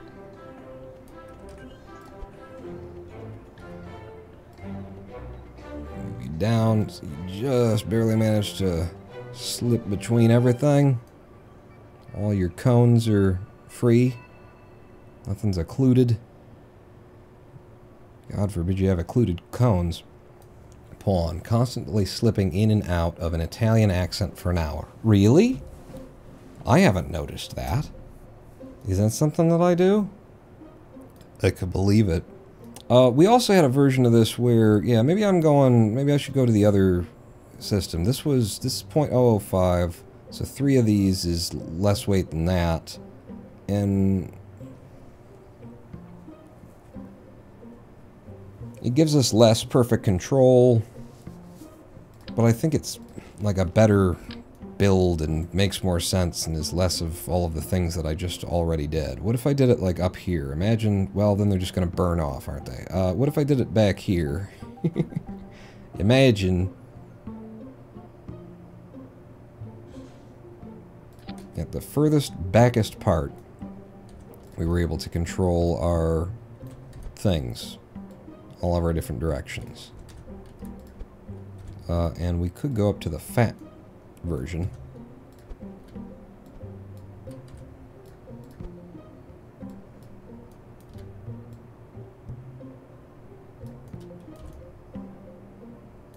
Yeah, fat version looks a little fat.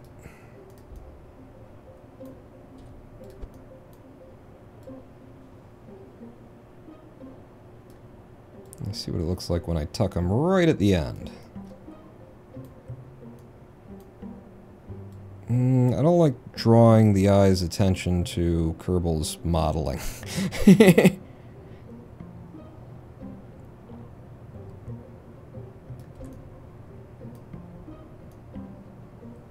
That's kind of cool.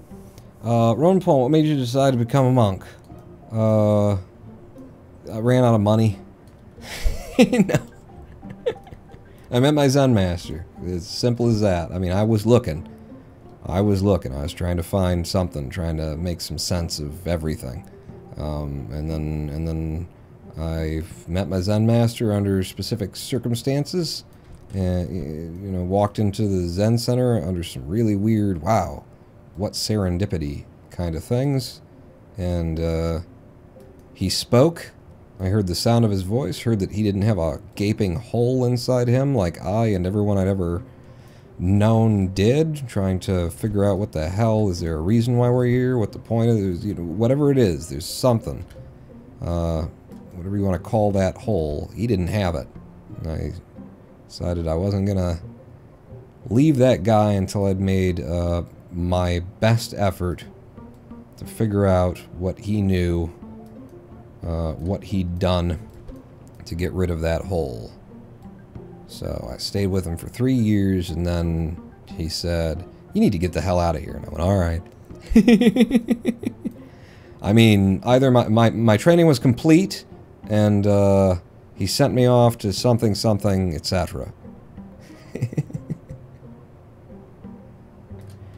There we go.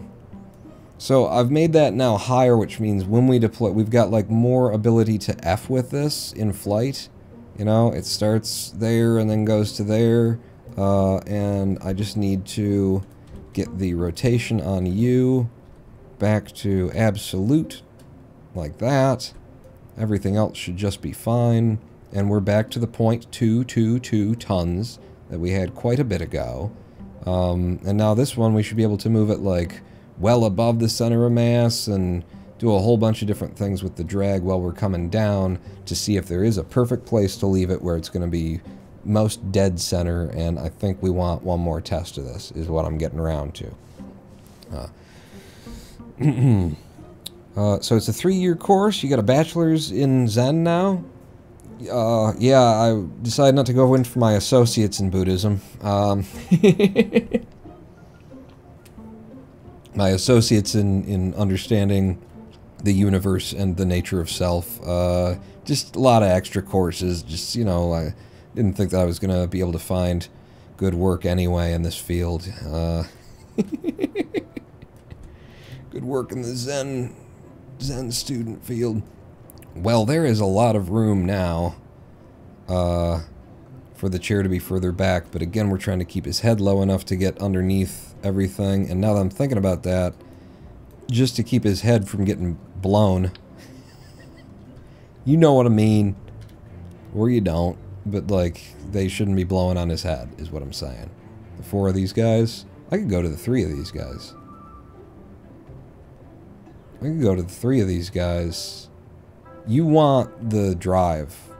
You've done it before, and it takes forever if there's not enough force. You don't want to be sitting out there forever. Having it about a little bit less than half is tolerable. Theoretically. It's theoretically tolerable. The best kind of tolerable. Wait a second. You, with a snap, and then I hit you. In the absolute. Yeah, wherever you happen to be right now, that's where you want to be. I'm going to let you be. Do I want the fat boys? Yeah, I think the fat boys look good up here. A little chunky. God damn it.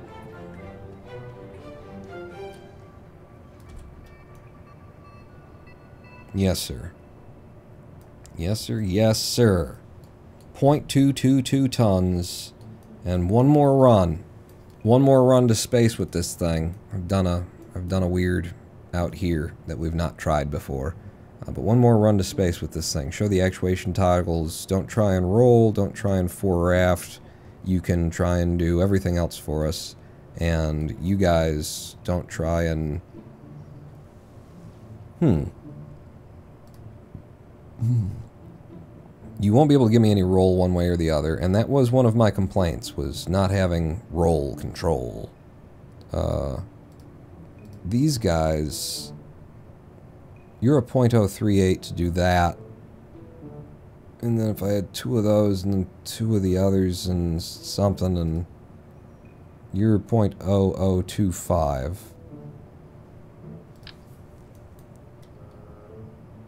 Just for roll, baby. It'd be nice to have some roll. No, not mirror mode.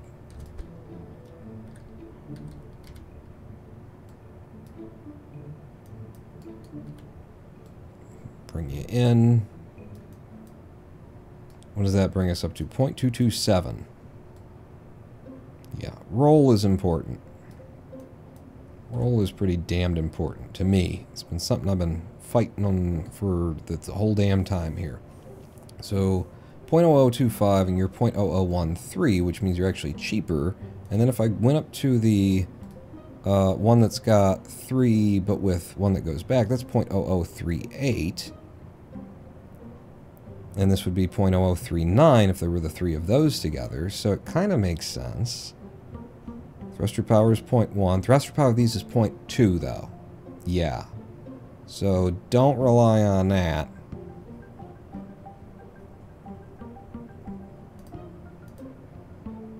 If I go to the 3-horn, we're up to .229. I'm not going to do that. I'm going to have you guys, and you're going to be for roll exclusively, I think. Yeah. Roll exclusively. I could give you dorsal ventral as well. Dorsal ventral and roll. And then you are... Well, I only left roll on? No, wait, no, yeah, turn all that off. You guys are just fore aft. I mean, they could help out with the, no, you're just fore aft. Your roll dorsal ventral.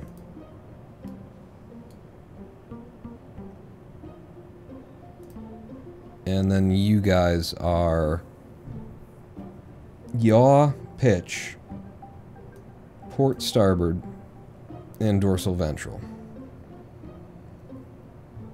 I could get rid of the dorsal ventral on these.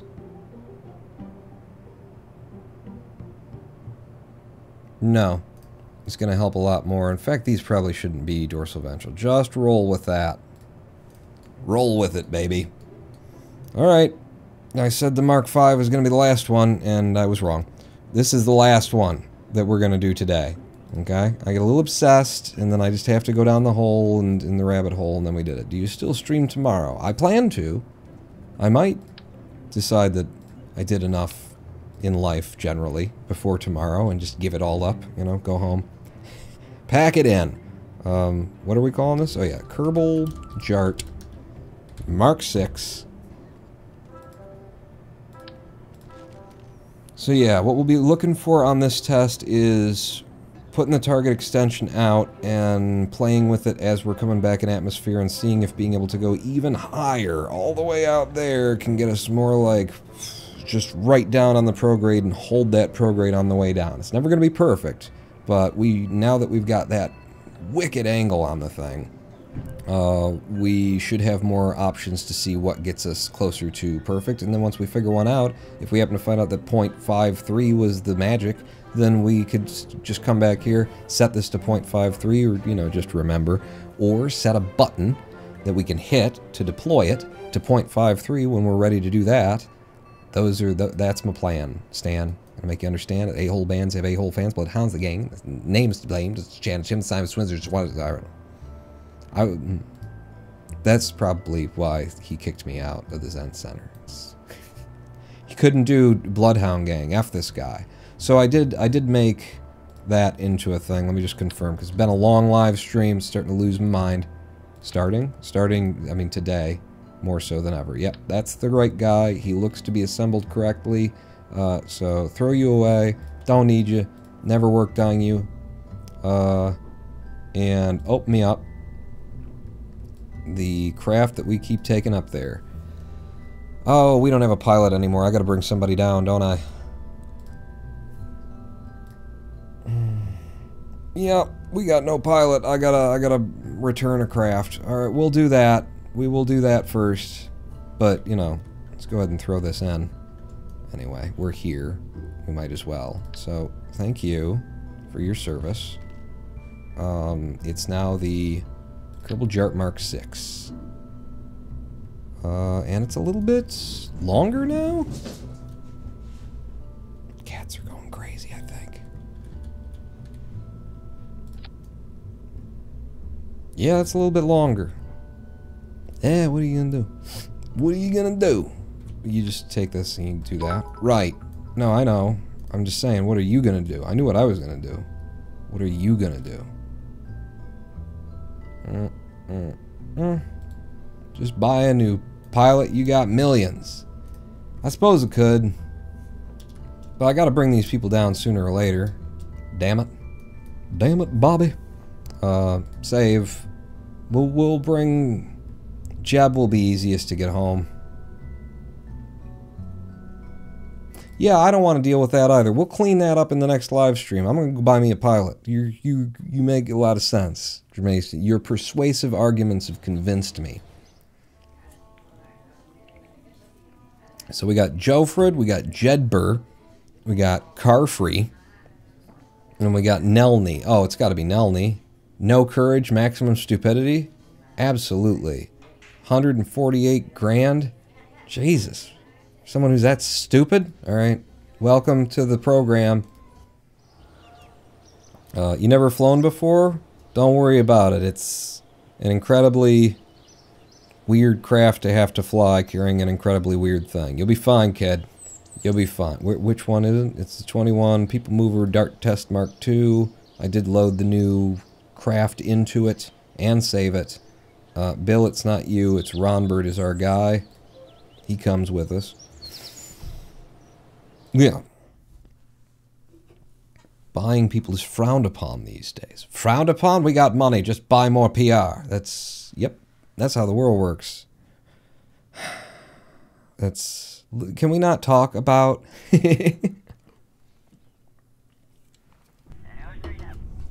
how the global economy just chases slavery from one place to the next? Oh, this is the Mark II.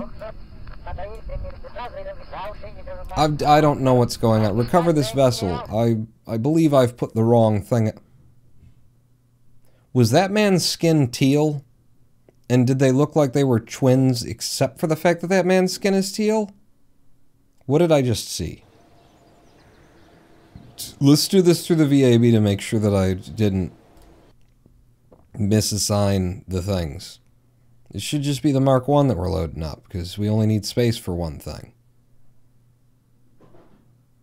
Did the Mark II have space for two things? I don't... You've got the battery. Okay. You got the I'm just gonna go ahead and throw that away, because I'm just confused now. I don't know which buttons I clicked, neither do you, nobody does, life's a mystery. Get a helmet, all of those things.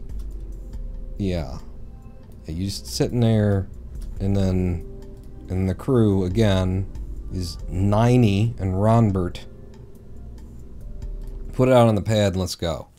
I can smell food.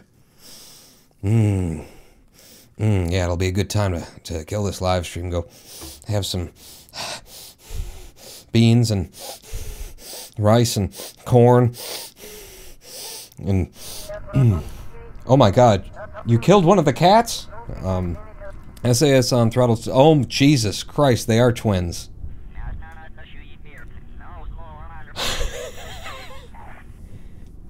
You see? We pay no mind to the men behind the curtain. Motherfucker steal. Yeah. Yeah, Houston, could we get a countdown? Do you have someone on board who has COVID? I don't think that's the problem. There's definitely a problem, but I don't think that's it.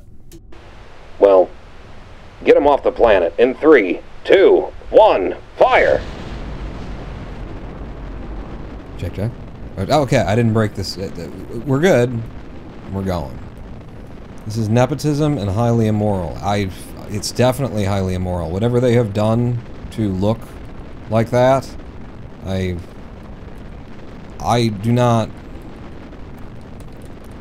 I just hired the guy, okay? We do a standard background check. We pulled a credit report and we asked him some questions. What the hell do you want from me? It's a space center, you know? People are dying every day. He probably won't even be around for more than a couple of minutes. Don't get your panties in a bunch. More lawsuits? I just don't need it. You frozen him, Houston. That's why he's blue. Da-boo-dee, da-boo-die. Da-abu-dee, da-abu-die. I'm just so glad that this craft is just nothing to fly. You just get it going, and then you point it in the direction, and then when it stops making noises, you press spacebar. I've made so many other craft recently that were so much more complicated to take where you wanted them to go. We've got the good 10-kilometer distance right now, but if I want to keep it, I got to start pushing down the ball hard. 28 and 17. Yeah, I'm losing it already, so come on down.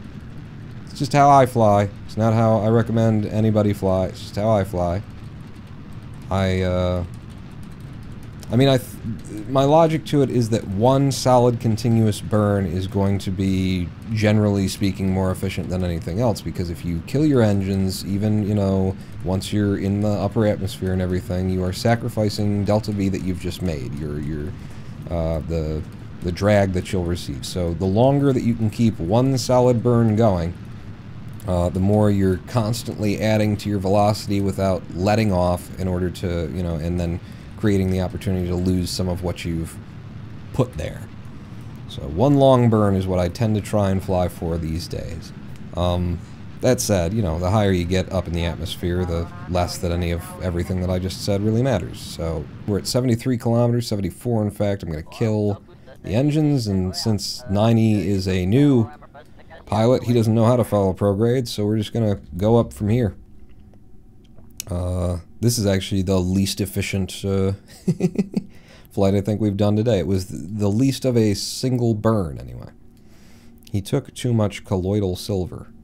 That's could be... Oh, God, he's one of those people who, you know, takes fish medication because he thinks it'll cure things. He's one of those... He buys into all of the bullshit. The medicinal bullshit. I'm sure he's wearing magnets right now for luck or to cure his Alzheimer's or whatever the fuck. Alright, up to our apoaps for circularization. That's close enough. Burn. Right there. Hold it. Periaps comes up in a hurry. Okay, yeah, up in a hurry. I blew that side out. That's fine. We just wanted more room between us and the planet for all these epic tests we're going to be doing. We want to be crowded by, you know, the planet being there. F5 and goodbye to you. I really needed to put the things back. The one where it's, so it's got like a rigid structure instead of just a magic ship that's floating with the space between it. 90, you stay aboard. You're learning how to fly, apparently, on this mission. Ronbert, for I don't know how many times. This is how many times you've done this today. But this is the final one. Because I don't think I've got another wind in me. Even if I, like, am really excited to, ooh, I figured something out. It's just, we'll have to wait till tomorrow. Okay. So, F5 from here. We're going to decouple. He's going to bounce hard against there because the decoupler is, it's merged. I've already told it to not have any force on it. It doesn't matter. This happens. But it's fine. Ronbert knows what he's doing. He expects it. It's all part of the mission profile.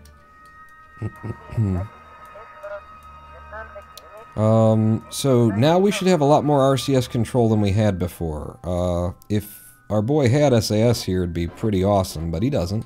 So, I now have rotation. That is so nice to have rotation. Ugh. And when it is a pilot flying, it's going to just be awesome to be able to control these things. What are you doing going back toward the ship? Huh? Just bouncing around out here? Get on your prograde? You need to be on your retrograde, son. You're not paying attention at all, are you? Let's deploy this to... yeah, 18 was what it was last time. Things have changed on the craft, but we'll deploy to there. And we're going to flip over. As long as we're flipping, we might as well rotate, so by the time we get there, it'll be the right direction. It's not working out for you. Okay, you could just get away from the craft at any time, Ronbert. Okay, yep. Nope, nope, nope. None of these things. There you go, there you go, there you go. I'm a pilot. Shut up.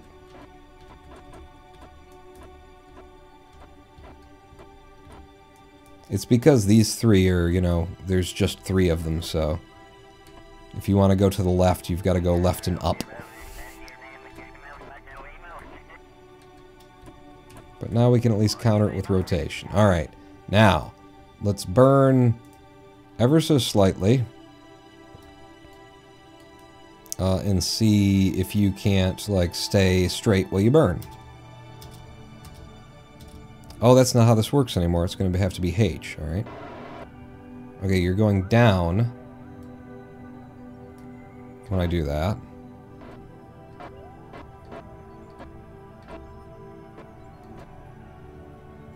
Put it all the way out. It flies better. It certainly flies better that way. How are we doing on, like, dropping the periaps while I do it? That burns out pretty quick, and I like how it looks while it does it. That's very easily controllable.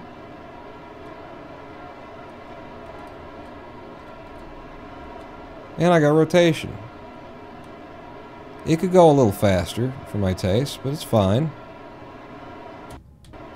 There you go. We're hitting the ground now.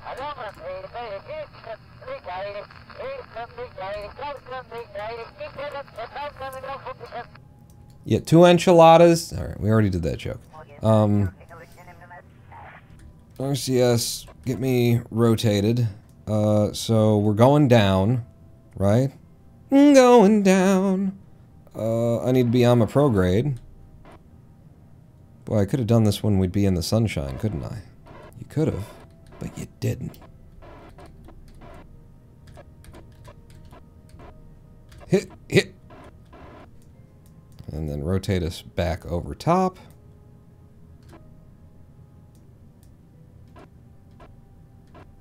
I like the rotation is pretty, like, it's stable, but it's also, like, very mild, you know? It's a very mild correction. It's working very well from that point. Is that an escape pod, or is he just happy to see you? His head is pretty well behind things, as well as it's been better. It's been better, but it's pretty okay for now. We've got the target extension here. We can do as we need while we're going down to try and get an idea of how well this thing does all of the things. I'm happy with how it's flying, the monoprop. Easy enough to do. So I'm going to F5 from here so that we can have potentially an F9 if we want to, like, do more testing of how she handles in Atmo. So first things first, I want to get you dead on the prograde if I can. And even flat with the horizon. Let's see what you do.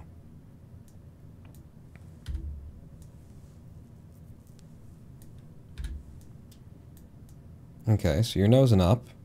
If I pull you in.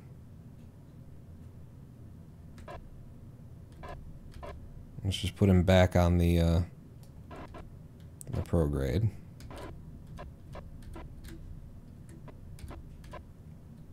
Just trying to find that place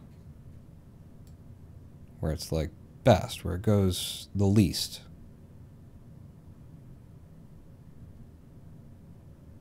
That's real far off, and then when does it catch? I mean, we're at 65 kilometers, so there's almost nothing to grab here, which is why we get this kind of reaction. Yeah, I need to get into deeper waters before I start trying to make judgment calls about anything.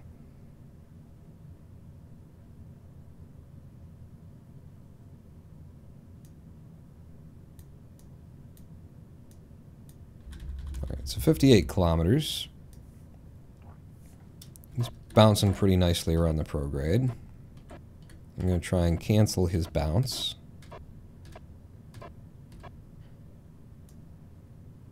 At full extension.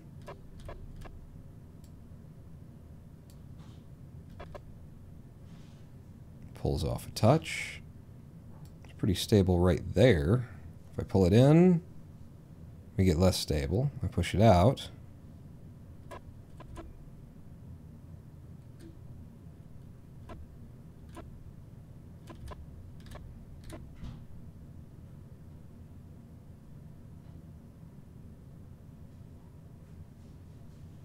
Okay, so those are getting hot.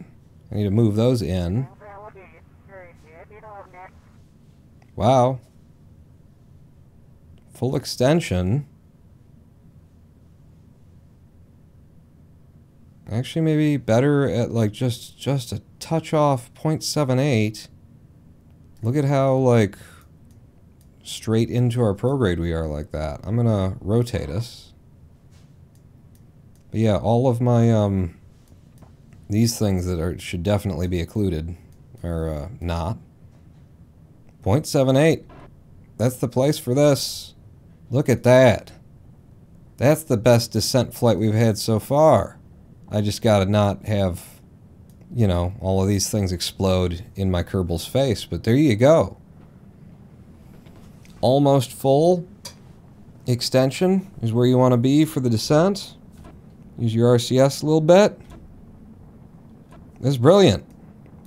That's absolutely brilliant. I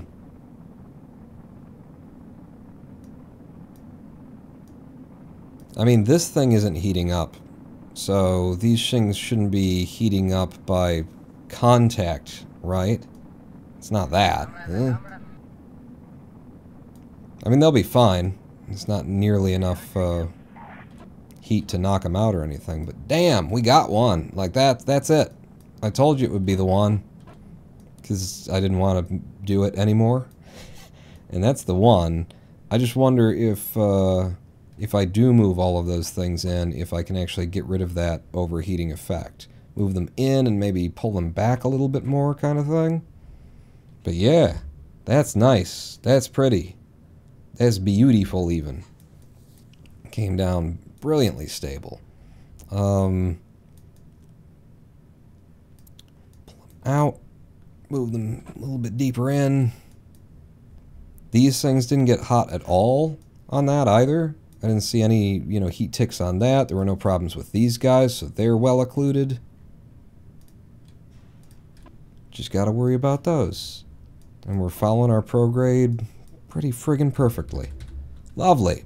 0.78, friends. That's our number. We got it. It is nailed. For I have nailed it, for I am the run bull. Yeah, you over here. Still not going to be able to like turn this thing into a paraglider, which would be cool.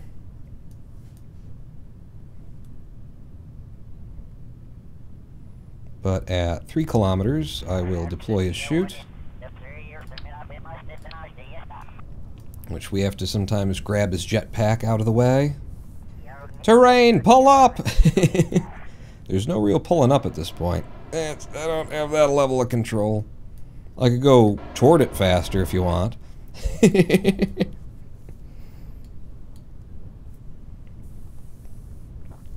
Still don't expect to have any flight ability when this happens.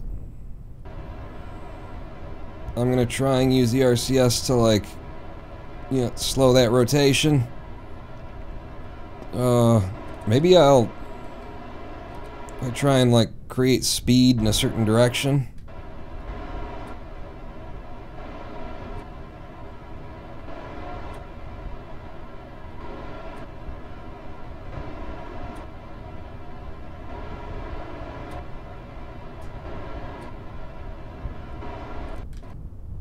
And then if I bring the... Oh, we're gonna crash and die is what we're gonna do. If I were to bring the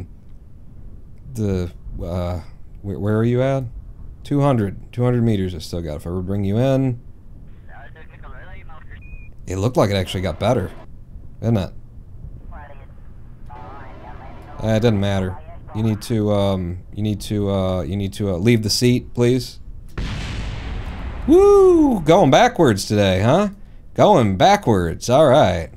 It's just oh, that's not how parachutes work, friend. All right. Excellent work, Ronbert. We have the best version of that craft that costs very little. It's intensely small weight. Packs up pretty damn nicely for being taken up to orbit.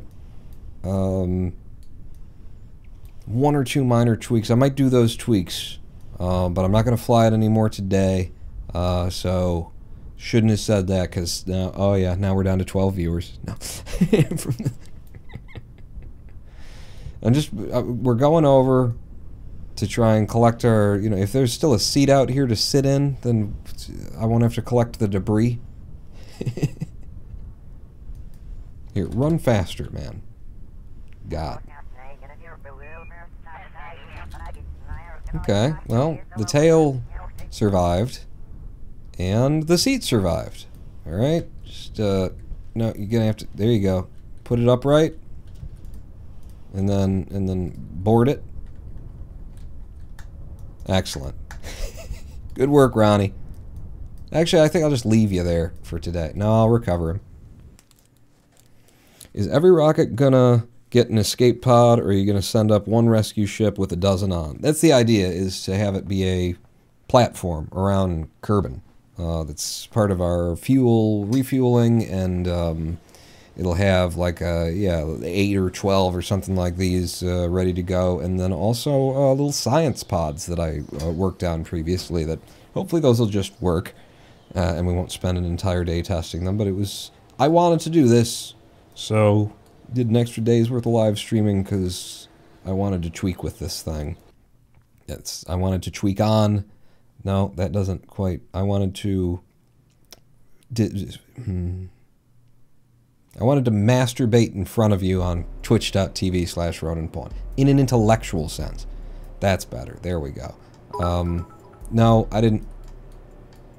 Remember that craft? That's a good one too. But no. You. Here, get the thing, and let's just put those tweaks on that we don't know if they're going to work or not, but we know that they need to be done. We'll give them. The capping to the end of the stream is 3 perfect landings of the ships orbiting Kerbal.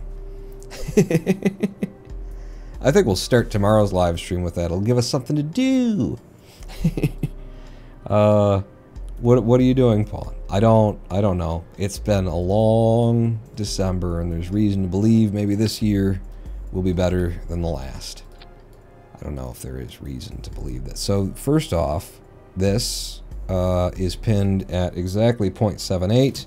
It did better at 0.78. It did better at 0.78 than at anything else when we deployed it full. And then these, they need to something. They need something. They need to be in more. Without snapping, 4 of you, and not that fucking radial. Like if I've got you there, and then I hit you with the absolute snap, you snap right to there. That's not what I want. Hold shift, go in 1, go down 1. Yeah, that's not really it either. Okay.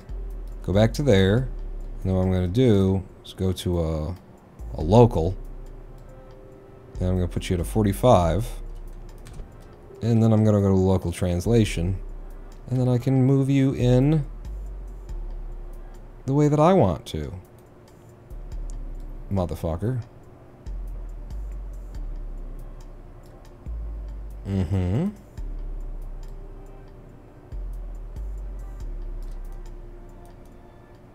So, yeah, there's not too much adjustment that we can really, or that we want to do on those, but that should be better than nothing. And then for our rotatey boys, they need to come in a bit, but maybe they should just be on these then. Snapping, non-mirror. There. And then you should be a little bit... Yeah, you're in line with everything else. There. Mm-hmm. Mm-hmm.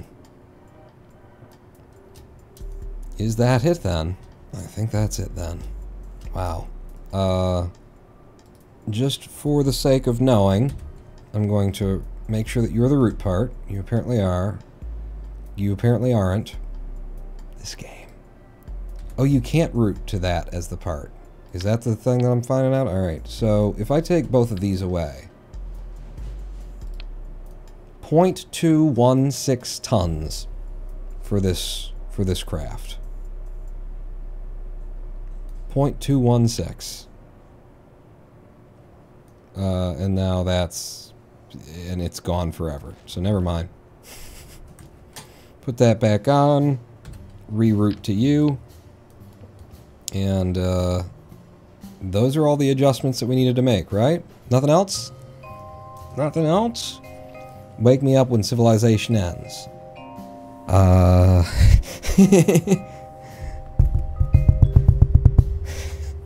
Been fun, except for the happy ending. Yeah, that's it. So, take this. Back into... kind of feels that way. There, and then overwrite it. Because it's the same craft, just that final little tweak that we put on there, and maybe the next time we bring it down, these things won't start to overheat. Other than that, this flew better than any of them. I wish that it wasn't... I wish that it was 0.222 tons. That was my favorite number in terms of mass that we had while building this today. And if I were really committed to it, it can be again. Right? You just take the battery off. But that means having to deploy it before we release from whatever our docking system is, which is how it will be designed in the end version.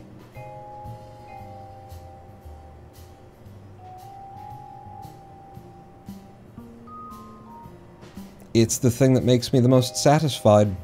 Yeah. Yes, now it's down to 0.222 tons, and if I... and then I changed the route to you, and then I took this off again. 0.211. I love both of those numbers. Those are great numbers. When have you seen numbers like those before? They're awesome. They're some of our best. You're going to be the route again. Back over to this guy.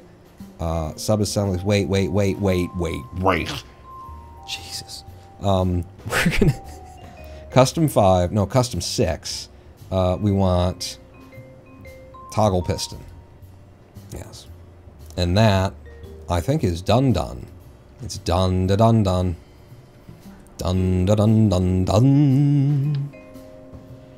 The story you are about to hear is true.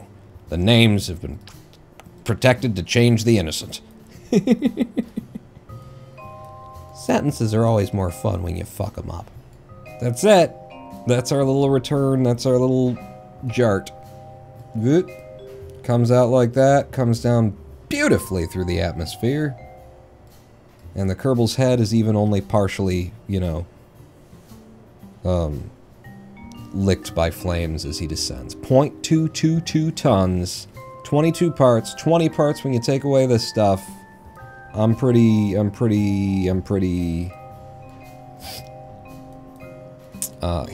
also handsome. Pretty and handsome. That's it. We're done. Why JART? Because of lawn JARTS.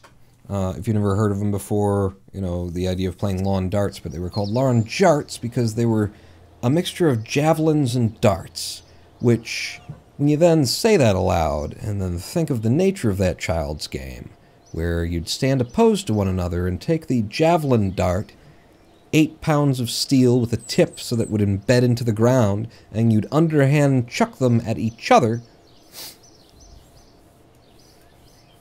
you realize it was just a brilliant game, and what the hell is wrong with this world that they keep trying to, like, make everything super safe for kids? Like, you know, a couple of head wounds, losing an eye or a tongue, or, you know, it's just what needs to happen sometime. Ladies and gentlemen, boys and girls, that does bring us to the end of the live stream. Thank you for joining me here on an impromptu Wednesday when we're not supposed to stream.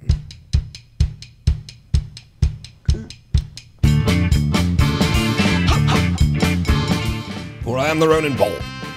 Good long stream, good girth. Yeah, 5.5 hours. I'm gonna have to delete some more from the hard drive to store this kind of stuff.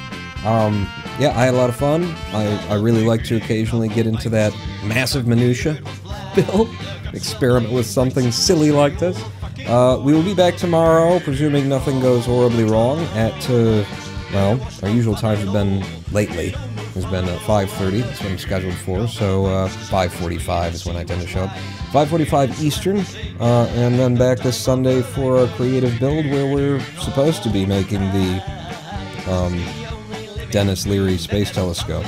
I could remember James Bean, the Jimmy Dean Space Telescope, the Joshua Jeremy Piggins, whatever it is. Shall we see if anybody else is doing some Kerbal, just so we can send some love their way with a raid here at the end? I mean, it's so late at this point, maybe King Akira is just waking up in Japan. We'll see. Show me who the Kerbal people are. This is always like just a nasty process for me, trying to find somebody at the end of a live stream to raid, and if there's no friends of the company here, friends of the family, I'm not sending you anywhere. You can figure out who to watch yourself, can't you? Hayseed 01 seems to have something interesting. I like that ship. 4 nuclear engines on it. Alright then, Hayseed 01. I don't know who this is. So, you know, if they start saying horrible things, you know, you should be accustomed to that if you've been hanging out here for 5.5 hours. Thanks everybody for coming out. I hope to see you tomorrow. Have a lovely night. I'm gonna go eat something. In 8 years, 6,100 people playing these were rushed to the emergency room, and most were kids. Pawn out.